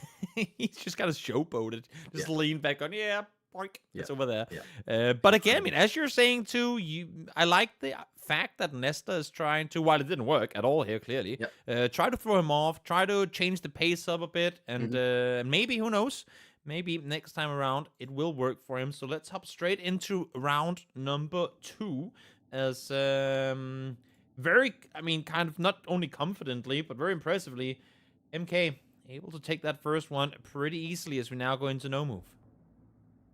Yeah, so let's see, if there's any change of approach here. I know MK was guessing very fast in the moving. Let's see if he takes the same approach in the no move. So, I think we have Australia, and I believe we saw some Stoby polls, so South Australia would be the play. No big damage. It's insane to me how every single time, while they're close, while they're both getting the region down and everything, it's always MK who comes out victorious. Just that little extra bit closer. Exactly. It's always very impressive, and sometimes it's hard to know how players are doing that, but really, really good players just seem to manage to make those slightly better hedges a lot of the time. And it can be an experience thing, knowing the coverage, etc. 2 seconds in, they're on point once again as we hop to the eastern parts of Belgium. And finally, not immortal after all. Haha! MK taking damage here. Not invincible. Exactly. Massive comp blocks off part of the screen, but maybe that's the info you're going for as we head into open areas. Yeah, so looking like a Kazakhstan round here. Flat, so maybe avoiding the sort of far south and far east. Seasonal variety can be a helpful clue in Kazakhstan, so players will be, trying to determine what season the coverage is taken and which region that sort of points them towards. Nesta lining up a few roads, looking near Kostanai and MK NMPZ. With taking their time here, 30 seconds in, no one's guessing so far. Yeah, I think they're both aware that there's a reasonably large region this could be, and I think they're just trying to find something that lines up. Could see a bit of damage here in a 2x, but nothing crazy. I was gonna say, I mean, considering the fact that we are only in round 3, normally, like earlier in the day, you'll go, there's obviously less risk involved, that they'll up to guess quicker, and with the pace that MK has been playing at, for him to take literally the entire minute of play to dial it down here, that's a change of pace for sure. Definitely, yeah. And he will be closer once again. Yeah, I mean, it appeared to pay off. I think, as we said, they weren't 100% sure on the region. I think they were really just looking for angles that worked, and MK managed to find something. 1800 damage. Solid damage come through. Again, I mean, it improves the point that we said in the previous round that when NK finally does take his time, you know that you're close to 5k territory, and this time was no different. Yes. Ooh. What are we seeing here? I can't see too clearly. I wondered for a second if it was Mexico. Yeah, Mexico, maybe. Yeah, I like this Sinaloa from Nesta. So with the canals, that's definitely quite common to see on the west coast around Sinaloa. But going more for a central guess alongside MK. So maybe we're looking at small points here. Well, both of them in and around the same area. And, well, Yeah. I mean, let's not change if it ain't broke. MK ahead once again. 300 damage done. Nesta closing down on the half health mark at 3k. As we hop on over to round number 5. Open roads in all directions. Where, oh, where will this one take us? Let's see. I thought this was Russia maybe at first. Let's see. Very dark soil, which is interesting. Okay, so yeah, Nesta's gone straight into Omsk, which is a typical guess for this summer, very green, very flat Generation 4 coverage. MK going for the same thing. Dark soil here is quite interesting. I'm not sure if that means anything regional, but yeah, Omsk, both players getting it. Able to take a little bit more health off of MK there as well. Nesta trying to even things out as best as he can coming into round 6 here. Not really any point now yet at which either of these two players have been massively off. We'll see if maybe this one can change things up. Agreed. Yeah. So yeah, Nesta winning that round, not massive damage, but psychologically just getting those round wins in can help a little bit just to steady things. Nesta's gone for a very specific region here near the Mexican border in Southern California. MK still taking the time to look around. Nesta actually appears to be in Mexico. Huge. The wooden poles would make sense. It did seem like there was English language on that pole though. Yes. Okay, they're both in Mexico, and MK more on the Tamaulipas side, so this will be big. I mean, 3.5 steps multiplier. If they stay on each their side of the country, this is going to be game over. We still have Nesta towards the west. MK now jumping further towards the west as well. No, it's going to be out east, and that is going to be game once more. MK 15 kilometers off. What a phenomenal game. He was one road off. I mean, very, very, very impressive from MK there. Picked up on that slight sort of Texas vibe you get in Tamaulipas there. Just, again, spectacularly close, right by the border. Barely making any mistakes. 2-0. We can't call it yet. Obviously, there's still a world in which the comeback comes in, but the contrast with what we're seeing with MK and his pace right now, and then Sheena, who takes his time, plays slow, uses all those 15 seconds, that's a matchup I've been very keen to see because they're so different in their playstyle. Agreed. If that's the final we end up seeing, that would be incredible. That kind of very considered approach that Sheena takes and that kind of instinctive, fast approach that MK takes, that would be incredible to see. Would definitely be, but we're not there yet. There's still a world in which Nesta brings this back. Very doable. He has played phenomenally to reach the point which he is at now. But of course, finals on the line, qualification for the World Cup on the line as MK has set himself up 2-0. We head now in to the last moving game of this series as I update the scoreboard and let you break down what we see before us. Yeah, it looks like we've got a North America round here from what I can see. Maybe Ontario with these rocks by the side of the road, but not actually 100% sure of the country yet before we spin around. Let's see. Yeah, it does look like it is Ontario here. We've got the speed sign for Ontario as well. Quick login. Very, very quick. I think MK just wanted to, set the pace again. Not leave Nesta too much time to find information. We see now, though, that Nesta is taking a bit more of the time, where before he was kind of right there with him. At least now he spent 12 of the 15 seconds, that is. Maybe that's the play to, while it's a fast round, force MK to kind of have to sit and wait at least for the extra 15 seconds and try and see if you can get some extra info. That's absolutely the correct strategy. I think, MK is sending really fast, being very accurate, but in those 15 seconds, you never know what you might find. So Nesta should absolutely make the most of that time. Well, it is moving. They are making their way forward. A lot of info to be had off of these finished street signs. We'll see if it's enough to go by to get a good log in. Yeah, so they've both got the town name and they both know the town, but one player might just send too early and leave the other one a little bit of extra to sort of triangulate and work out which side of Tampere we're on. Let's see. MK locks in slightly west. Both slightly west. MK a bit closer. The story doesn't change. It's MK out victorious in the early rounds here again, coming into round 3. Still no damage done towards him. And, yeah, yet another open, maybe tricky area to try and get down right. But what can Nesta do here in your book? I mean, GC, what's left in his playbook that can get him through to the final round? Yeah, so what's left? I think, you know, Nesta needs to wait for a round where MK is maybe slightly less sure. And that might give Nesta a chance to find something really useful, you know, maybe in a slightly bigger country or in a slightly higher multiplier.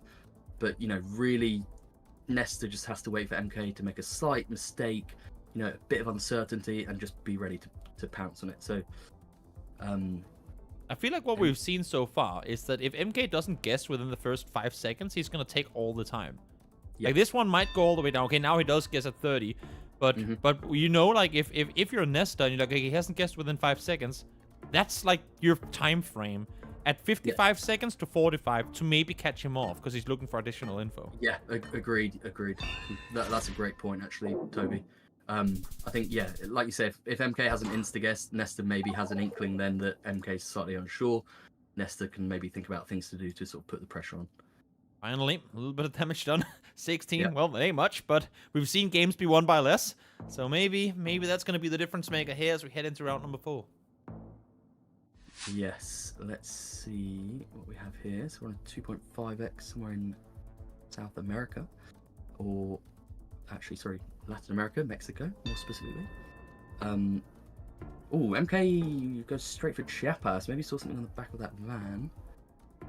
Oh, Nesta hasn't even looked at his map yet. 5 seconds to play. Yeah, this could be tricky. Yeah, Nesta less sure, I think, about this one, but goes with Chiapas. Wow, great switch there.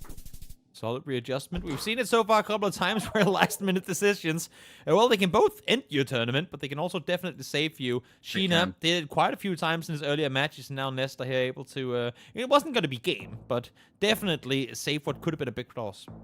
Yeah, we have to give him a lot of credit for that. He changed his mind. He went further south. It paid off. He preserved his points. Very well played. Looks like we have Indonesia here, probably Java. Not sure if these players will know Kappa pattern or not. Nesta's found some info. Also, it's the first Southeast Asia in a while, I feel like, especially in this matchup. We haven't really gone down here too much, but a massive sign there that could potentially gives you some in-depth info, and indeed now they are both going down towards Surabaya. Yeah.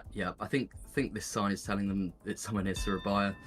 Maybe one of them might get it a bit closer than the other. Let's see, but we shouldn't see anything too major. Well, take your time, Nesta. Maybe that would have gotten him further towards the south. Not going to be the case this time around, though. 600 damage does come through as we go into round number 6. MK looking confident as we head to what looks to me like German bullets. Yes, there you go. Oh, indeed, yeah. One of 5 bullets that I know.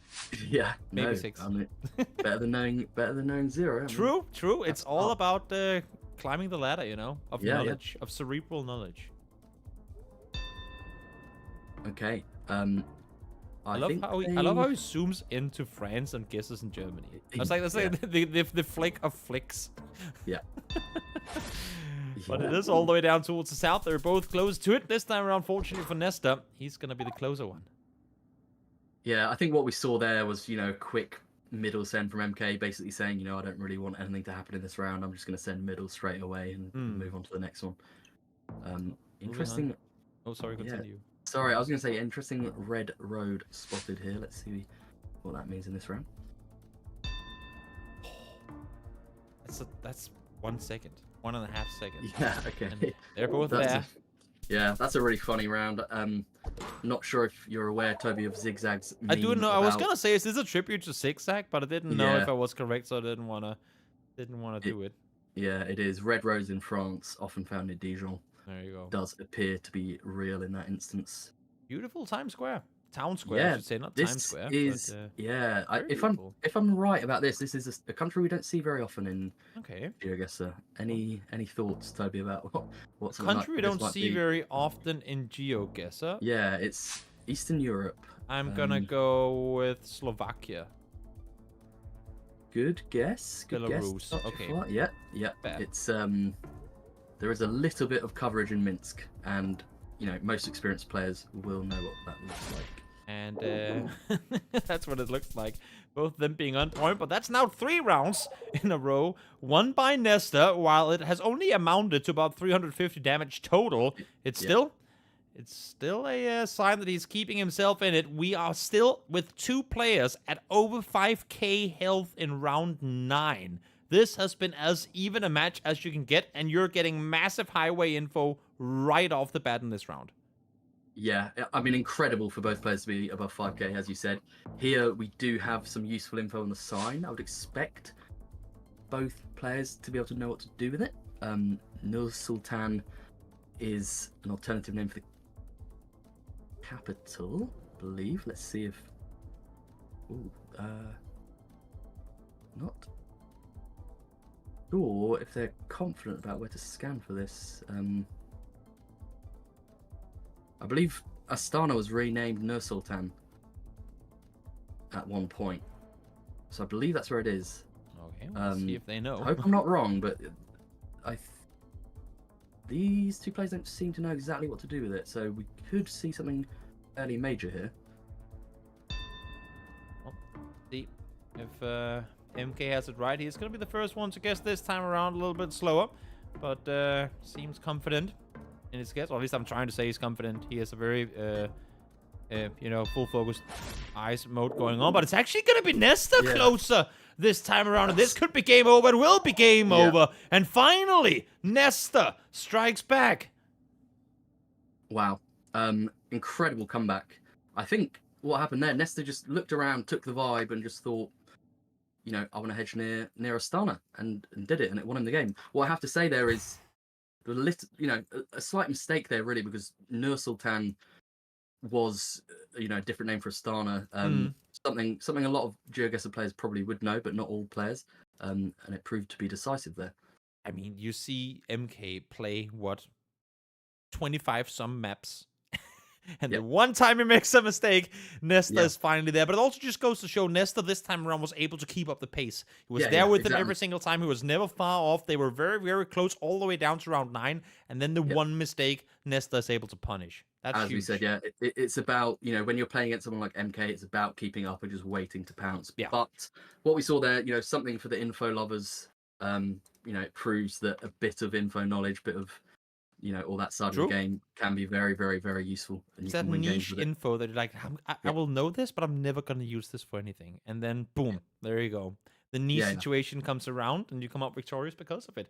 Let's now continue as we head on in to match number 4 with Nesta finally bouncing back here. Are we going to go in to the NMPZ territory? Can Nesta bring this into round number 5? Well, let's find out.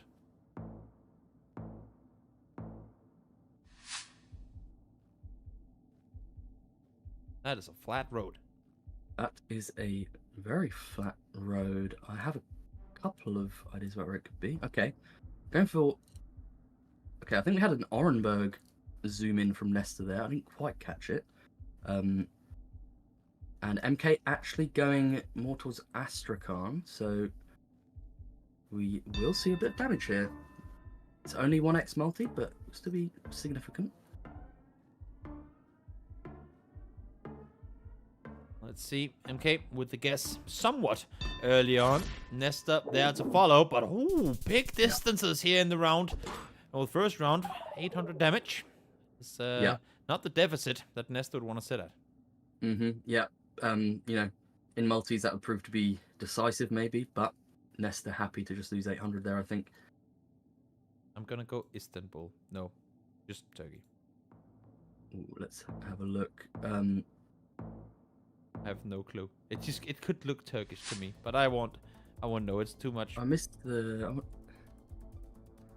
It's probably not. But there's a lot of info on there. It's Poland. We have the sort of A-frame holy pole and another 500. There we go. There you go. MK showing that one blunder is all you get, my friend. Nesta, if you want to stay in this race, you have to play to the top of your ability. Now head into round number 3. Nesta's game is on the line here, but we also potentially see ourselves in an NMPC match. That would be great. Maybe we're saving the best for the grand finals. We'll have to wait and see. Yeah, it would be great to see NMPZ. This one will be Brazil. Nesta zooming in very specifically to southern Minas. But now looking at somewhere further north. Initially, I thought this was east and maybe slightly north too. That's where MK is going, more towards Ceará. This kind of dry landscape with mountains, quite typical sort of eastern, northeastern Brazilian landscape. But we're seeing Nesta not too sure where to go. Bouncing all over the place right now, and very far. I mean, it's pretty much spanning 2,000 kilometers with the jumps that he's making. This could be a very dangerous situation. It's only 2 times multiplier, but let's see. Oh, right in between him. Yeah, okay. I mean, it's another small blow for Nesta, but maybe he can be glad he didn't commit further south like he initially did. Yeah, very much so. Now hop in to round number 4. Yep, round number 4. Looks like we have the United Kingdom, I believe. There was a sign. Don't think that's anything useful, really. Oh. Locked in quickly, locked in equally fast as we head down towards Exeter on the southwestern side of England. But again, Nesta taking damage 4 rounds in a row. MK still sat at 6k high. But now, with, I mean, middle of nowhere once more. Wow, yeah. Thought that this was South Africa for a second, but I may... Yeah. Not easy in no move when half the map is censored as well. But nonetheless... Oh. Wow, yeah. Okay, nonetheless, Nesta finds it. Finally gets some damage done towards MK. Heading into round number 6. These rounds, I mean, going by incredibly quickly. I love the fact that we're seeing Nesta again stay in the race. And MK, while winning rounds, not fully able to separate himself just yet. Yeah, exactly. And as we saw in the previous game, you know, keeping up is what you need to do. Because as the multis increase, it only takes 1 round. One mistake, exactly. Yeah. So yeah, Nesta doing everything right, really. You know, hasn't really made any mistakes yet. Just taking a bit of a deficit across a few of the rounds. Okay, both in Rio Grande do Sul, I believe. So only small damage. Yeah, those ones more. Heading into round number 7. Nesta once again the one taking damage here. It's starting to look a little scary, almost, or over actually, 2,000 points ahead. But again, as we saw before, MK not immortal, not invulnerable.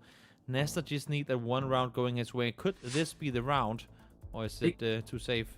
Well, it's not super safe. It's one of those European rounds, I think, where it's not, you know, it's kind of immediately obvious what the country is. So on a 4x, you know, if somebody gets the country wrong, we could see big damage. I wouldn't say it's packed with great clues this round. MK going Germany. Or Hedges Germany, I guess. Yeah, Germany makes sense. Maybe they know something I don't here. Clearly they do. It is Germany. 1,300 damage, and that's what you get. I mean, when both of them hedge, both of them go somewhat center still, that's 1,300 damage done. That's what the 4K multiplier does. As we now head into round number 8. Nesta is looking at elimination if he falls here, but could also get himself a last chance, a potential jump back into the grand finals where Sheena is currently sat waiting.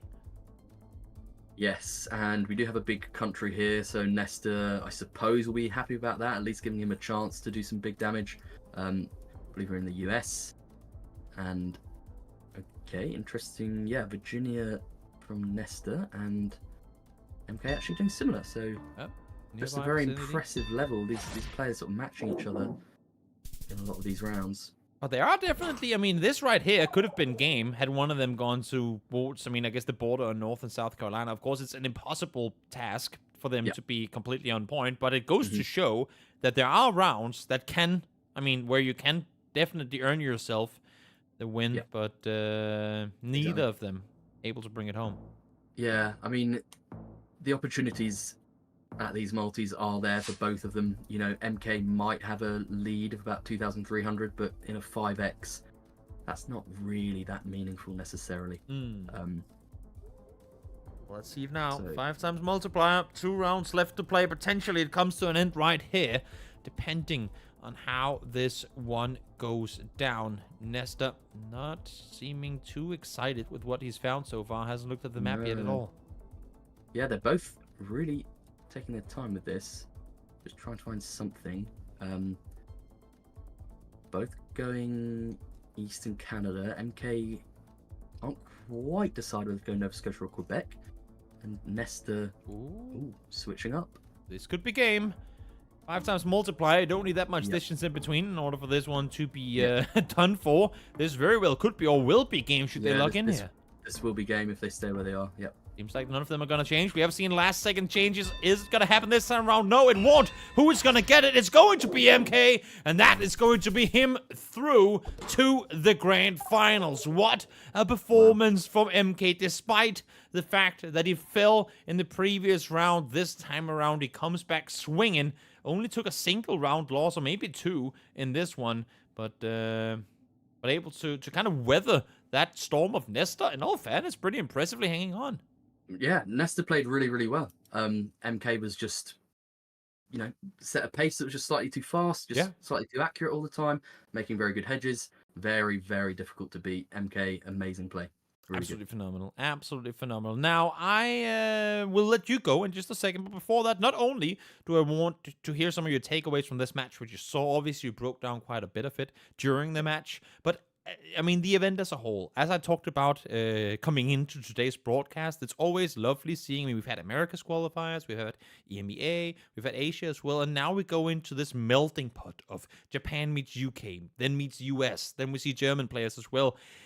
How do you see, like, the global level of GeoGuessr, and do you think there are, like, regional or continental differences in how the game is approached? I think so. Yeah, I think there can be, you know, stylistic differences in gameplay between different countries, different parts of the world. You know, there's a very distinct French style of play, which is very sort of information and pinpointing focused. You know, a lot of the newer Japanese players really, really good at studying metas and becoming, you know, absolutely dominant in some ways in that part of the game. So yeah, we do see these sort of regional styles start to emerge. Absolutely. And now, with the grand final being locked in, Sheena versus MK, the slow, the calculated versus the speed demon himself, who do you see taking it home? I know it's brutal. I know it's rude for me to ask you, but I need a guess, man. I need a guess. Yeah, huge love to both of them. I think Sheena is gonna clutch something up. He's gonna be able. It's the hare against the turtle or tortoise, or where it's like it's the fairy tale in the making. And here we are once again. Well, thank you so much, GC, for joining in. Please, I'm gonna give you the mic. I'm gonna give you a chance to do a shout out to your community. Mention where people can follow, where they can find you, and just again, thanks for having you on. The mic is all yours. Yeah, thanks, Toby, for having me. It's been a pleasure to do this alongside so many other great co-commentators. You know, huge love to every GeoGuessr player, especially Radu and Simi. One thing I'll shout out for myself is if you want to watch my documentary on the history of the game, you can find that on YouTube. Just type in History of GeoGuessr. Thank you. There you go. Thank you so much for joining in. Now, we are going to set up for the grand finals. After this is over and done, one more player will have netted their seat for the GeoGuessr World Cup, which will be taking place in Stockholm next month. Before that, we're going to go to a break. We're going to go for a bit of a longer break because it's only fair that a player like MK, who has just come out of a very intense best of 5, doesn't have to go straight into what will most definitely be another exciting best of 5. So Sheena had a little bit of a break now where you could watch these games. It's only fair that MK gets the same. So we're going to get a little bit of a longer break, but then the grand finals will be underway. So stick around, everyone, and we will see you all in just a few moments.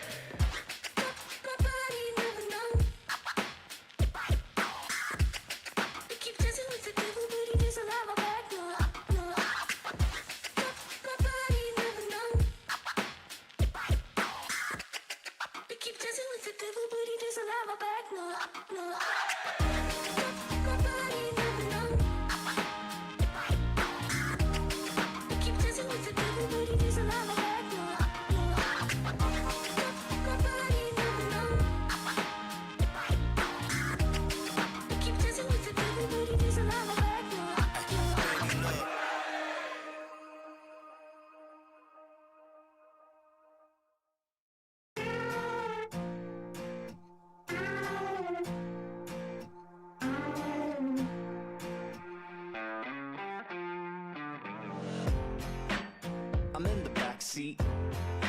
You should probably take the wheel.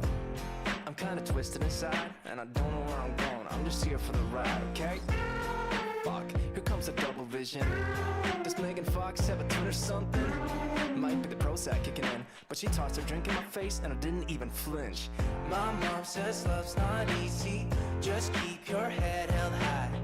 People will find you pretty, I just wonder where they are. You like my Batman t-shirt, it costs like 50 bucks. Someone must think I'm pretty fly right now. Maybe I'm going crazy, can't catch a break lately. And I just wonder what you gotta do, what you gotta do to get a little baby. You look amazing, I said it, I meant it. And I just wonder what you gotta do, what you gotta do to get a little love. Get a little, get a little. What you gotta do, what you gotta do. What? Did somebody just say hello? Nah, I'm flying Han style, solo. Do you like that Star Wars reference, baby? There's more where that came from. Catch a movie later? Guess I'll see you around. I got a busy week too, I'm watching X-Files. Could be the Mai Tai doing things, but hey, you know what? I'm calling that a win. My mom says love's not easy, just keep your head held high. People will find you pretty, I just wonder where they are. I got one extra ticket, do you like Comic-Con? Someone must think I'm pretty fly right now. Maybe I'm going crazy, can't catch a break lately. And I just wonder what you gotta do, what you gotta do to get a little baby. You look amazing, I said it, I meant it. And I just wonder what you gotta do, what you gotta do to get a little love. Mr. Spock, Chewbacca, Gandalf's beard. What you gotta do, what you gotta do to get a little.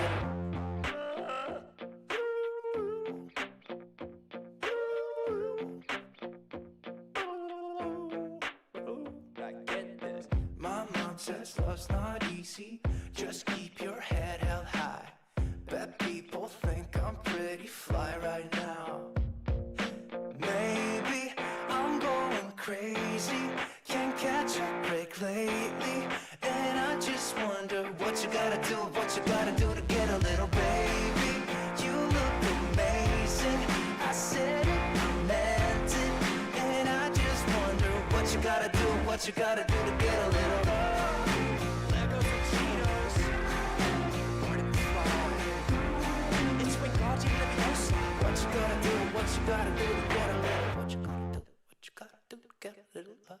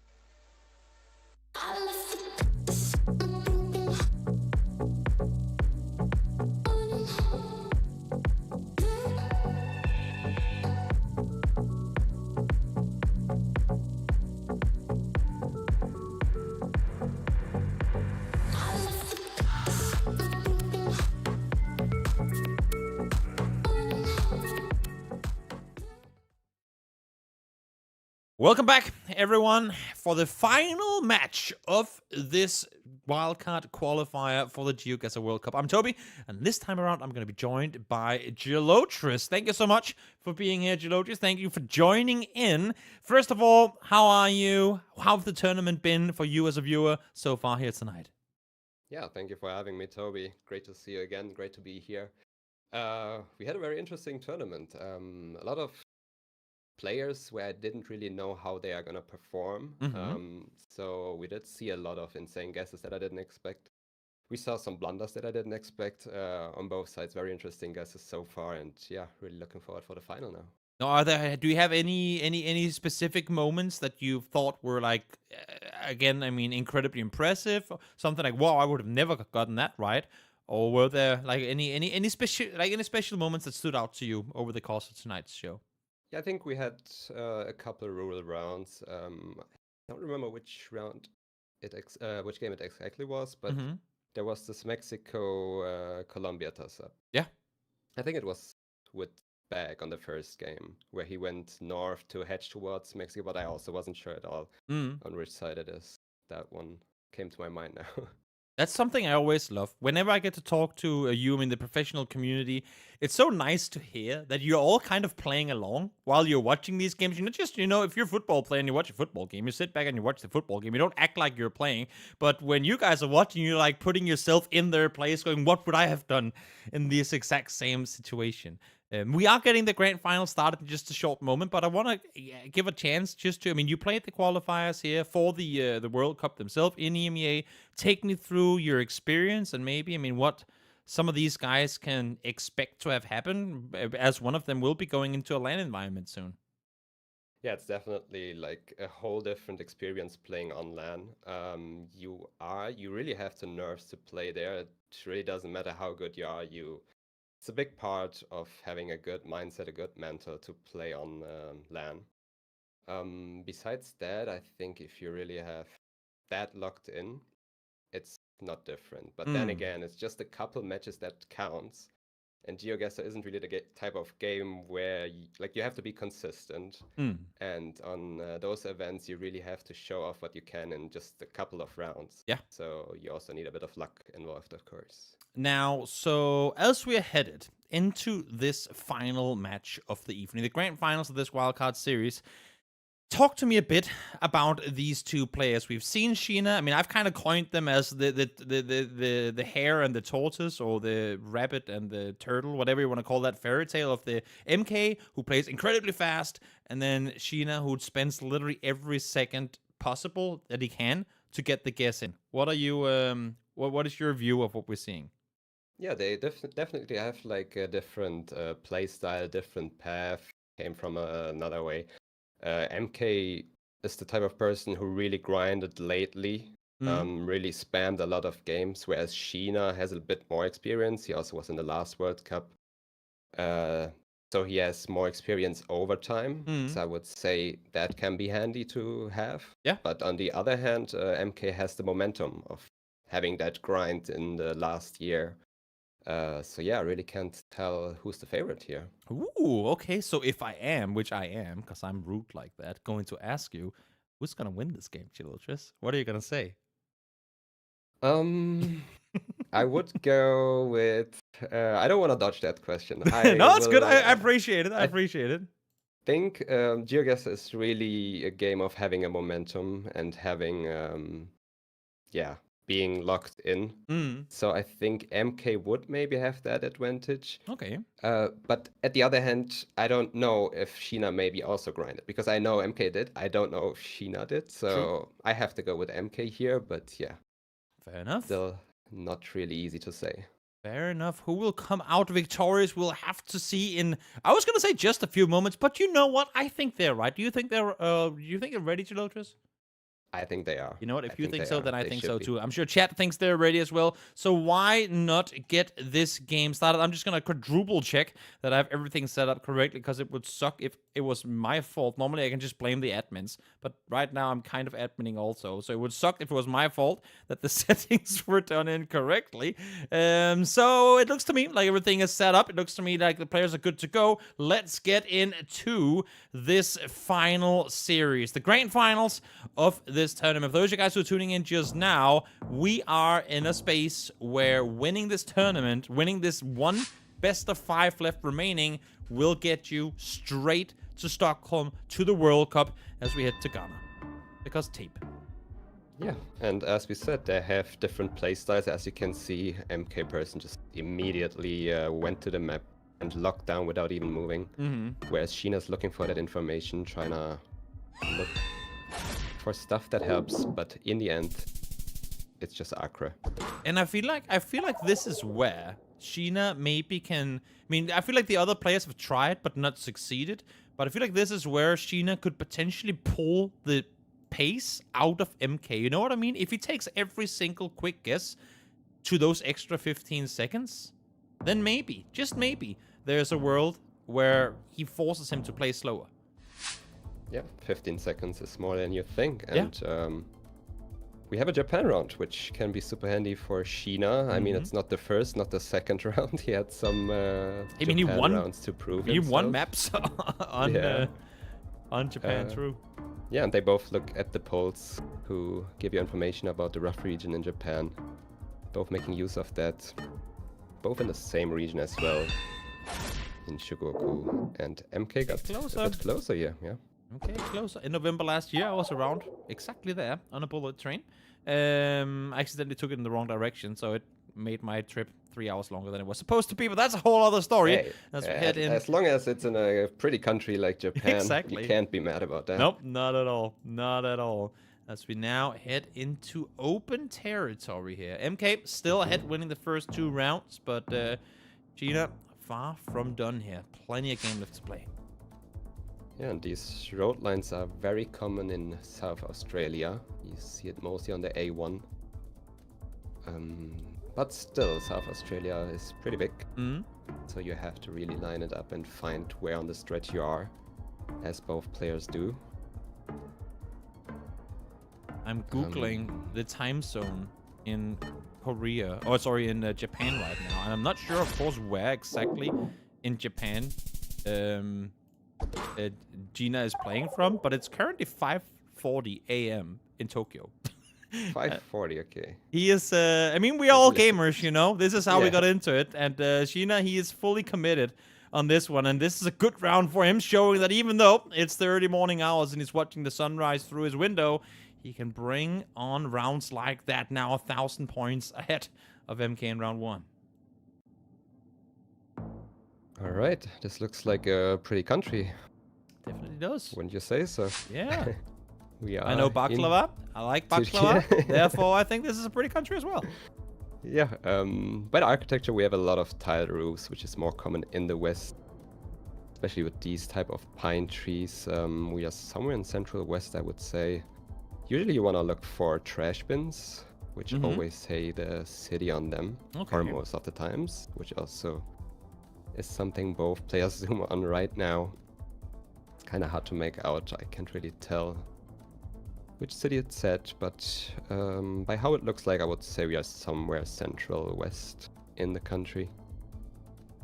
Also, I will say thank you so much, Turkey, for always having flags everywhere. It's very convenient when you're not that good at the game and you're still learning that they're just screaming in your face. Learn our flags and you know where you are. True. And yeah, we have a sign with Atabey, which is around Isparta.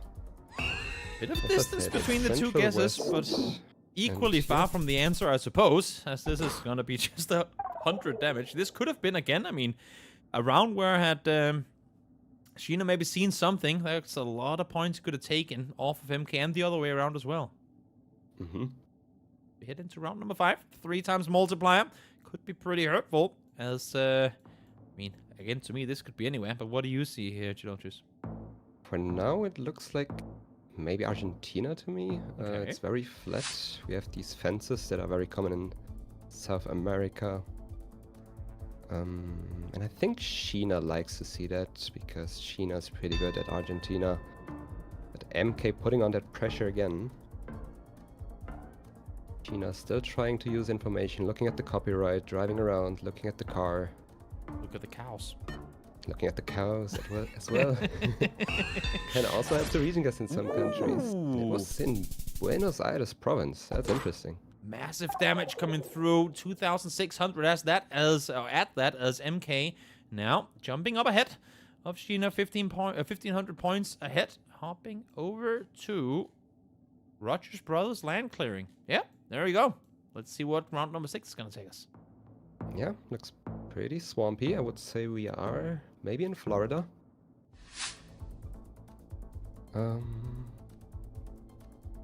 Could probably predict a quick Area guess code again. on there. Oh, it's Ooh. actually, we have a Georgia, I guess, which I also can see. One in Florida, one in Georgia, and it was in the pocket of Florida.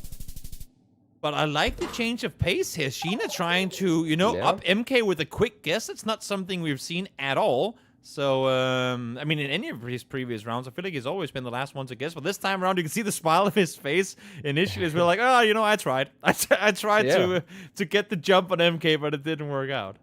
I think Sheena saw something there that made him guess Georgia. I don't know what it was, but it seems like he had a clue for Georgia there. It was a bit unlucky it didn't turn out to be there. Sign. Unfortunately, the paper is folded the wrong way, so I can't really read what it says. Good thing is that they can move around. They can try and see where they can go. 4 times multiplier. One bit of an error here, and it could be game. Again, keep in mind, everyone, we are playing a best of 5. What are you seeing here, Jill?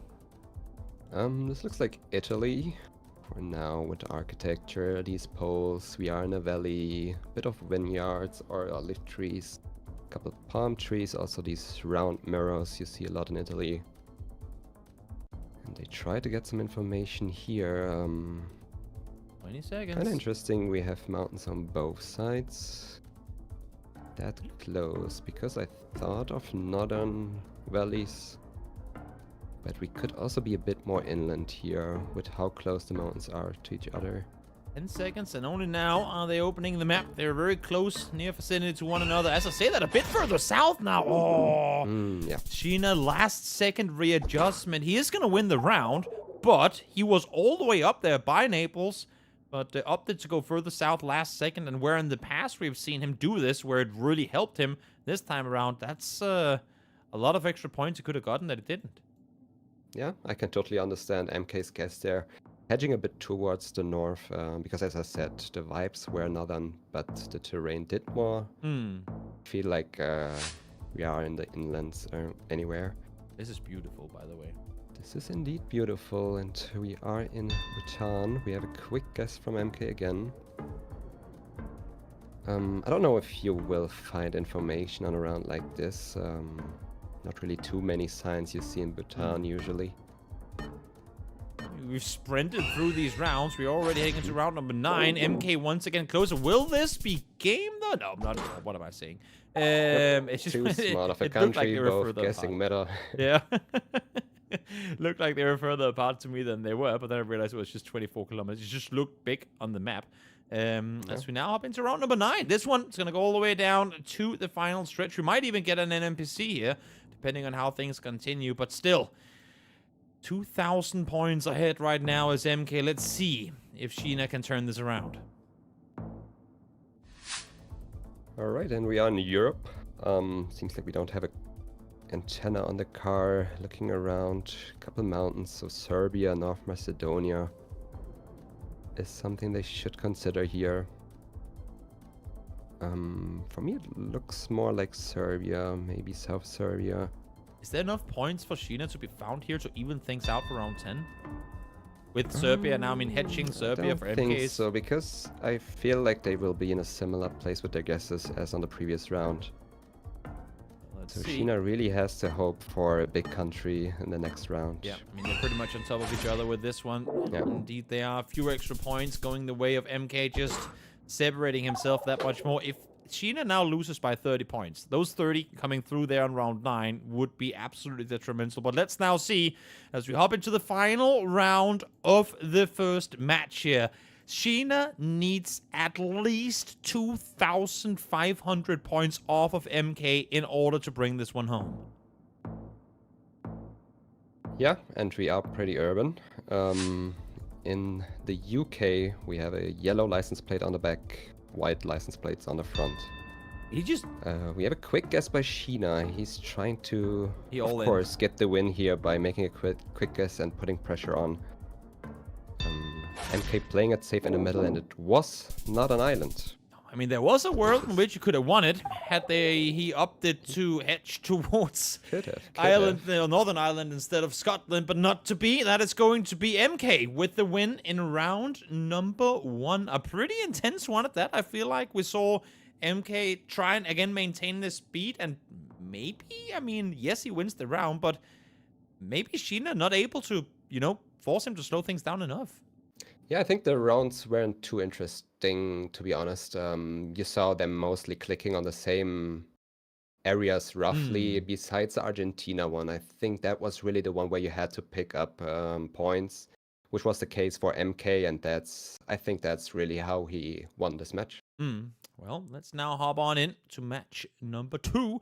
Again, it is a best of 5, so we're going to be at least guaranteed another 2 games, but let's see who's going to come up victorious here as we hop into the first of what will potentially be 2 no-move games. Let me just update the scoreboard so there's no big confusion, because we do have MK currently sat in first place. Head into round number 1. Yeah, and we go over to the no-move mode, which both players prefer, I would say. It's definitely something they play more than moving. Is this where Sheena strikes back? Do you feel like Sheena might have an advantage in no move over MK, or is their playstyles just... I feel like their difference in playstyle just favors MK massively. Yeah, they have a different play style, but they still both prefer this game mode. Therefore, I don't know if the playstyle really has a big role here. It's more on moving games, where the play style will make any difference in how the games turn out. However, here you really have to get closer with what you can work with. Moving games, so I guess theoretically that should be what you're best at, no? And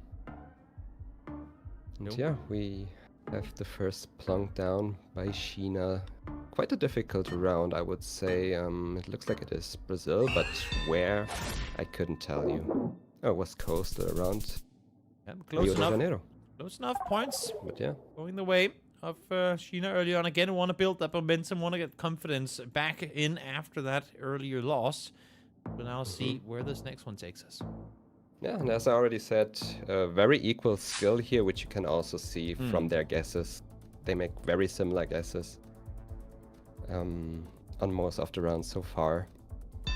Here we are in Indonesia. It's a pretty flat valley, a lot of rice, which are both good indicators for Java. However, region guessing Java can be a bit tricky if you don't have region-specific polls, which we don't have here, I think. So yeah, we see center guesses, and again, very equal guesses. Nothing happening here besides 47 points. Yeah, it's, of course, I mean, round 2 multipliers are never going to hurt too hard, but when you have 2 players that are this equally skilled, it's always amazing to watch how, I mean, how slim those margins end up becoming. And I wonder where we are here. Ooh. I love it when you guys are not confused, but, not sure, because usually that tells me that maybe the players aren't either, which could potentially have us get big games going. I remember back in the Europe qualifiers how we had people on different continents, and I was jumping out of the chair. I mean, it's always amazing when you see that much doubt coming in. This time around, though, we'll see if that's going to be the same, as it seems like Sheena is looking towards Slovakia.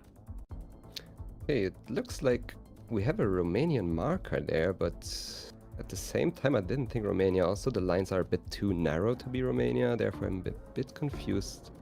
The Croatia guess makes sense to me, given like the road quality and these cornfields which you see in eastern Croatia. The vegetation also fits. I like that guess. But yeah, let's see. It was actually Slovakia. Yeah? Really great pickup there from Sheena. Huge points coming through, almost 1,000 in round 3. Not oftentimes we see that toll coming in. So finally, able to claw back, able to punch back as he sits untouched into round 4. Yeah, he really likes to make that guess, getting a bit of confidence boost, maybe. And we are in eastern US, northeast US, by how it looks like, I think. We have a West Virginia plunked down from Sheena and a West Virginia from MK, which both make sense. I don't think the road lines fit, but you can definitely get them there. But yeah, I'll find it's close still to in West one another Virginia. I once think it's in the again. pocket. I mean, these guys are running side by side. It's definitely not a sprint right now. While I would say that it feels like MK has slowed things down a little bit, and that's really helping out Sheena quite a bit. Keeping him in the game.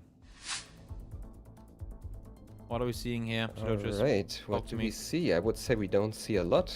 It's a couple trees and a dirt road. However, the sun is in the north.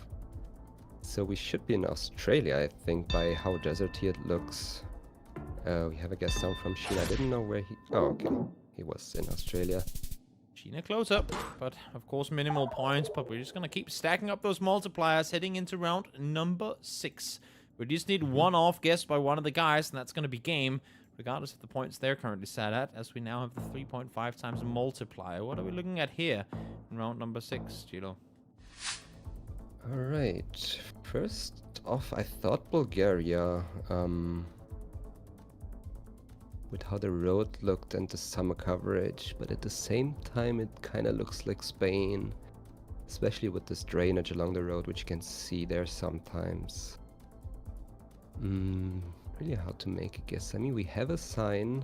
It's a bit too small on my screen to make out a guess based on that. But the signpost can usually tell you or rule out Spain. Because if it is a flat signpost, that's a good confirmation that we are in Spain. It kind of looks like that for me. I would agree, but I'm no expert. But the fact that we're having MK play down to 10 seconds means that he's definitely not too sure either. See, Sheena shaking his head now too. Neither of these two guys too confident, but look at the distance in between them. It's Portugal, it's Spain. Yeah, they are not sure about the country either. We have a Portugal guess, one Spain guess, and it was southern Portugal. Down towards the south, a lot of damage coming through. 1400 at that. Nice hit back for MK to even things out at just over 4000. Yeah, MK would have wished to make a better region guess there. That could have been a lot of points. On the other side, Sheena is happy that it was in the south. So it wasn't too many points. And we are, what looks like Mexico to me, maybe? With this architecture. With kind of the mountain ridge to the west. Those electrical counters are also Mexican. The Monterrey guess makes a lot of sense with the mountain ridge to the west. However, we have Sheena in Aguascalientes, I think. Yeah. He is there. So we have different guesses. This could be a lot of points. He's switching back, though. Jumps right and back it was indeed just the Monterrey Ridge. Good change up again. I mean, while he loses 700, that would have been game had he opted to stay further down towards the south. So nice for Shiva that is second guessing once again gets the better of him. I'm seeing something that I recognize. Yep, let's see how fast the guys get it too. It's very rare that I can contribute with anything in like the expert panel side of the game. But sometimes, you know? Sometimes. Yeah. I mean, there are a couple clues that are classics that a lot of people know. The Colombian cross is one of them. It's looking pretty dry, which you usually get more in the northwest of the country. Where we also see both of them guessing. We are already in round 8 though, and if we see similar guesses again. Similar indeed, and right in between them is where the location is. It's, honestly, I mean, these guys are just full on same pace all the way through. We are seeing MK separate himself by a little bit coming into round 9, and now is where Sheena needs to strike back for that potential round 10. Oh yeah, and this is definitely where it can happen, as we have a nondescript India round. I don't think these are Are these region-specific polls? They could be. They could be maybe Madhya Pradesh polls. I'm not too sure about that.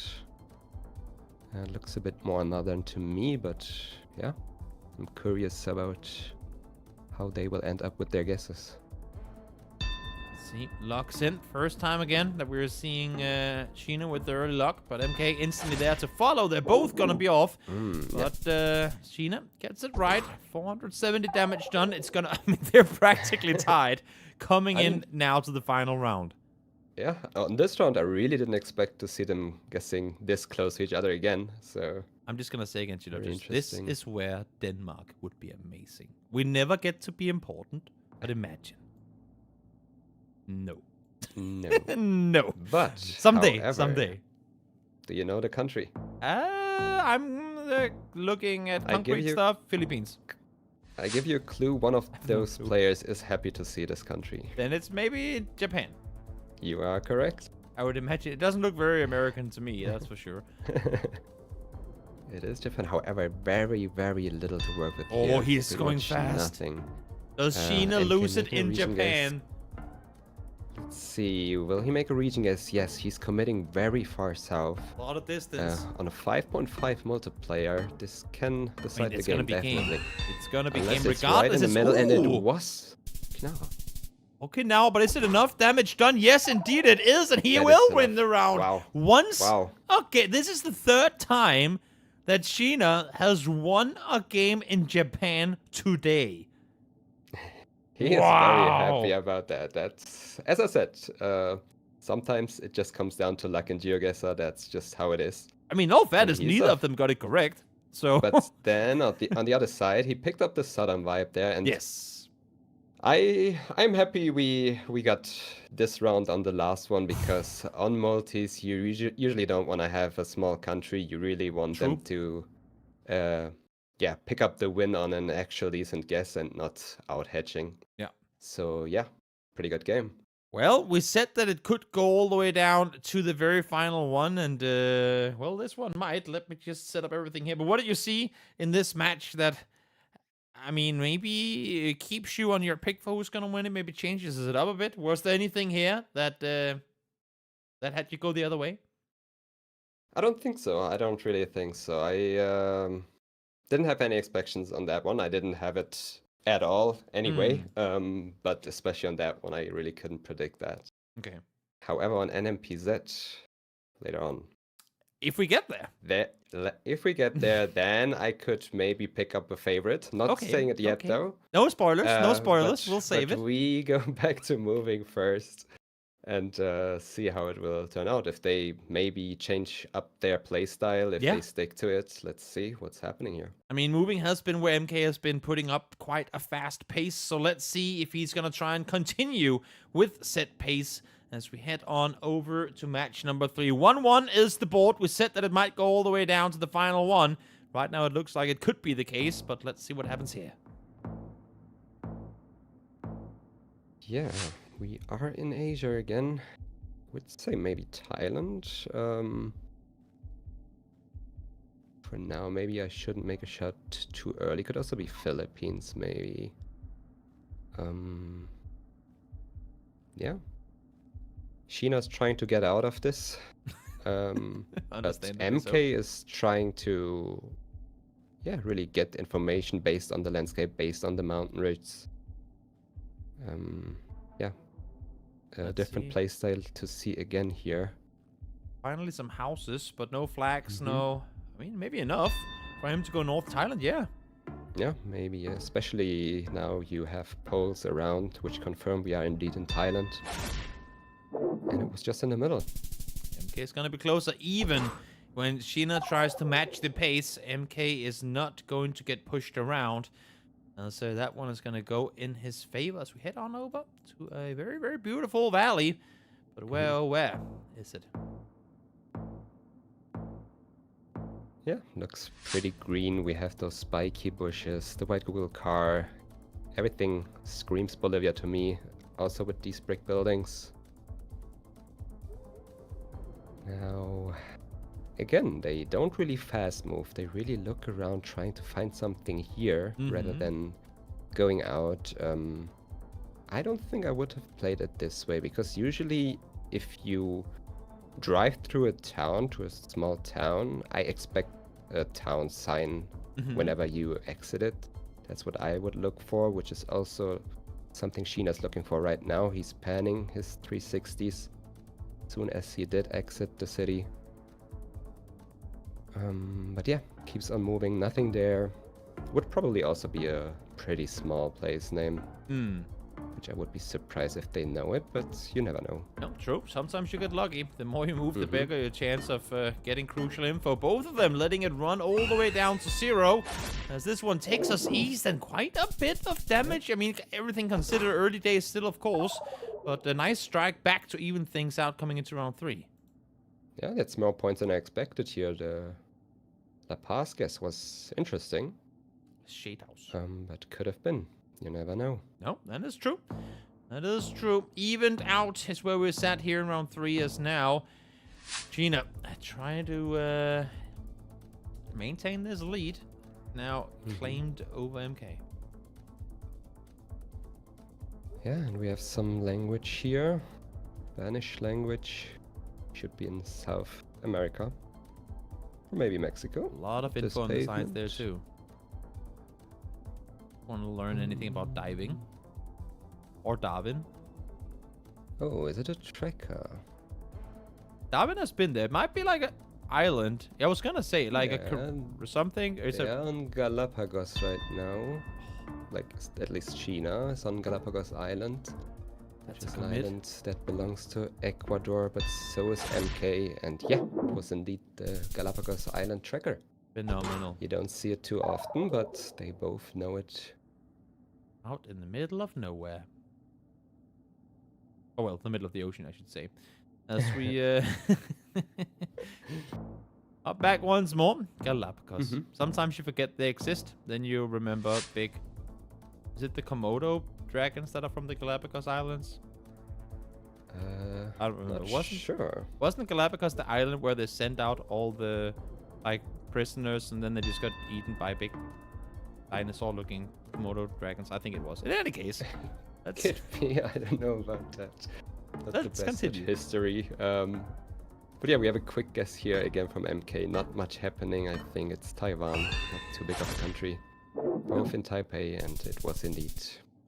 Easy peasy evens out completely as these guys stay completely within reach of one another. We fast forward, we go into round 5 as the 3 times multiplier might help do a little bit more damage here, but I mean, it doesn't really matter with the multiplier if these guys keep being as close as they are. Yeah, and we are in Bangladesh by the looks, by the language. We have a district name there, maybe. I can't read it, unfortunately. I did learn a bit of Bengali, but I can't really make out the text. It's not really readable for me from this distance, but we have a Western Bangladesh guess by Sheena and capital guess Dakar from MK. MK's gotten the better of it. I like the idea that he tries to just not go into the big city, but I mean, go off to a side, so in case he was on point, he'd get home. But in this case, not quite so. A lot of damage done. As he now sits as 800 points down. Yeah, and we are back in Turkey. What do we have to work with here? And again, I would say it looks more western by now. We have a sign with Kırşehir, which is in the center. Southeast of Ankara. Sheena knows where it is, both know it. It's a province as well, so it's pretty known if you have practiced Turkey for a bit more. Incredibly evenly match these guys again. I mean, so minimal the damage that comes through here. Round 7. What are we seeing? We have TE on the street sign, which leads you to Estonia. Region guessing Estonia on a location like this might be a bit tough. Again, Sheena's trying to move out, maybe find a sign. However, MK sticks with his playstyle, with quick guessing. And what do we get here point-wise? They're both up there. Sheena doing some micro adjustments, and it pays off for him this time around. Again, I mean, it's not massive. It's 280 damage, but still, that little margin in between him. As long as you can get it as close, or preferably in your favor, coming into the last round, that'd be huge. Yeah, and if we look back at the games we had so far, at the rounds we had so far, you know they are always on the same area with their plonks. So every point matters now, I would say. You definitely try to pick up those sweet couple, even if it's just 100. Try to pick those up, but we are back in Japan again. And we already have a guess from Sheena. Can he go 2 for 2 in Japan? Bring home yet another one on the Japanese island, as Tokyo is one guess. He is in the other. 4 points, 5 times multiplier. That could have been fatal. It definitely could. Definitely could, but not quite the case. Close there too, though, as we hop on into round number 9. Japan wasn't going to win him the game, but this time around, close there to 1300 health for MK. I still see a chance for MK here. We have a Thailand location. Yellow center line driving on the right. It's gonna be fast. Yep. And he goes south immediately, which I would agree with. We have those long insulators. Oh! However, Sheena doesn't agree. As I said, this can be the win for MK if it is in the south. It swings in one round. Does it swing in the other immediately thereafter? No, But it doesn't. It wasn't. He saw it. Wow. Wow. He saw something we did not. MK goes down a second round in a row, and Sheena stays alive. Helped by the Japan round in the previous one. But, I mean, honestly, regardless, had they both been off in the Japan round, this would have taken him out anyway. So, impressive. Yeah. Impressive games coming out here from Sheena to get the lead. 2 rounds in a row now. Hopping back over to no move once more. Where are you at mentally for MK here? I have to give a big shout out for Sheena there. That looked south to me as well. And he didn't only pick up the northern vibes, he was also super close. And he didn't really have any information. That was pretty much a no-move round for him. So, very well-deserved win there. That was incredible. Absolutely incredible. Now let's... You know what? Let's not wait any longer. Let's jump straight into the final game. Or potentially, I should say. The final game. As we now have a 2-1 lead for Sheena. Win this one and you punch your ticket for the GeoGuessr World Cup.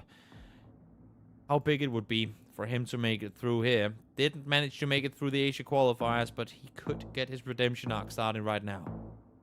Yeah, he can make history here. Starting off in the Americas, which looks like maybe BC, Yukon. I think it's more BC though. British Columbia, which is where MK guessed. Sheena going more towards Yukon. I can definitely see both. However, valleys like this are more in the south, I think, usually. I'm not too sure here. Yeah, oh my lord, what a distance. Close to Banff even. Was it in Banff? I can't see it, but 2,000 damage round 1. That is gotta be the highest that we've seen all day. It's definitely the start that, like, if you're MK and you want to claw back into this, that is definitely the start that you want to have here. Yeah, and I think MK is happy to start off with that round, even though it's not too many points on round 1. You still like to see that if you're behind. Kind of gives you hope to come back, strike back from that. And we are in Germany.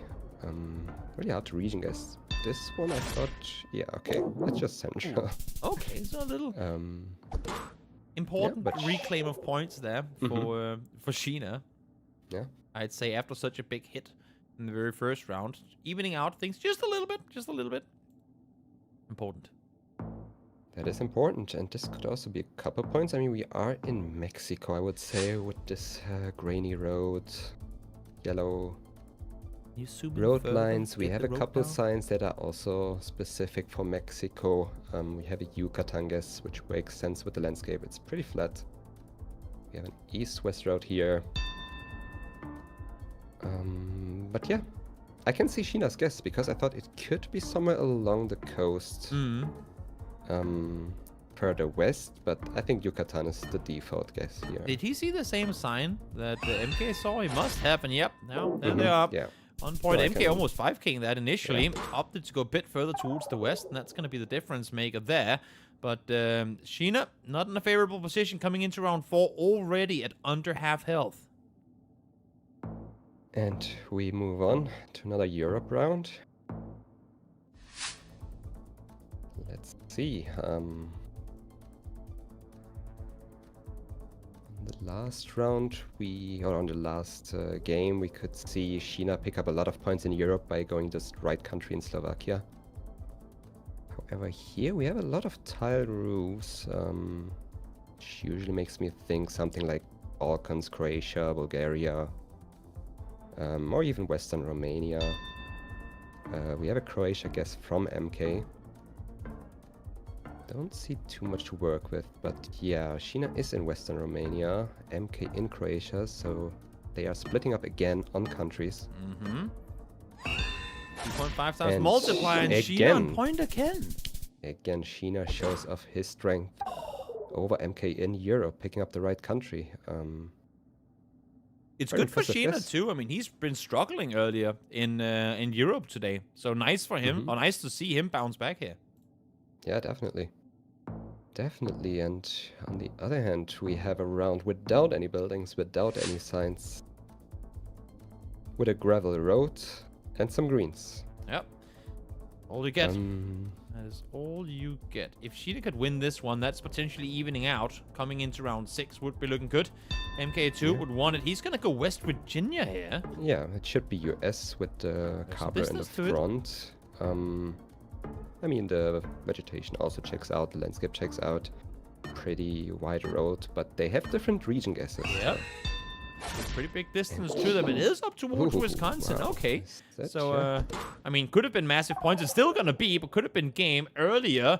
And now we are headed into, I mean, game territory effectively here. It's round number 6, 3.5 times multiplier. If Sheena takes this round, he could potentially punch his ticket for the GeoGuessr World Cup. MK needs to win it to stay alive. Yeah, Sheena has a pretty good lead here, but at the same time we are also getting into late rounds where you also have more multipliers. Again, no region guess from MK, just center Germany. I would say it looks a bit more east, but couldn't really see anything. I like the Berlin guess a lot, but we will see. It was just center. That's just how Germany is sometimes, especially on a rural round like this. But MK picking up the lead. Oh my lord, this is a straight road. Oh, it is. Well, I mean, maybe you can line it up. It's obviously it's not necessarily as far as we see it, or a little further, I mean. But let's see now what they make of it. Both under 2K with 4 times multiplier. I feel like with how different this, or hard to pick this territory is, this should be game, right? Or no? What are you seeing here? I don't know. They are both pretty good at big countries. We are in Brazil here. And as you said, we have a long stretch of road. That's where you also saw a lineup from MK. And he is on a road that lines up, which also makes sense. Only 7 seconds left for Sheena to find a road that lines up here, though. He's south. Quite different guesses here. It's even further north. Wow. I expected it also to be a bit further south. And you know what? That picks is it up gonna there. be game, and therefore, for the first time in all of today, we are headed into NMPZ. And what better time to do so than coming into the grand finals? And now, I'm gonna hold you to what you said earlier, Geologius, because you said, if we do make it to NMPZ, I'm gonna have a guess on who's gonna win it. Where are we going with this one? Tell me. With those both players, I did expect it to go NMPZ. Okay. To be honest, it was something I did see coming. And I think Sheena's really someone who has insane scores on NMPZ games. I saw a couple of games where he just did insane scores on NMPZ games, especially also in big countries.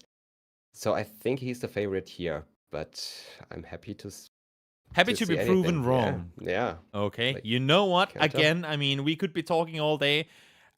I don't wanna have you guys sit back. It's late for some. It's early because I think we're closing in on 7 a.m. for Sheena. So you know what? Let's just get this final round underway. The winner of this NMPZ goes to Stockholm next month to compete in the GeoGuessr World Cup. This could not be more down the line. It's a 2-2 score as we get ready for NMPZ. And what a beautiful, beautiful location to kick things off. I would agree. But this is what no we one see. likes We don't waiting. get to We spin are the same going way. It's only us. right. This is right what they get. into the NMPZ game. But yeah, we have a pretty quick quest, both in Greece and Okay.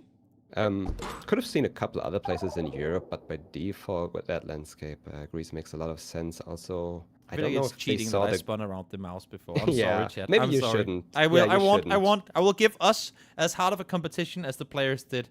Here we go. Let's just keep them playing. They're both eager to get this underway.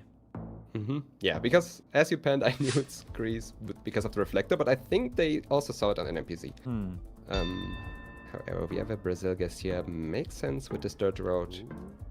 But I could see a couple other countries as well, but they both agree on that. We have a poll in the distance. I can't tell if that's a ladder poll, which would confirm Brazil.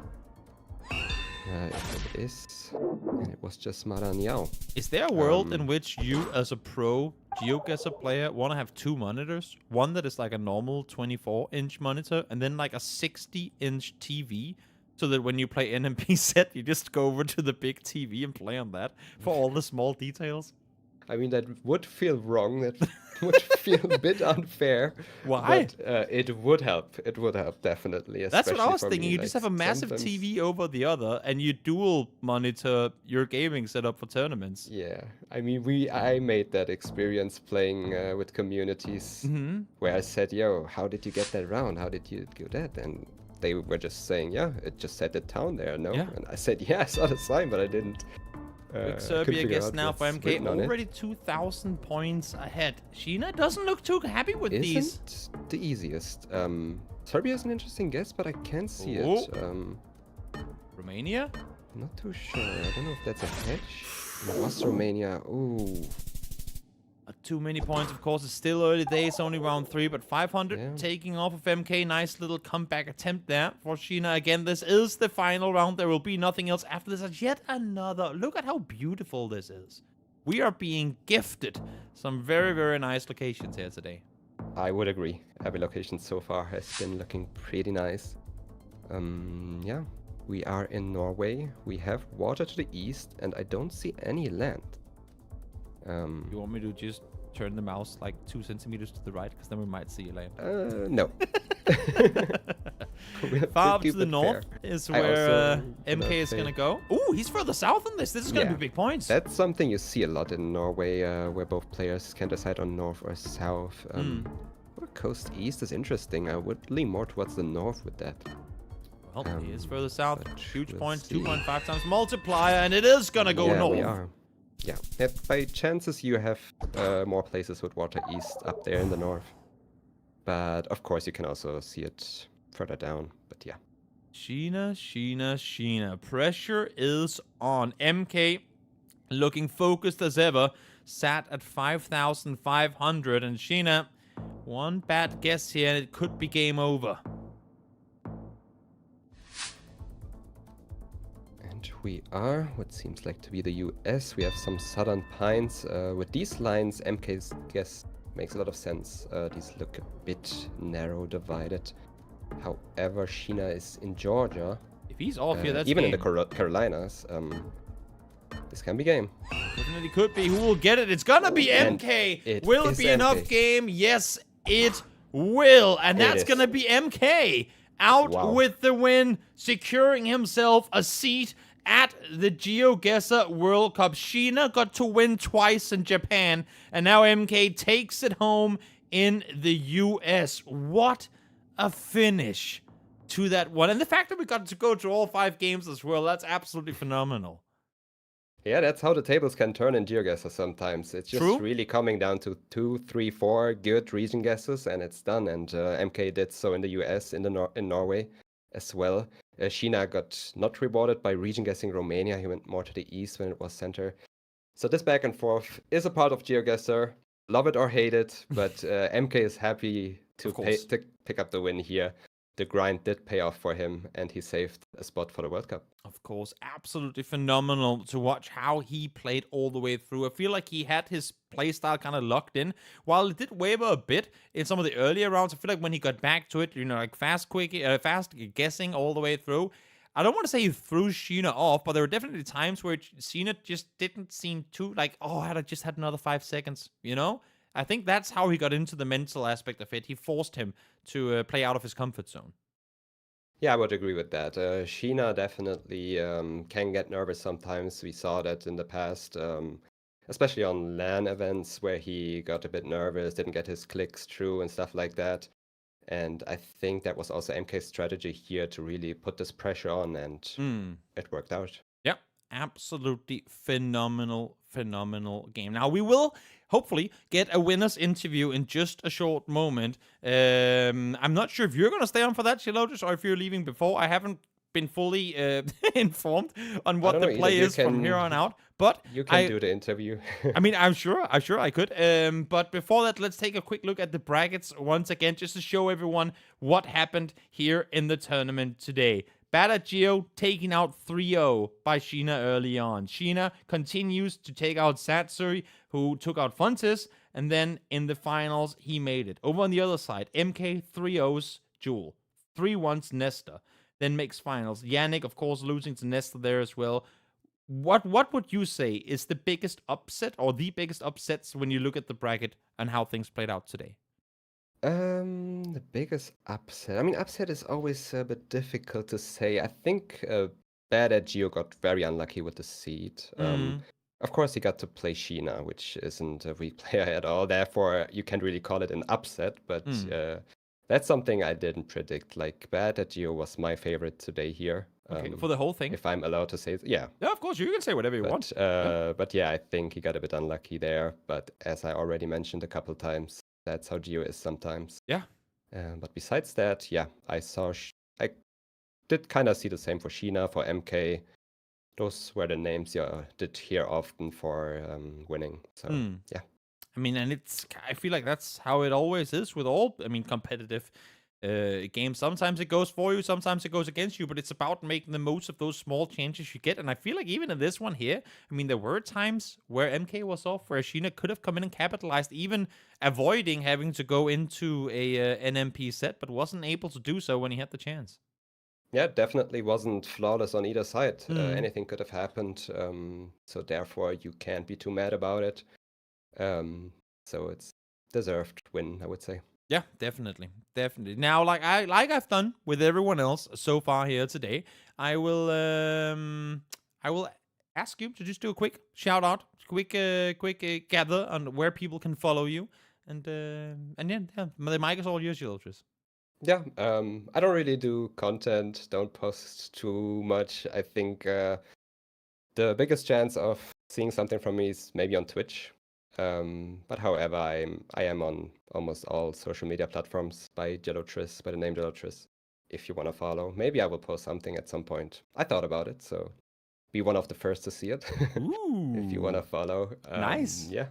Good reason to follow. Good reason to follow for sure. Now, I want to say thank you so much for joining. As far as I know, it's just going to be him and I for the interview. So thank you so much, Lotus, for tuning in. Always amazing to talk to you. Nice guy as ever. And hopefully our paths will cross soon again. Thanks for being on. And I'm going to hop over to this bracket screen for a second while I say my goodbyes to Gelotris. And then I think we're going to have MK come in here for a talk with the rest of you. So thank you, Gelotris. You may leave the room. I will now write to our dear production team and have them bring on MK for the interview. I hope you guys are sticking around, because I would love to hear from MK, the player who has just netted himself a seat at the World Cup dining table. And I believe he's here. MK, do you hear me?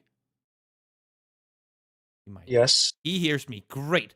Do you have a camera that you can put on so that I can show it on the broadcast? You do. Nice. I will now do this, and then I will do that, and then hopefully this should work. Let me just double check. It's always nice doing these things live while on air, and everyone's just sat here patiently waiting. Do you have your camera? You should probably close down your the other thing I'm above, like OBS thing, and then try again with the camera. Okay. I think that's why it's not working.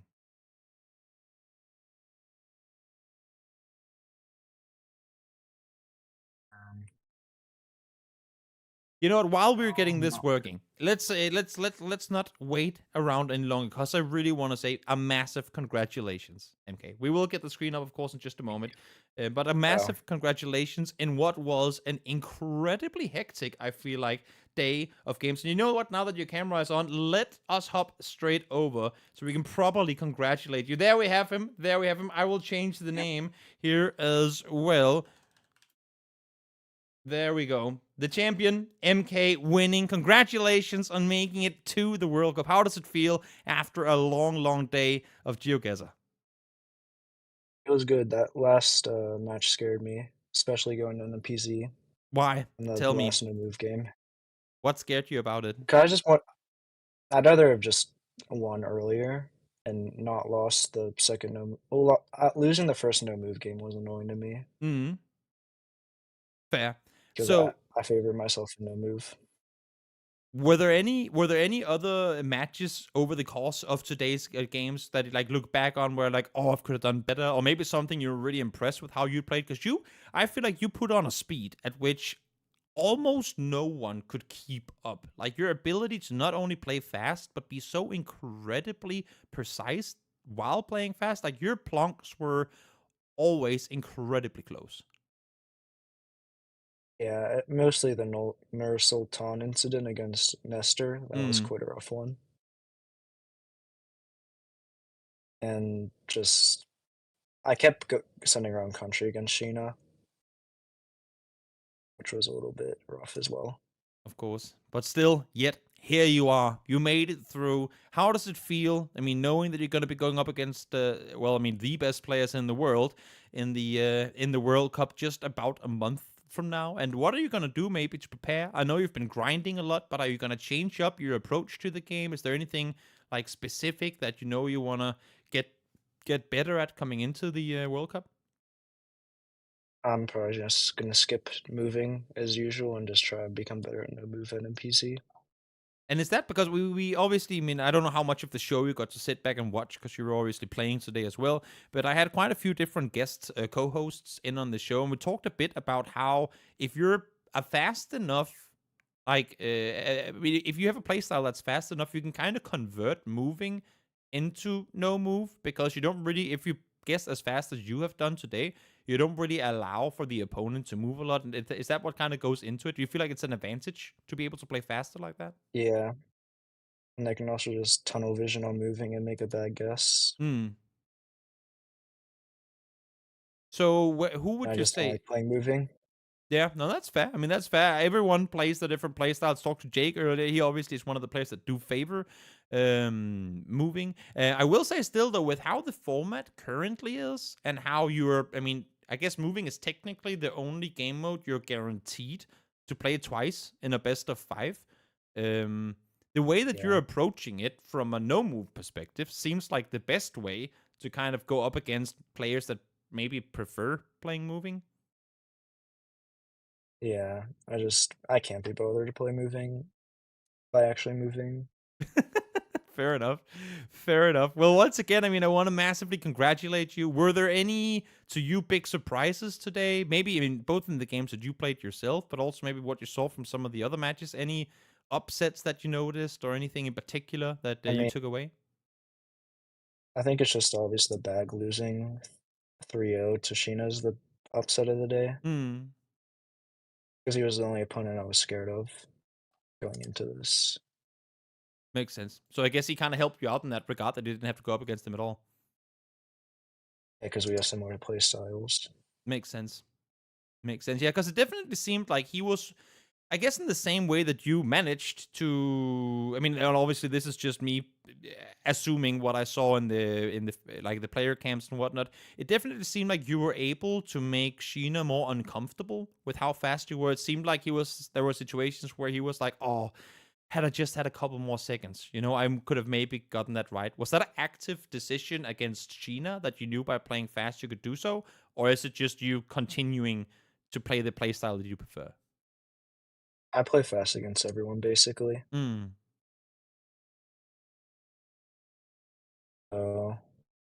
I'd play like that against anyone. Makes sense. Well, again, thank you so much for coming on here, for putting the webcam on.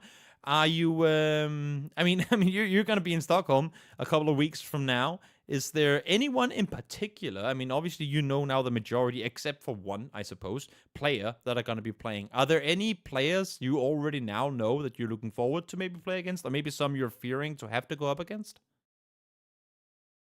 Not really.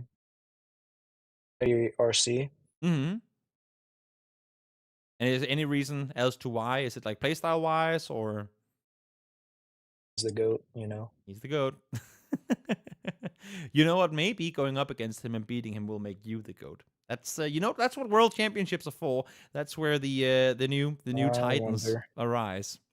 Who knows? Maybe we'll have to wait and see. But once again, thank you so much for coming on, MK. Thank you for showing us phenomenal play throughout the day. It was truly a joy to watch. I kept up a bit with Twitch chat. Everyone seemed to be incredibly impressed with how you were able to perform today. And hopefully, the playstyle you brought in today will materialize to the finals as well, or the World Cup, I should say, as well. You can do well there too. Any final shout-outs that you want to do to fans, to viewers? You can shout out your socials, if people should follow on your different platforms. The mic is all yours. Take your time, and you know what? You're a winner, so the mic is all yours.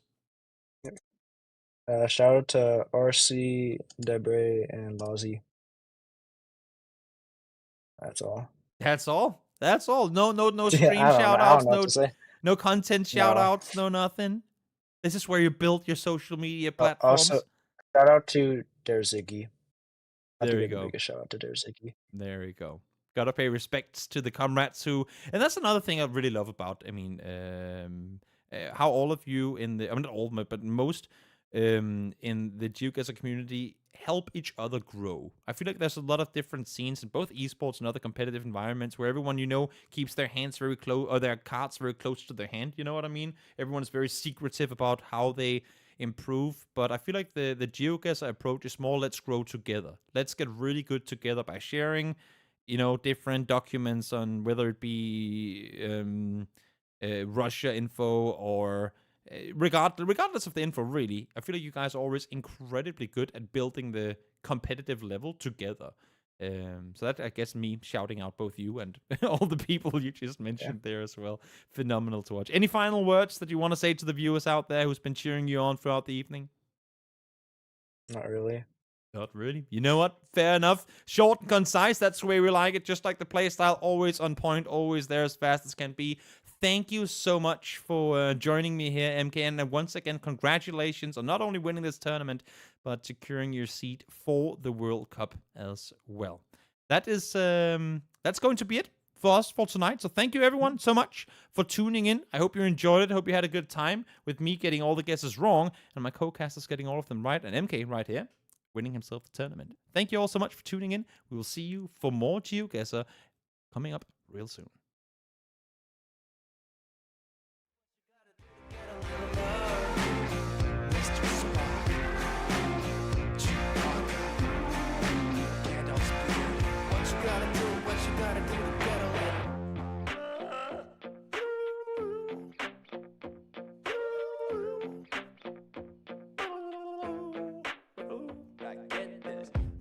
Says love's not easy, just keep your head held high. Bet people think I'm pretty fly right now. Maybe I'm going crazy, can't catch a break lately. And I just wonder what you gotta do to get a little baby. You look amazing, I said it, I meant it. And I just wonder what you gotta do to get a little Legos and Cheetos, part of the fly. It's when God you let me gotta do together.